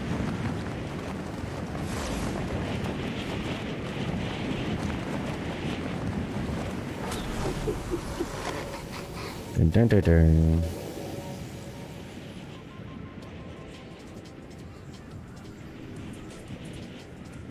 All right, let's see. Land over here on one of these here buildings. On one of these here buildings, yeah. Oh, right off the bat, a combat shotgun. I'm down. I'll take it.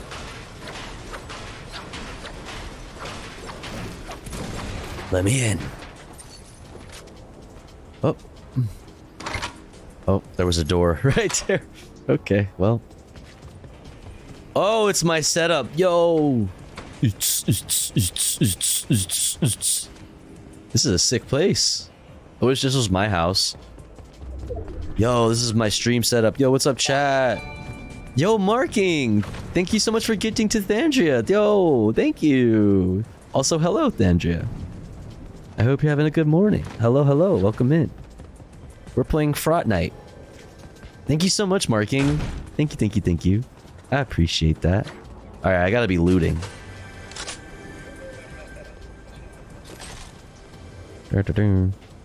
I hear something over here.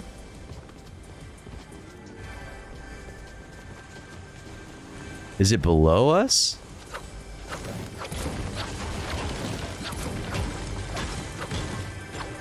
Wiggle, wiggle, wiggle. Oh, nope. Bedrock. Minecraft Bedrock. All the Mari mods are gamers now? Based. That's fucking based.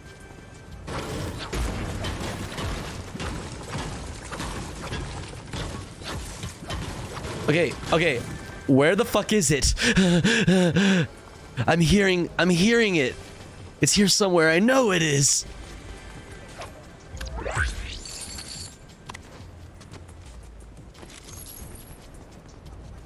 I'm hearing chests in my dreams. Oh, I hear somebody. Pussy bitch. 2 words. 2 words that you must understand. Pussy bitch. Okay? I won't tell you again. I will not repeat myself.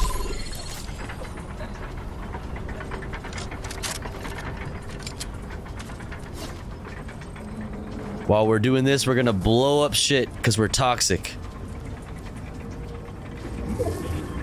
In case there's anybody in these places, well, now they're on fire. Oh God!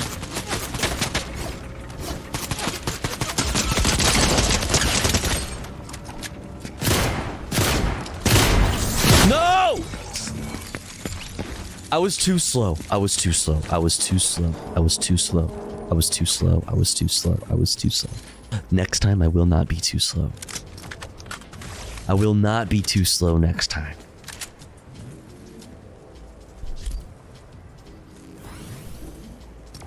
This won't happen ever again.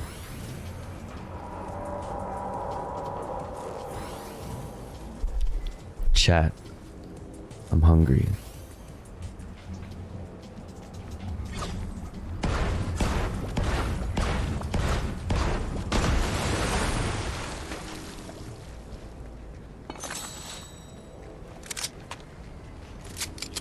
I'm hungry, chat.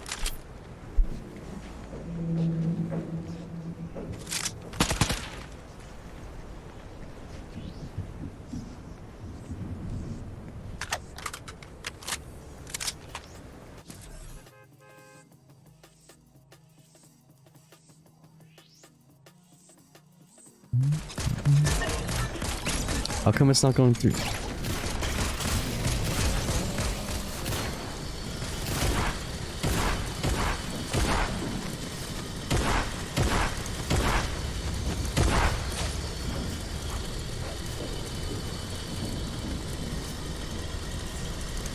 Oh, they just closed. Oh my God. Fuck me, man.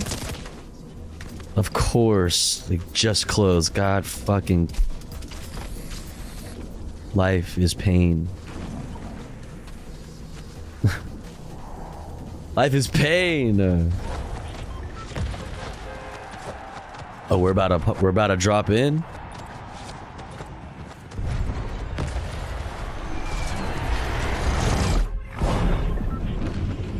All right, chat. Where are we fucking dropping? Where are we dropping, chat?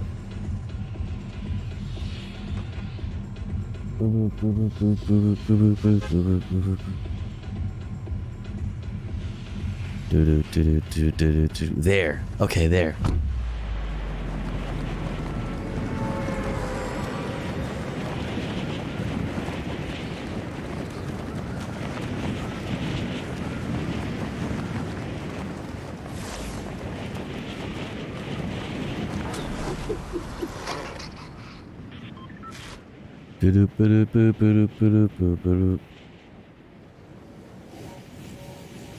Okay, that guy's over there. Oh, look who it is. Good morning, J. Marianne. Hey, you want to play?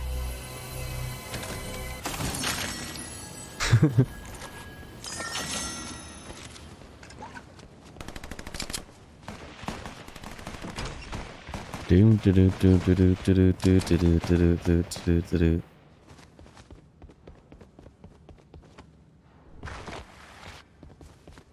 don't think I've ever been in this place right here. This specific building. Do I dare? Chat, what do you think? Should J. Marianne hop on Fork Knife right now? Thoughts?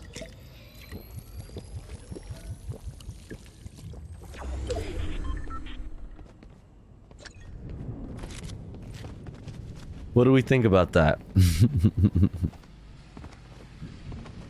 Ah, Daft cheer in chat if we think J. Marianne should hop on Fork Knife. What's up, anime titties? Yeah, blelele in chat. Blelele in chat. Ooh, bitch.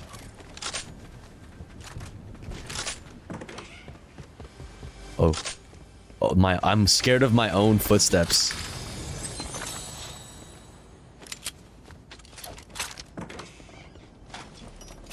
Blelele. Yeah, you wanna play? You wanna play? You wanna play?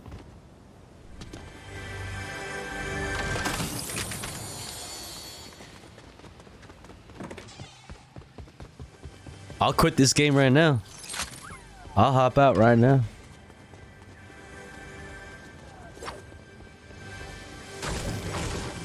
Dun, dun, dun, dun, dun, dun.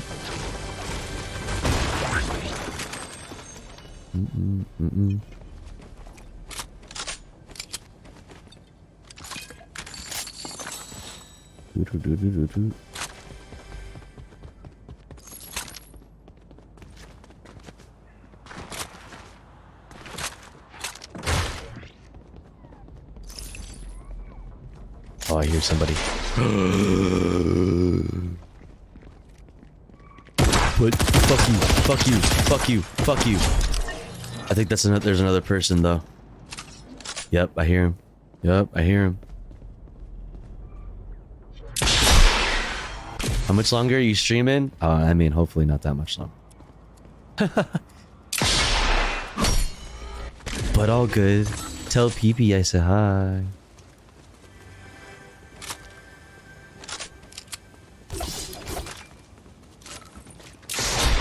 Where is this? They're like up here or something?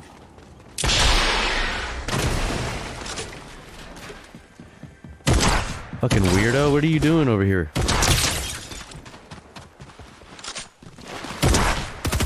What the fuck?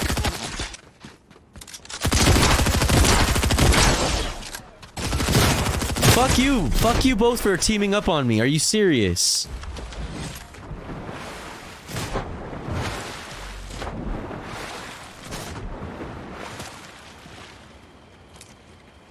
Cringe.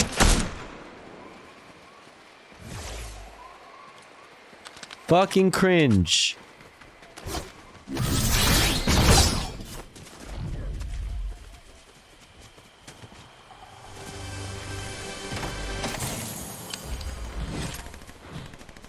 Okay, I need to fucking... Oh, okay, that's not what I meant to do. Holy God, holy fuck, that scared me. I jumped. Oh God. I meant to heal myself, not discharge my weapon. Let's see. Okay, I don't appreciate you spamming tofu chess. Okay, I don't appreciate the tofu chess spam. Okay.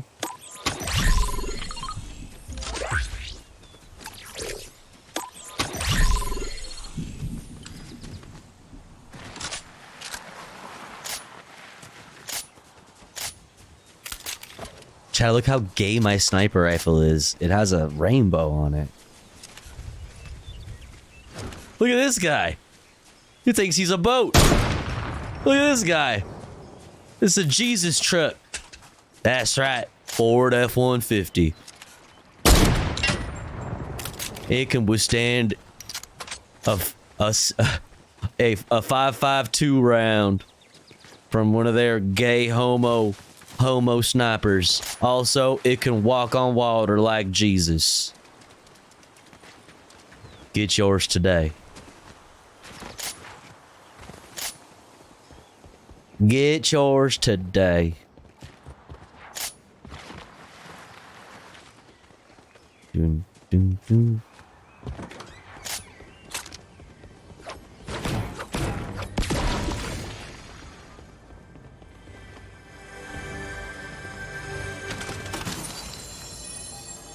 I want that. Swap. Swap. Swap. Give me. I'm stuck. I don't know why I have two of those guns actually. Wait, what? Wait, how the what? I like my combat knife. It's so badass. I love the power glove. It's so bad.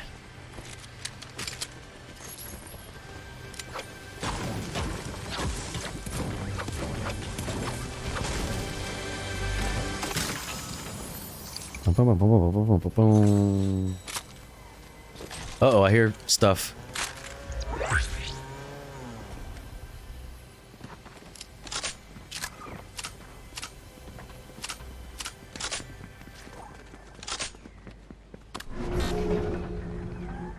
Oh, I know where you are.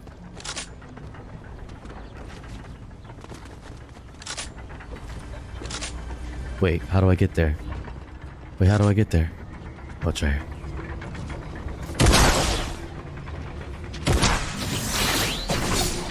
Pussy.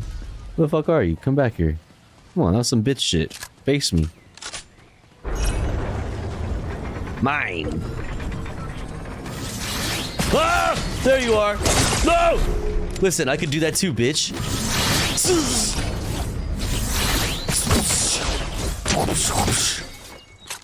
And then go blah! And then I can go, blah! You know what I'm saying? You feel me? Okay? Okay? And I take your guns. And I rob your dead body afterwards. What the hell is going on over there? It's jiggling. Come on, show me your face. Where are you? Oh!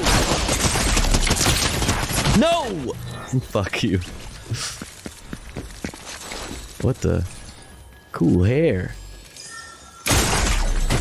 Whatever, dude. Whatever, dude.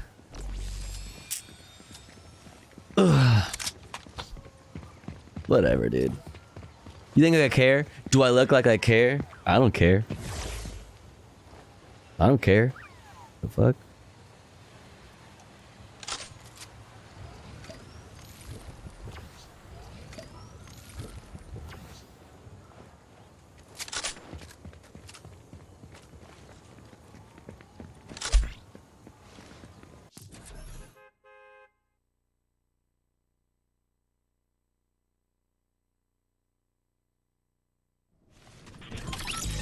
Alright.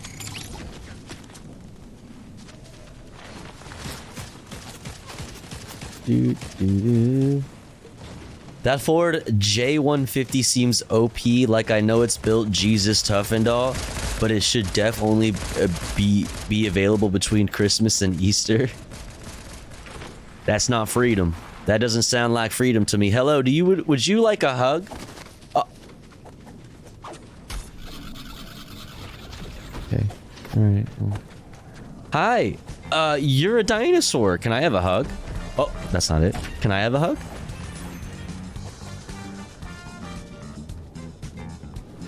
All right. Hug? Hug? Hug? Oh, cool drumming skills. Oh, cool. You're from Doom. Oh, you're so buff. Hmm. Can I have a hug? With those strong arms. Alright. Let's see. Where are we dropping? I'm built Jesus tough. I'm built Jesus tough, as if Doom Guy isn't a hugger. Right! I know Doom Guy's got a soft side. You know. You know he's got a soft side. Alright, let's go to... Should we go to the Snow Wussy? Nah, it's too far. Let's see if we can get to the Shadow.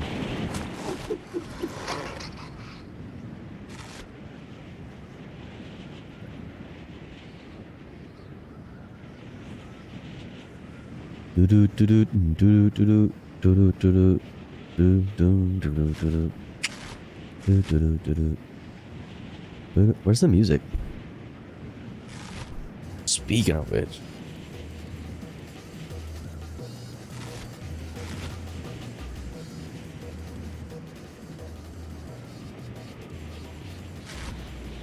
Some jams. Alright. There's the Shadow. We're diving in. Face first into the Shadow. No. Ooh, God. Meow. Oh, seriously? Fall damage? For real? On God?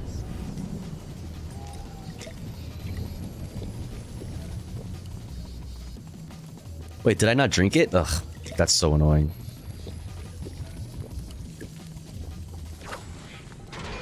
Look, a little Rasta pot. Jiggles. It jiggles.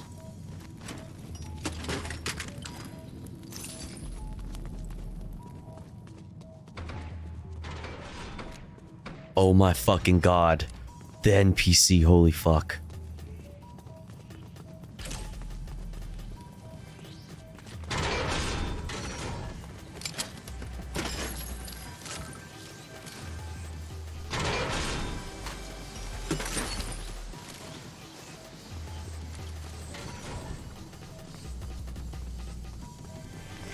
Oh fuck, they're here.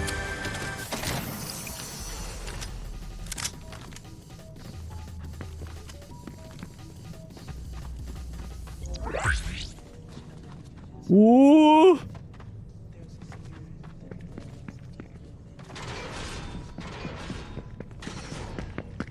Sup, pussy? Sup, pussy? Made a wrong turn.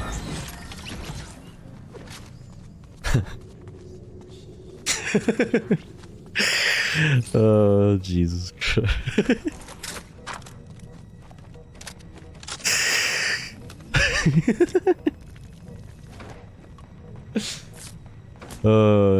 Imagine you're rushing into a castle to get some ammo from inside the castle, and it's just me. It's just Tofu Ghost yelling, "Pussy!"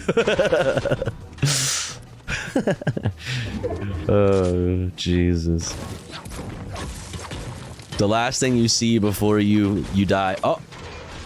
Okay. Well, all right. That didn't work out the way I had expected.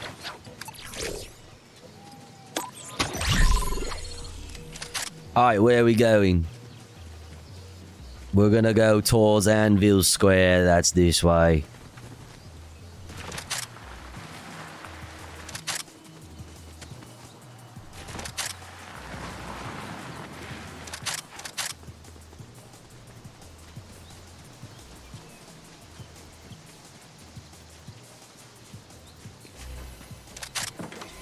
Ooh. I'll take it. I'll take it. These are fun to just throw for fun skis, though.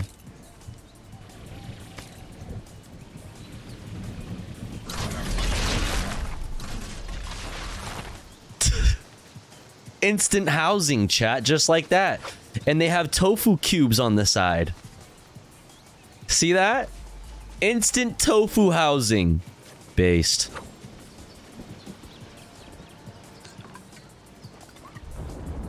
Based. You know what? I'll take some more of this infant tofu housing. Instant. Jesus, there's a lot of tofu housing. It's a lot. Look at it. It's sturdy. It's sturdy as hell.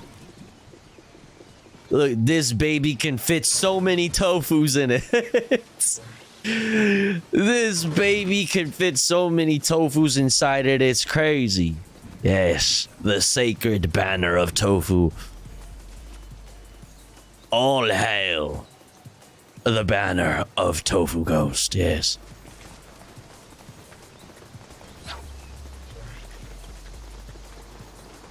Dun dun dun dun dun. Meow.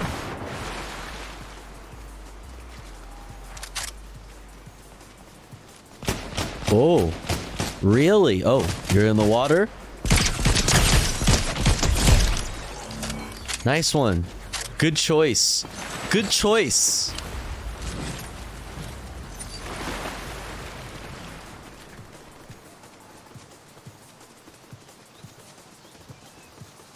Ooh.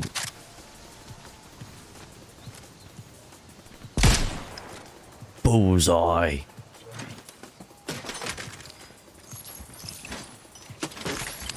Bullseye. Let's go. Wicked.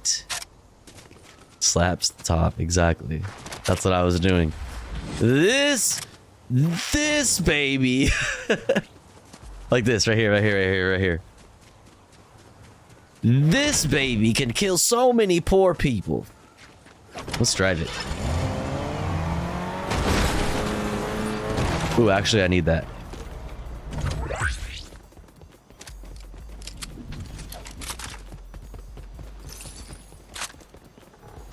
All right.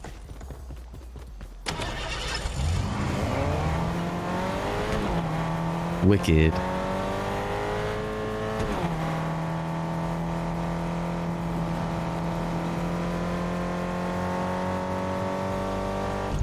What the? Oh, I just changed seats. Oh, Jesus. Well, that doesn't do me any good. There we go. There we go. Wicked.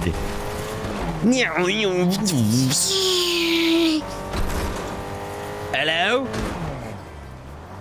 I hear a chest.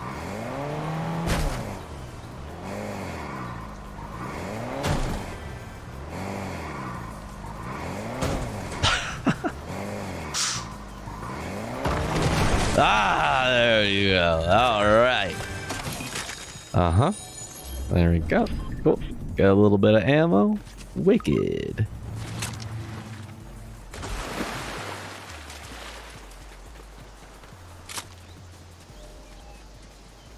You spelled ghost wrong, fork filter. Or, I said fork filtered. Got fork knife on the brain.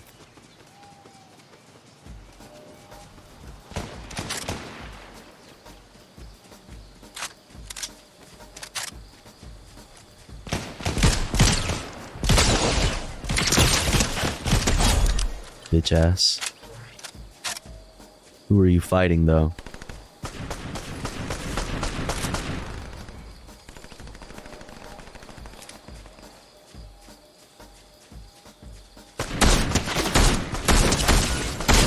Pussy, shut the fuck up. Stop.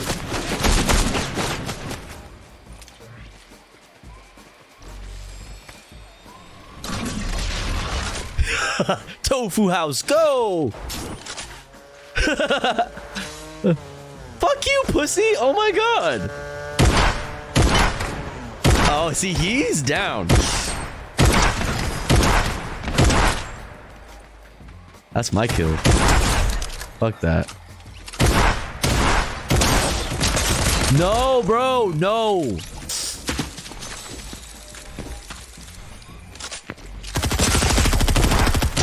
God damn it. Motherfucker. Motherfucker. Bitch.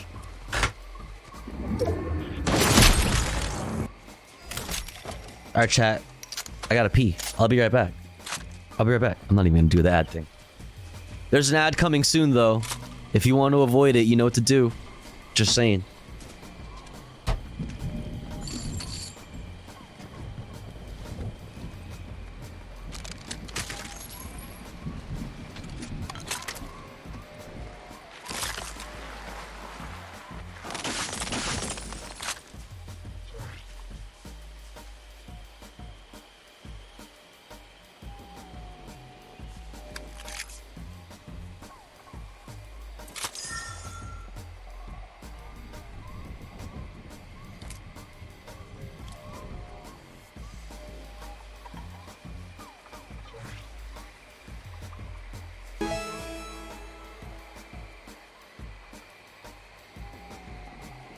Fell Toph Wiggle.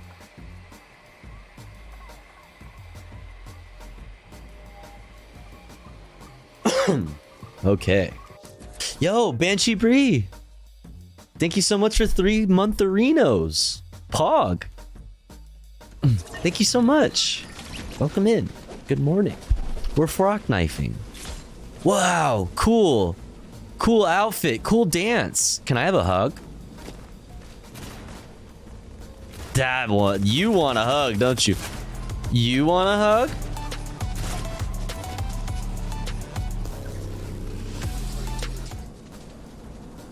Wait, why'd you stop? That was fire.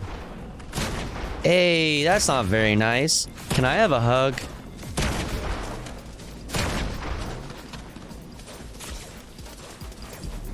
That's so rude. Hey, you, can I have a hug? Hey, oh, John Cena! I'm a huge fan. Can I have a hug? Bro, why do you keep facing away from me? God. Hey, you. I like your skin. It's default. Can I have a hug?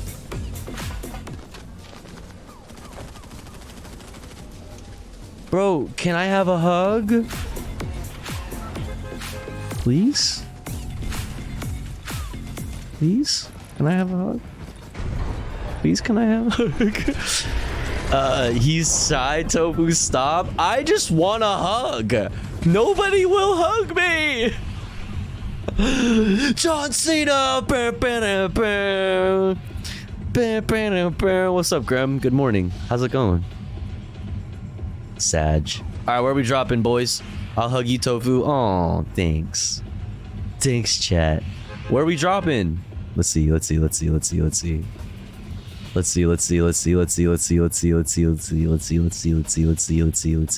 over here.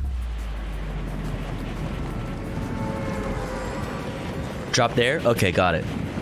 The place? Gotcha. Yep. John Cena will hug you as long as you don't recognize Taiwan. Damn. Being chilling, huh? Being chilling indeed.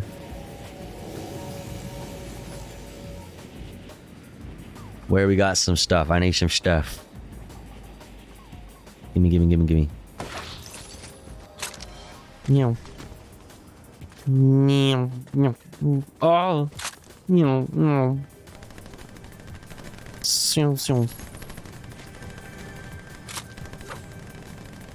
Where is it? I hear it. I hear chests in my mind. In my dreams. Oh.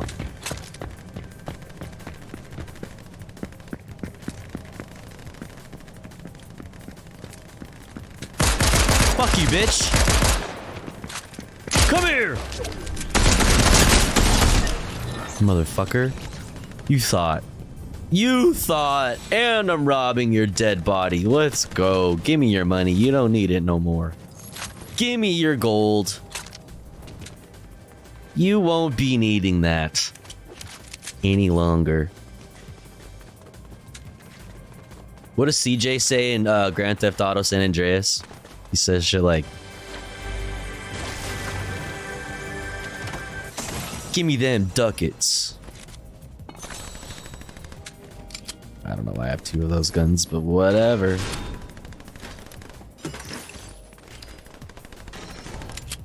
What is that?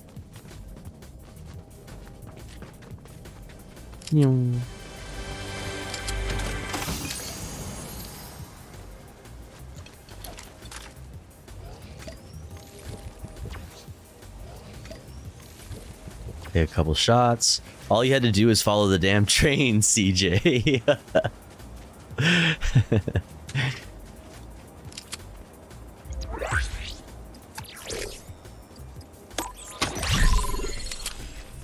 Alright, where the fuck am I going? What am I doing? Who am I? Let's go this way.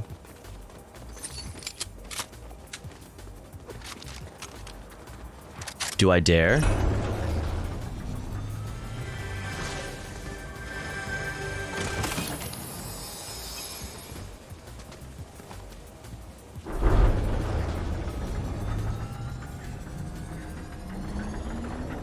Do do do do.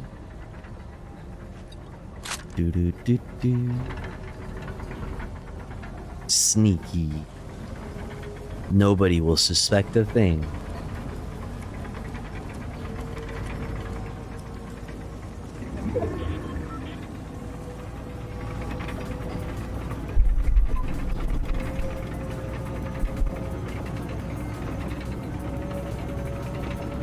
Hurry up! Oh my god.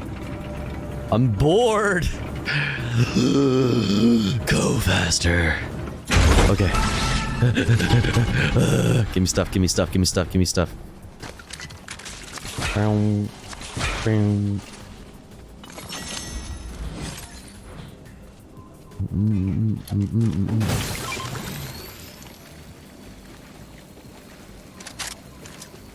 Do these take the same bullets? Ammo?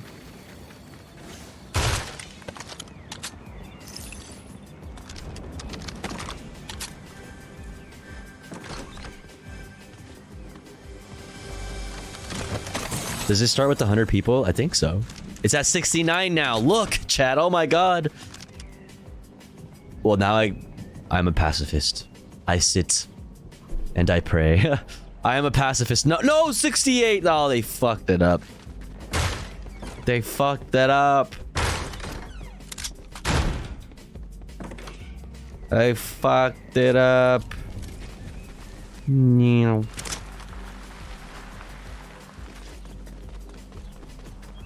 You know what? I think I'll just go ahead and... Okay, that was weird. Just do one of these. Epic.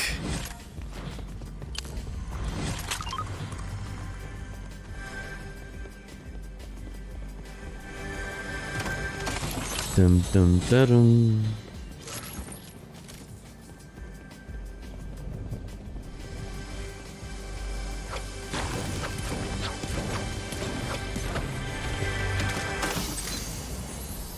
Splash.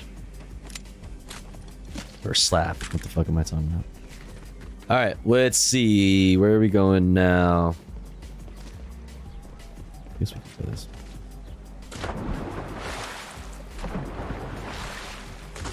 Ow.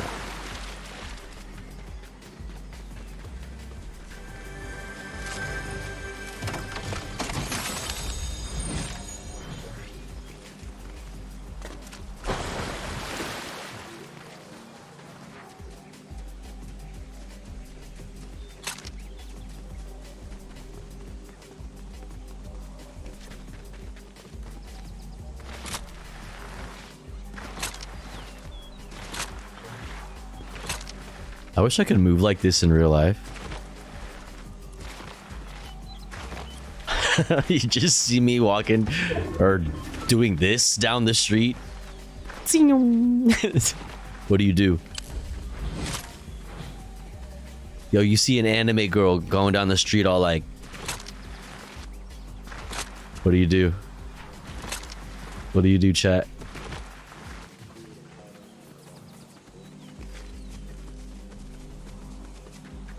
Oh my god. Oh.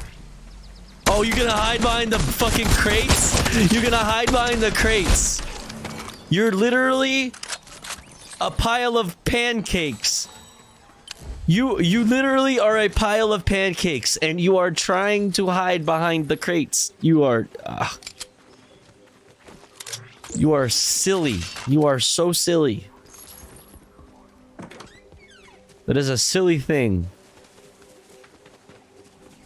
Wow.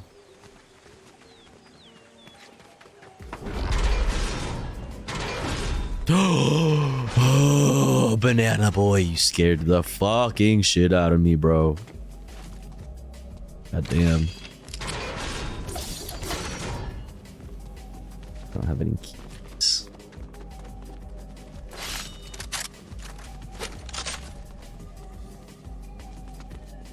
Oh, dude, stop. You, oh God, get away from me. I'm gonna hurt myself, huh? My worst enemy, myself. Classic.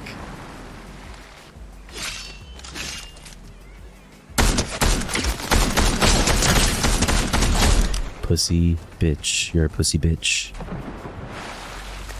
Don't fuck with me.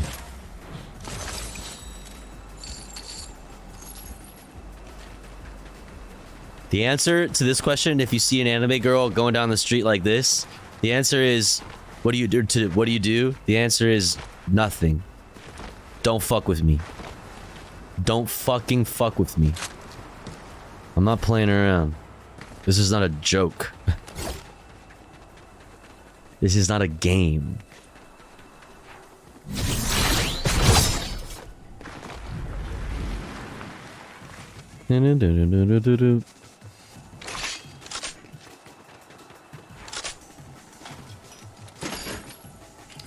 Pray you're not noticed. That's true. Like these people here that I'm pinging out for myself. Don't know why I did that.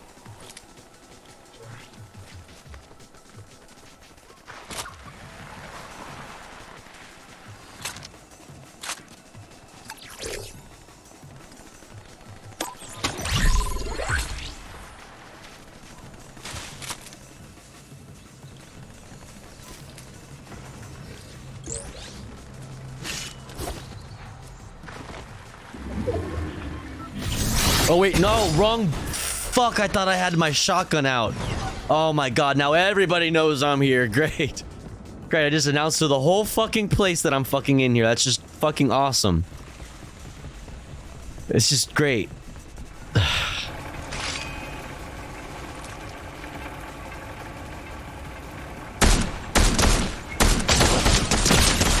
Oh my god, seriously?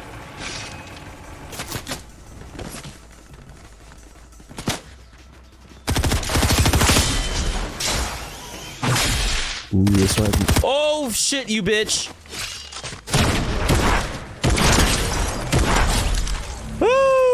I thought I was done for. I thought it was over. I saw my whole life flash before my eyes. I saw every moment that I've lived from the moment I was on the bus, thinking the bus driver, to when I dropped. I saw it all. I saw the bus driver's face. It was so scary. Okay, how does corn only give you fucking... Okay, that's some bullshit, man. Oh, wait. Alright. That was a waste.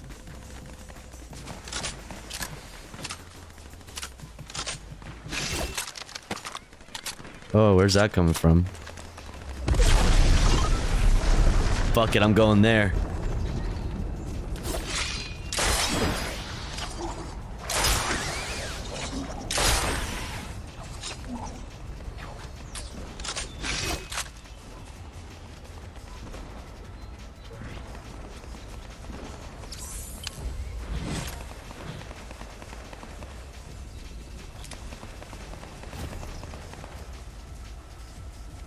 Where the fuck?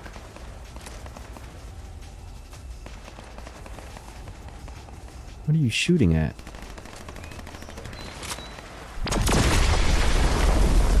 Whatever. None of my business.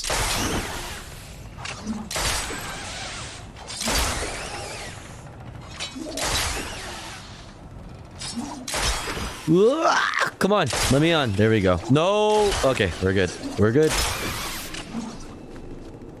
Okay, Jesus. Too wicked. It was too wicked.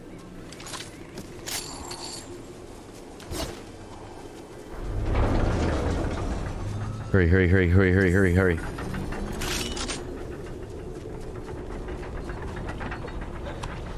Hurry, hurry, hurry, hurry, hurry, hurry.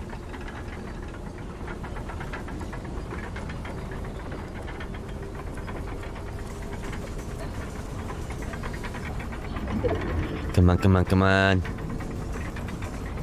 Come on.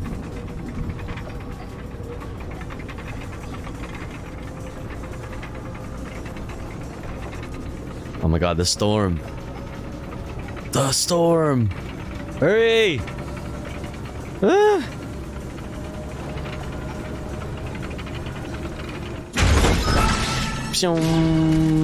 Let's go. Oh god, yes.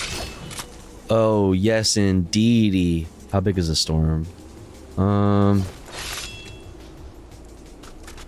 That thing's almost done anyways. I want that. I want this. I mean, fuck it. I'll get rid of that. Fuck it. You know.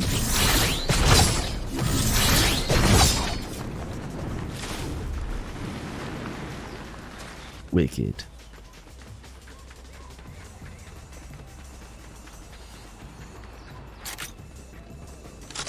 Ooh, could I actually...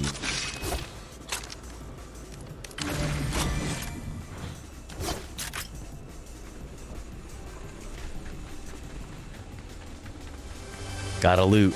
Whoa. Look up there. There's all those yellow things in the sky.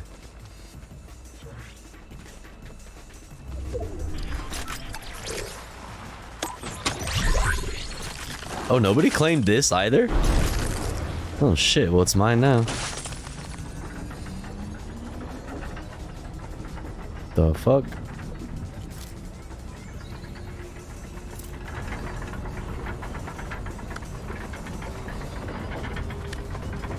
Oh my god. Oh my god, seriously? Oh my god, seriously? Oh my god, seriously?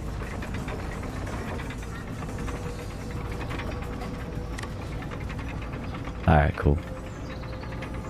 Alright, cool.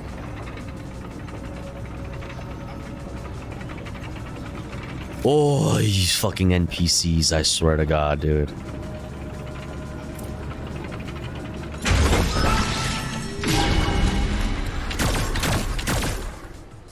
I see you, bitch.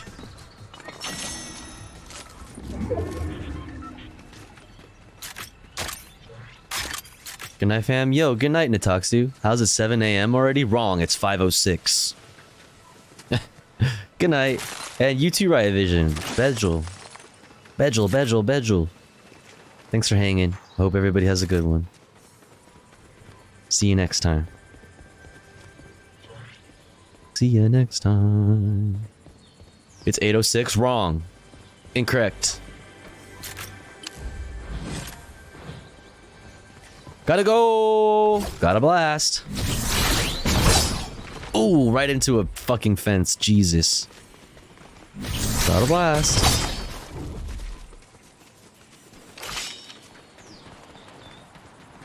Uh-oh. I hear a firefight.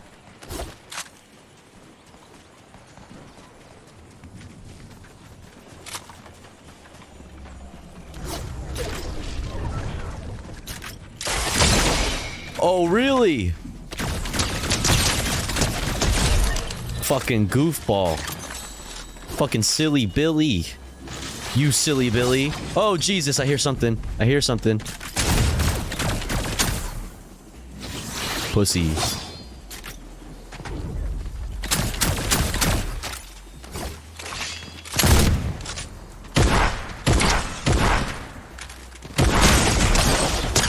No!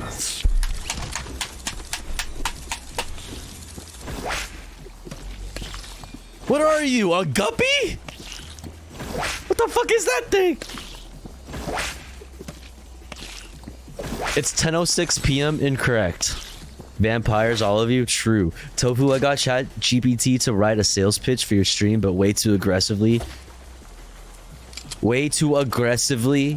Too long for chat.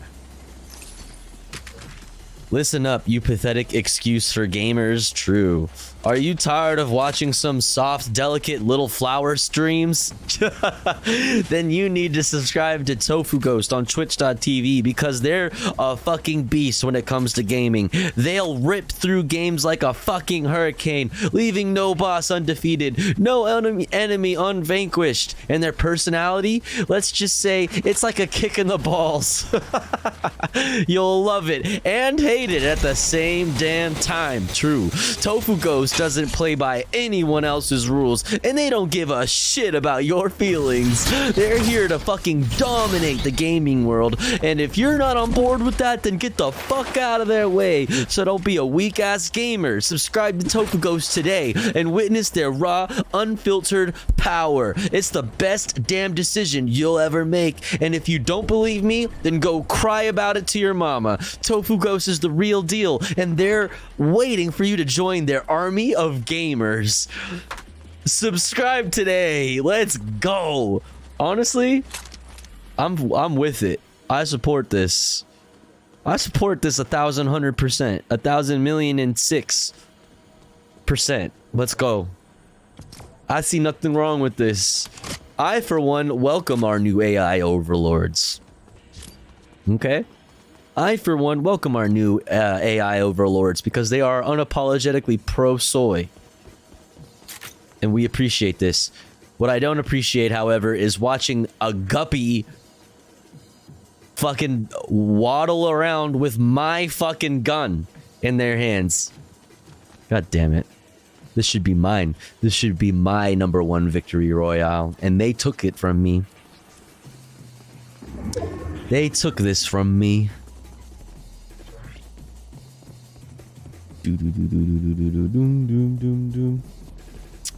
Tofu with Terminator confirmed? True. Oh my god, let me play. Let me play. Just let me play.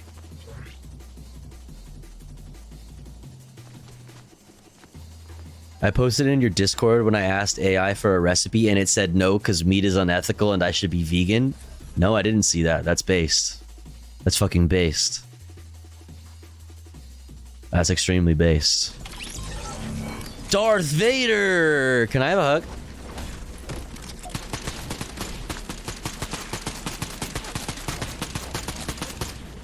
Fuck you. Why is everybody so mean? Hey, I like your dance moves. Can I have a hug?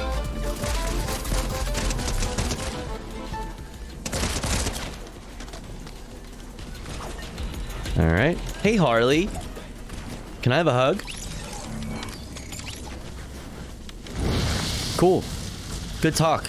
Great. Hey, I like your eye patch. It reminds me of a certain, congressperson. Can I have a hug? Alright. Hey, you look like Gremlo. Can I have a hug?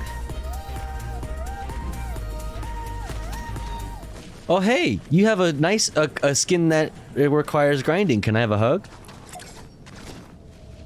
Fine. Hey, I like your knives. Can I have a hug? Fuck you then, man. Hey, I like your outfit. It's cool. Wu-Tang Clan. Can I have a hug?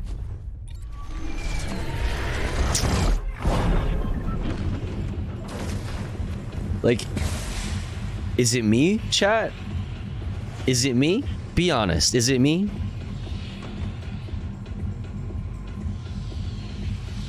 Be honest. Let's see. Just plain rude, right? Drop it right there. Yes? Sag.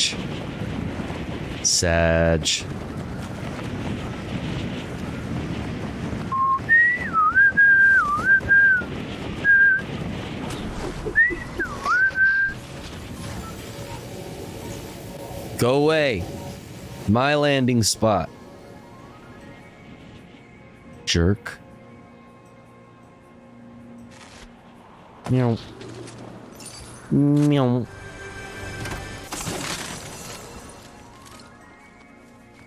Give me. Go, go, go, go, go, go, go, go, go.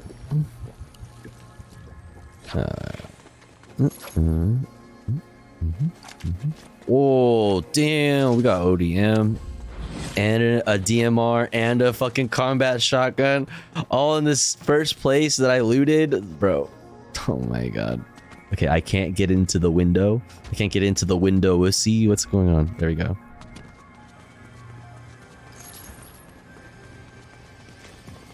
What's going on here? Where is it? I hear it.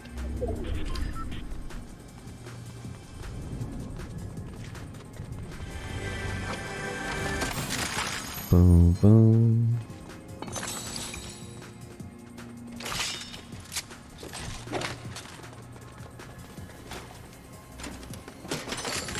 Da-da-da. Okay. Boing. Oh. Boing.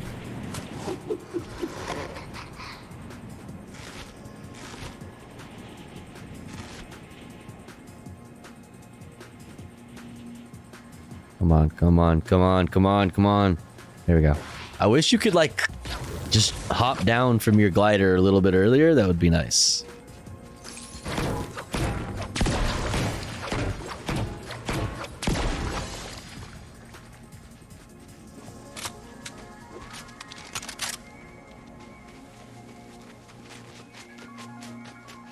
Oh, jeez.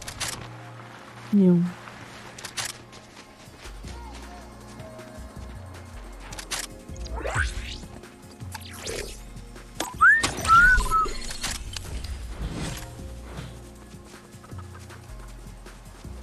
Back.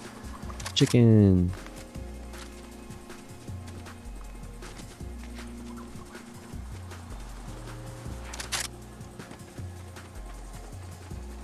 Wait, can I go in the outhouse? Jiggly. The wiggly outhouse?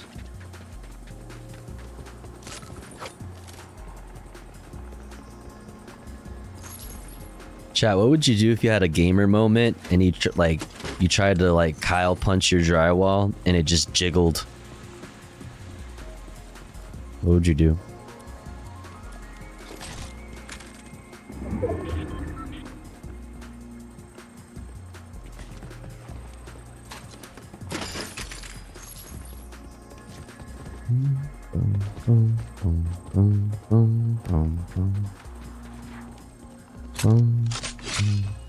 Alright, let's go to Slappy's. Kyle punch. You know.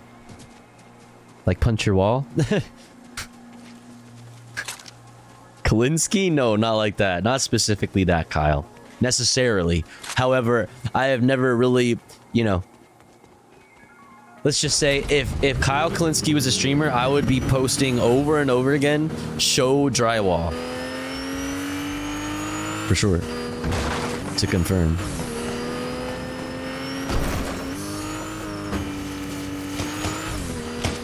What? Oh, I'm gonna run you over. Meow. Jesus car. Jesus car. All right, time to get out.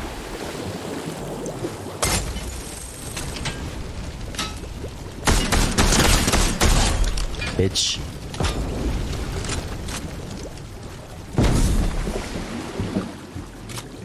Gimme. Jesus car. Uh-oh. You're the person who wouldn't give me a hug in the lobby. You must pay for your crimes. That's what you get.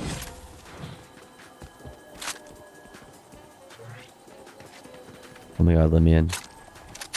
For the love of dog.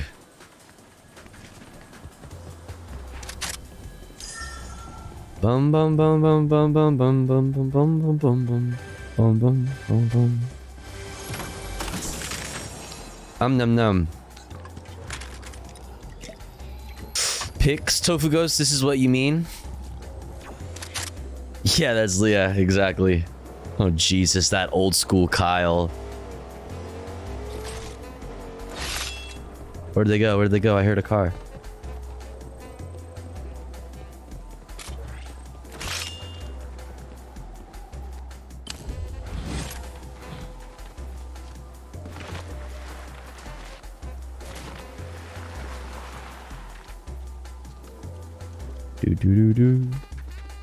If Tofu clicks links that she'll kek and or kekel, you should kick it. You should click it. You should kekel. You should click it. You should kekel it.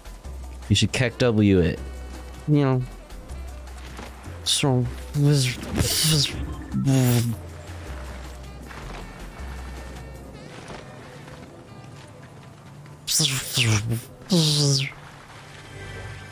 You know. I wish I could push this out and take this canoe out for a little ride. Seems like a nice day in Fortniteville.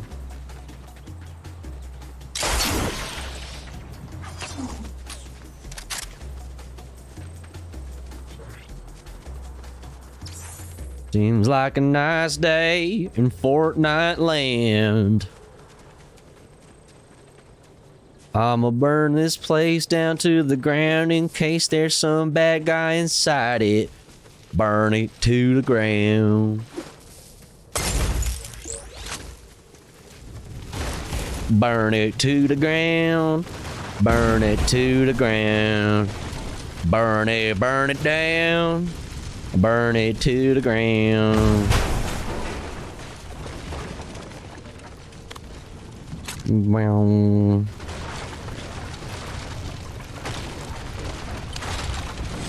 Brown, brown, brown, brown, brown, brown, brown, brown, brown.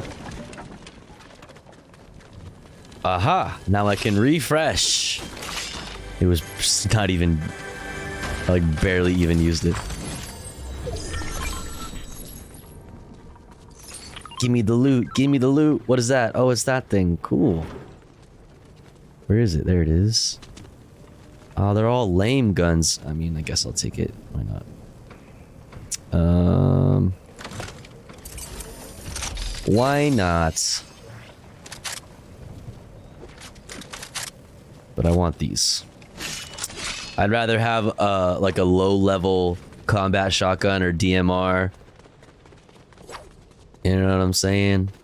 Than like a high level Havoc SMG.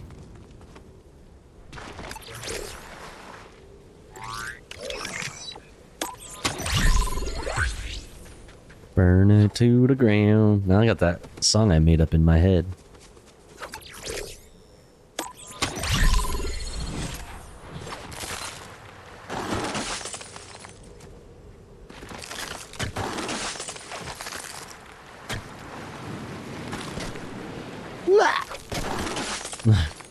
Ooh, purple cash. Checking a cash. Yeah. Then we sit on it until it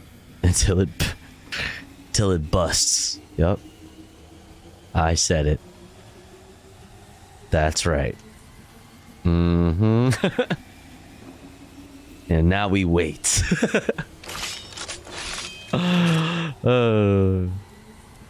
Burn it to the ground. Burn it to the ground.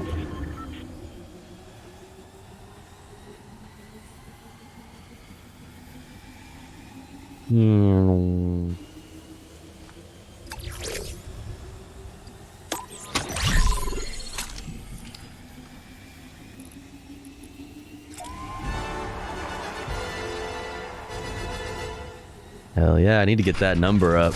Oh, let's go. All right. Oh my god, it's all lame shit. I don't even want any of this. Wasting my time. All right, where the fuck? Where should I go? Let's go to the city.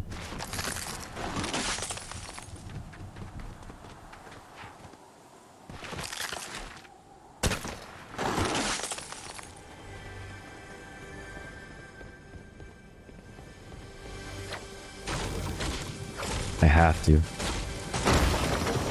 I hear a chest. I must. Oh, cool. Upgrade. Good shit.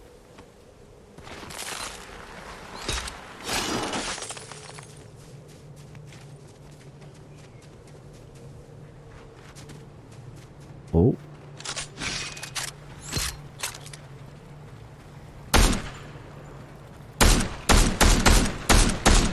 I don't know why I'm doing this. Why did I do this?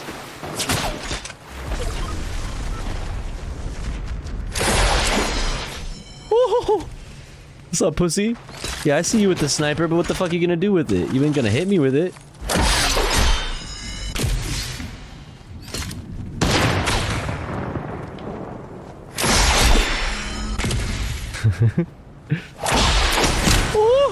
Oh fuck, she hit me with it.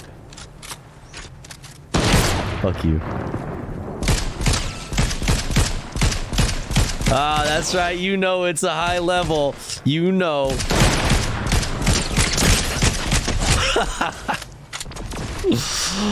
Listen, I'm not afraid of you. I'm not. You don't scare me, okay? I'm not afraid of you. There can only be one anime skin in this island of Fortnite. There can only be one Fortnite anime skin person, and that's me. This town ain't big enough for the both of us.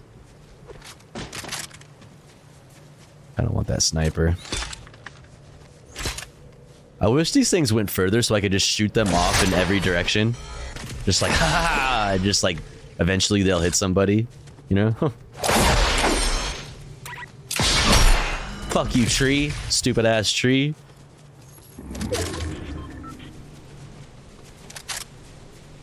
Wait. Oh, okay. You're good.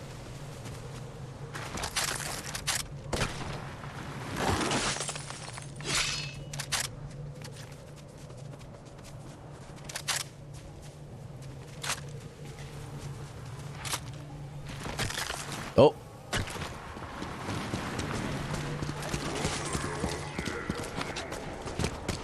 She doesn't even realize. Don't do it. Don't you do it. Don't you do it. Don't you do it. It's such an OP move using them as cover. Dude, oh my fucking god. Don't you do it. Don't you do it. Oh my god. Oh shit. What? What? What? You want something? Pussy? What? Wait. Who killed you? Oh.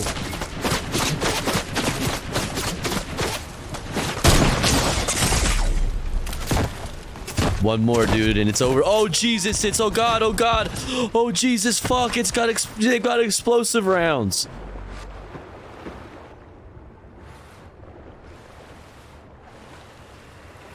Oh god. Oh Jesus. Oh god. Oh fuck. Oh god.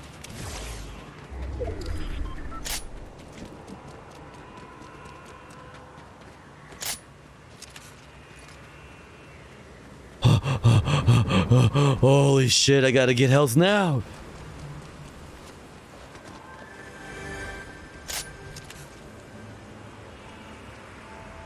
Ooh, you motherfucker.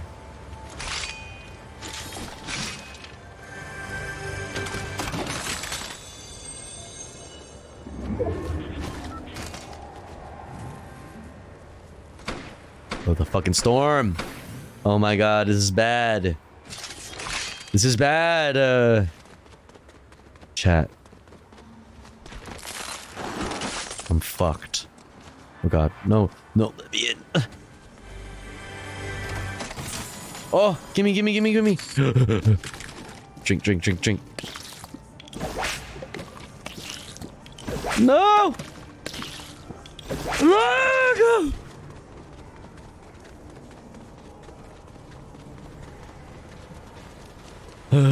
Go! Go! Quick, onto the bike! Whoa! Wicked! Oh, wait, why do I always do that?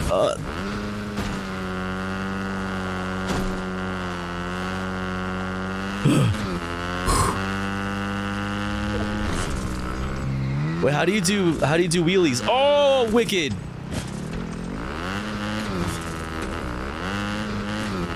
Oh god, get off. Oh please, oh please, oh please, oh please. Take that. And also I'll take this. And then I'll take this back. Then go here. What do we need? Do we need anything? Shotgun.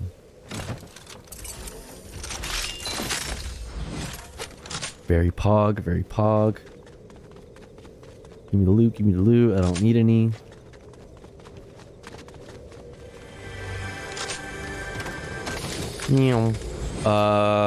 Fuck, I need armor. I need it. I need. Oh. Man, there's ODM gear everywhere. Oh, wait. Wait, what did I drop back there on accident? I meant to... Oh, that's not good. I need health. Real bad. Or I need something, you know what I mean.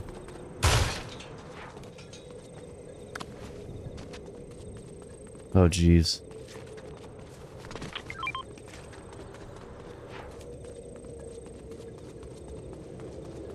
Just played my first ever game of Fortnite and won. Is it common to do that? If you're a fucking boss.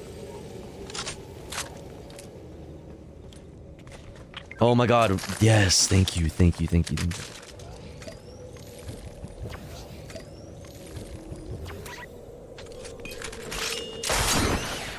Dude, are you serious? It's over the ocean? The circle is over the fucking... Oh my god, dog. You for real? Oh, we're holding down the fucking... Oh my god, we're holding down the boat. Oh my god, and we sit and we wait. There's 3. Or do we go to the fucking... Oh, there. Where'd he go?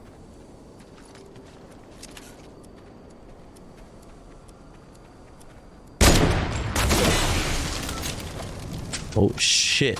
Oh god. Somebody he has an exotic fucking sniper. Fuck, dude, he's gonna fucking blow some shit up. Oh my god, this is bad.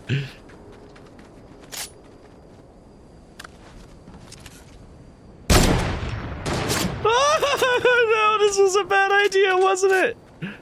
Oh my god, this was a bad idea, wasn't it? Oh no. Where are they, chat? I don't see them. Oh, I have to. I have to fucking go anyway. Oh my fucking god, I'm on fire!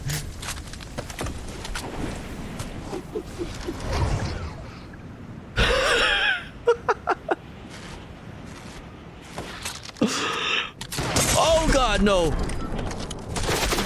Reload for the love of God. What is happening? What am I doing? What am I doing? That was so messy. That was so messy. Ghost Fatal 69. Wait, their username is Ghost Fatal 69.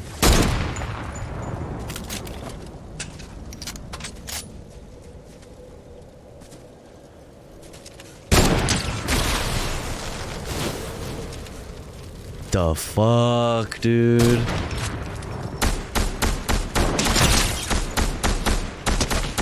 Ghost Fatal 69 killed Tofu Ghost? Bro, fuck you. And they got the victory royale? That's some bonkers shit, bro. The anti-ghost, man. What the fuck?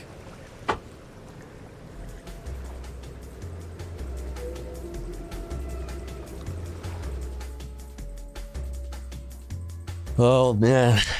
Well, I guess I have to hang it up then.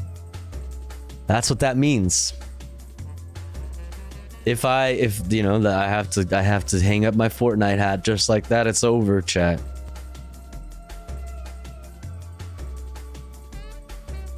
Just like that, it's over. Unfortunately. But you know what? It's okay. It's okay because we'll come back again tomorrow strong with some news and some politics and some comfy reacts and then a fucking #1 victory fucking motherfucking royale, bitch. That's right. We come back and we fight again another time. Tomorrow. Another time as in tomorrow. We'll be back. Come hang out with me again tomorrow, chat. I've had a really good time hanging out with you tonight. Thanks for hanging with me tonight. It's been fun. Appreciate you. Thanks for all the good vibes. Thanks for being so cute and so nice and so sweet and so based. And thank you for helping me surpass my daily subscriber goal. Thank you. I do this kind of full-time, sort of. So I really do appreciate it. Every little piece of support goes a long way. Thank you, thank you, thank you. Spam these emotes in Lucid Fox's chat. We're gonna go hang out with Lucid. Lucid's very cool. Very cool. Morning, politics, news, fun, good vibes. Spread some love over there. Thanks for hanging out with me again, chat. I'll be back tomorrow. Come hang out with me again. Yeah. Exclamation point links. Go follow all my socials. Also see if there's anything else in there you might like. Also, if you like the music, also join the Discord. Also, love you. Take your meds, drink some water. Don't be a dick, but don't be a pussy. Have a good night. Be nice to yourself. See you later.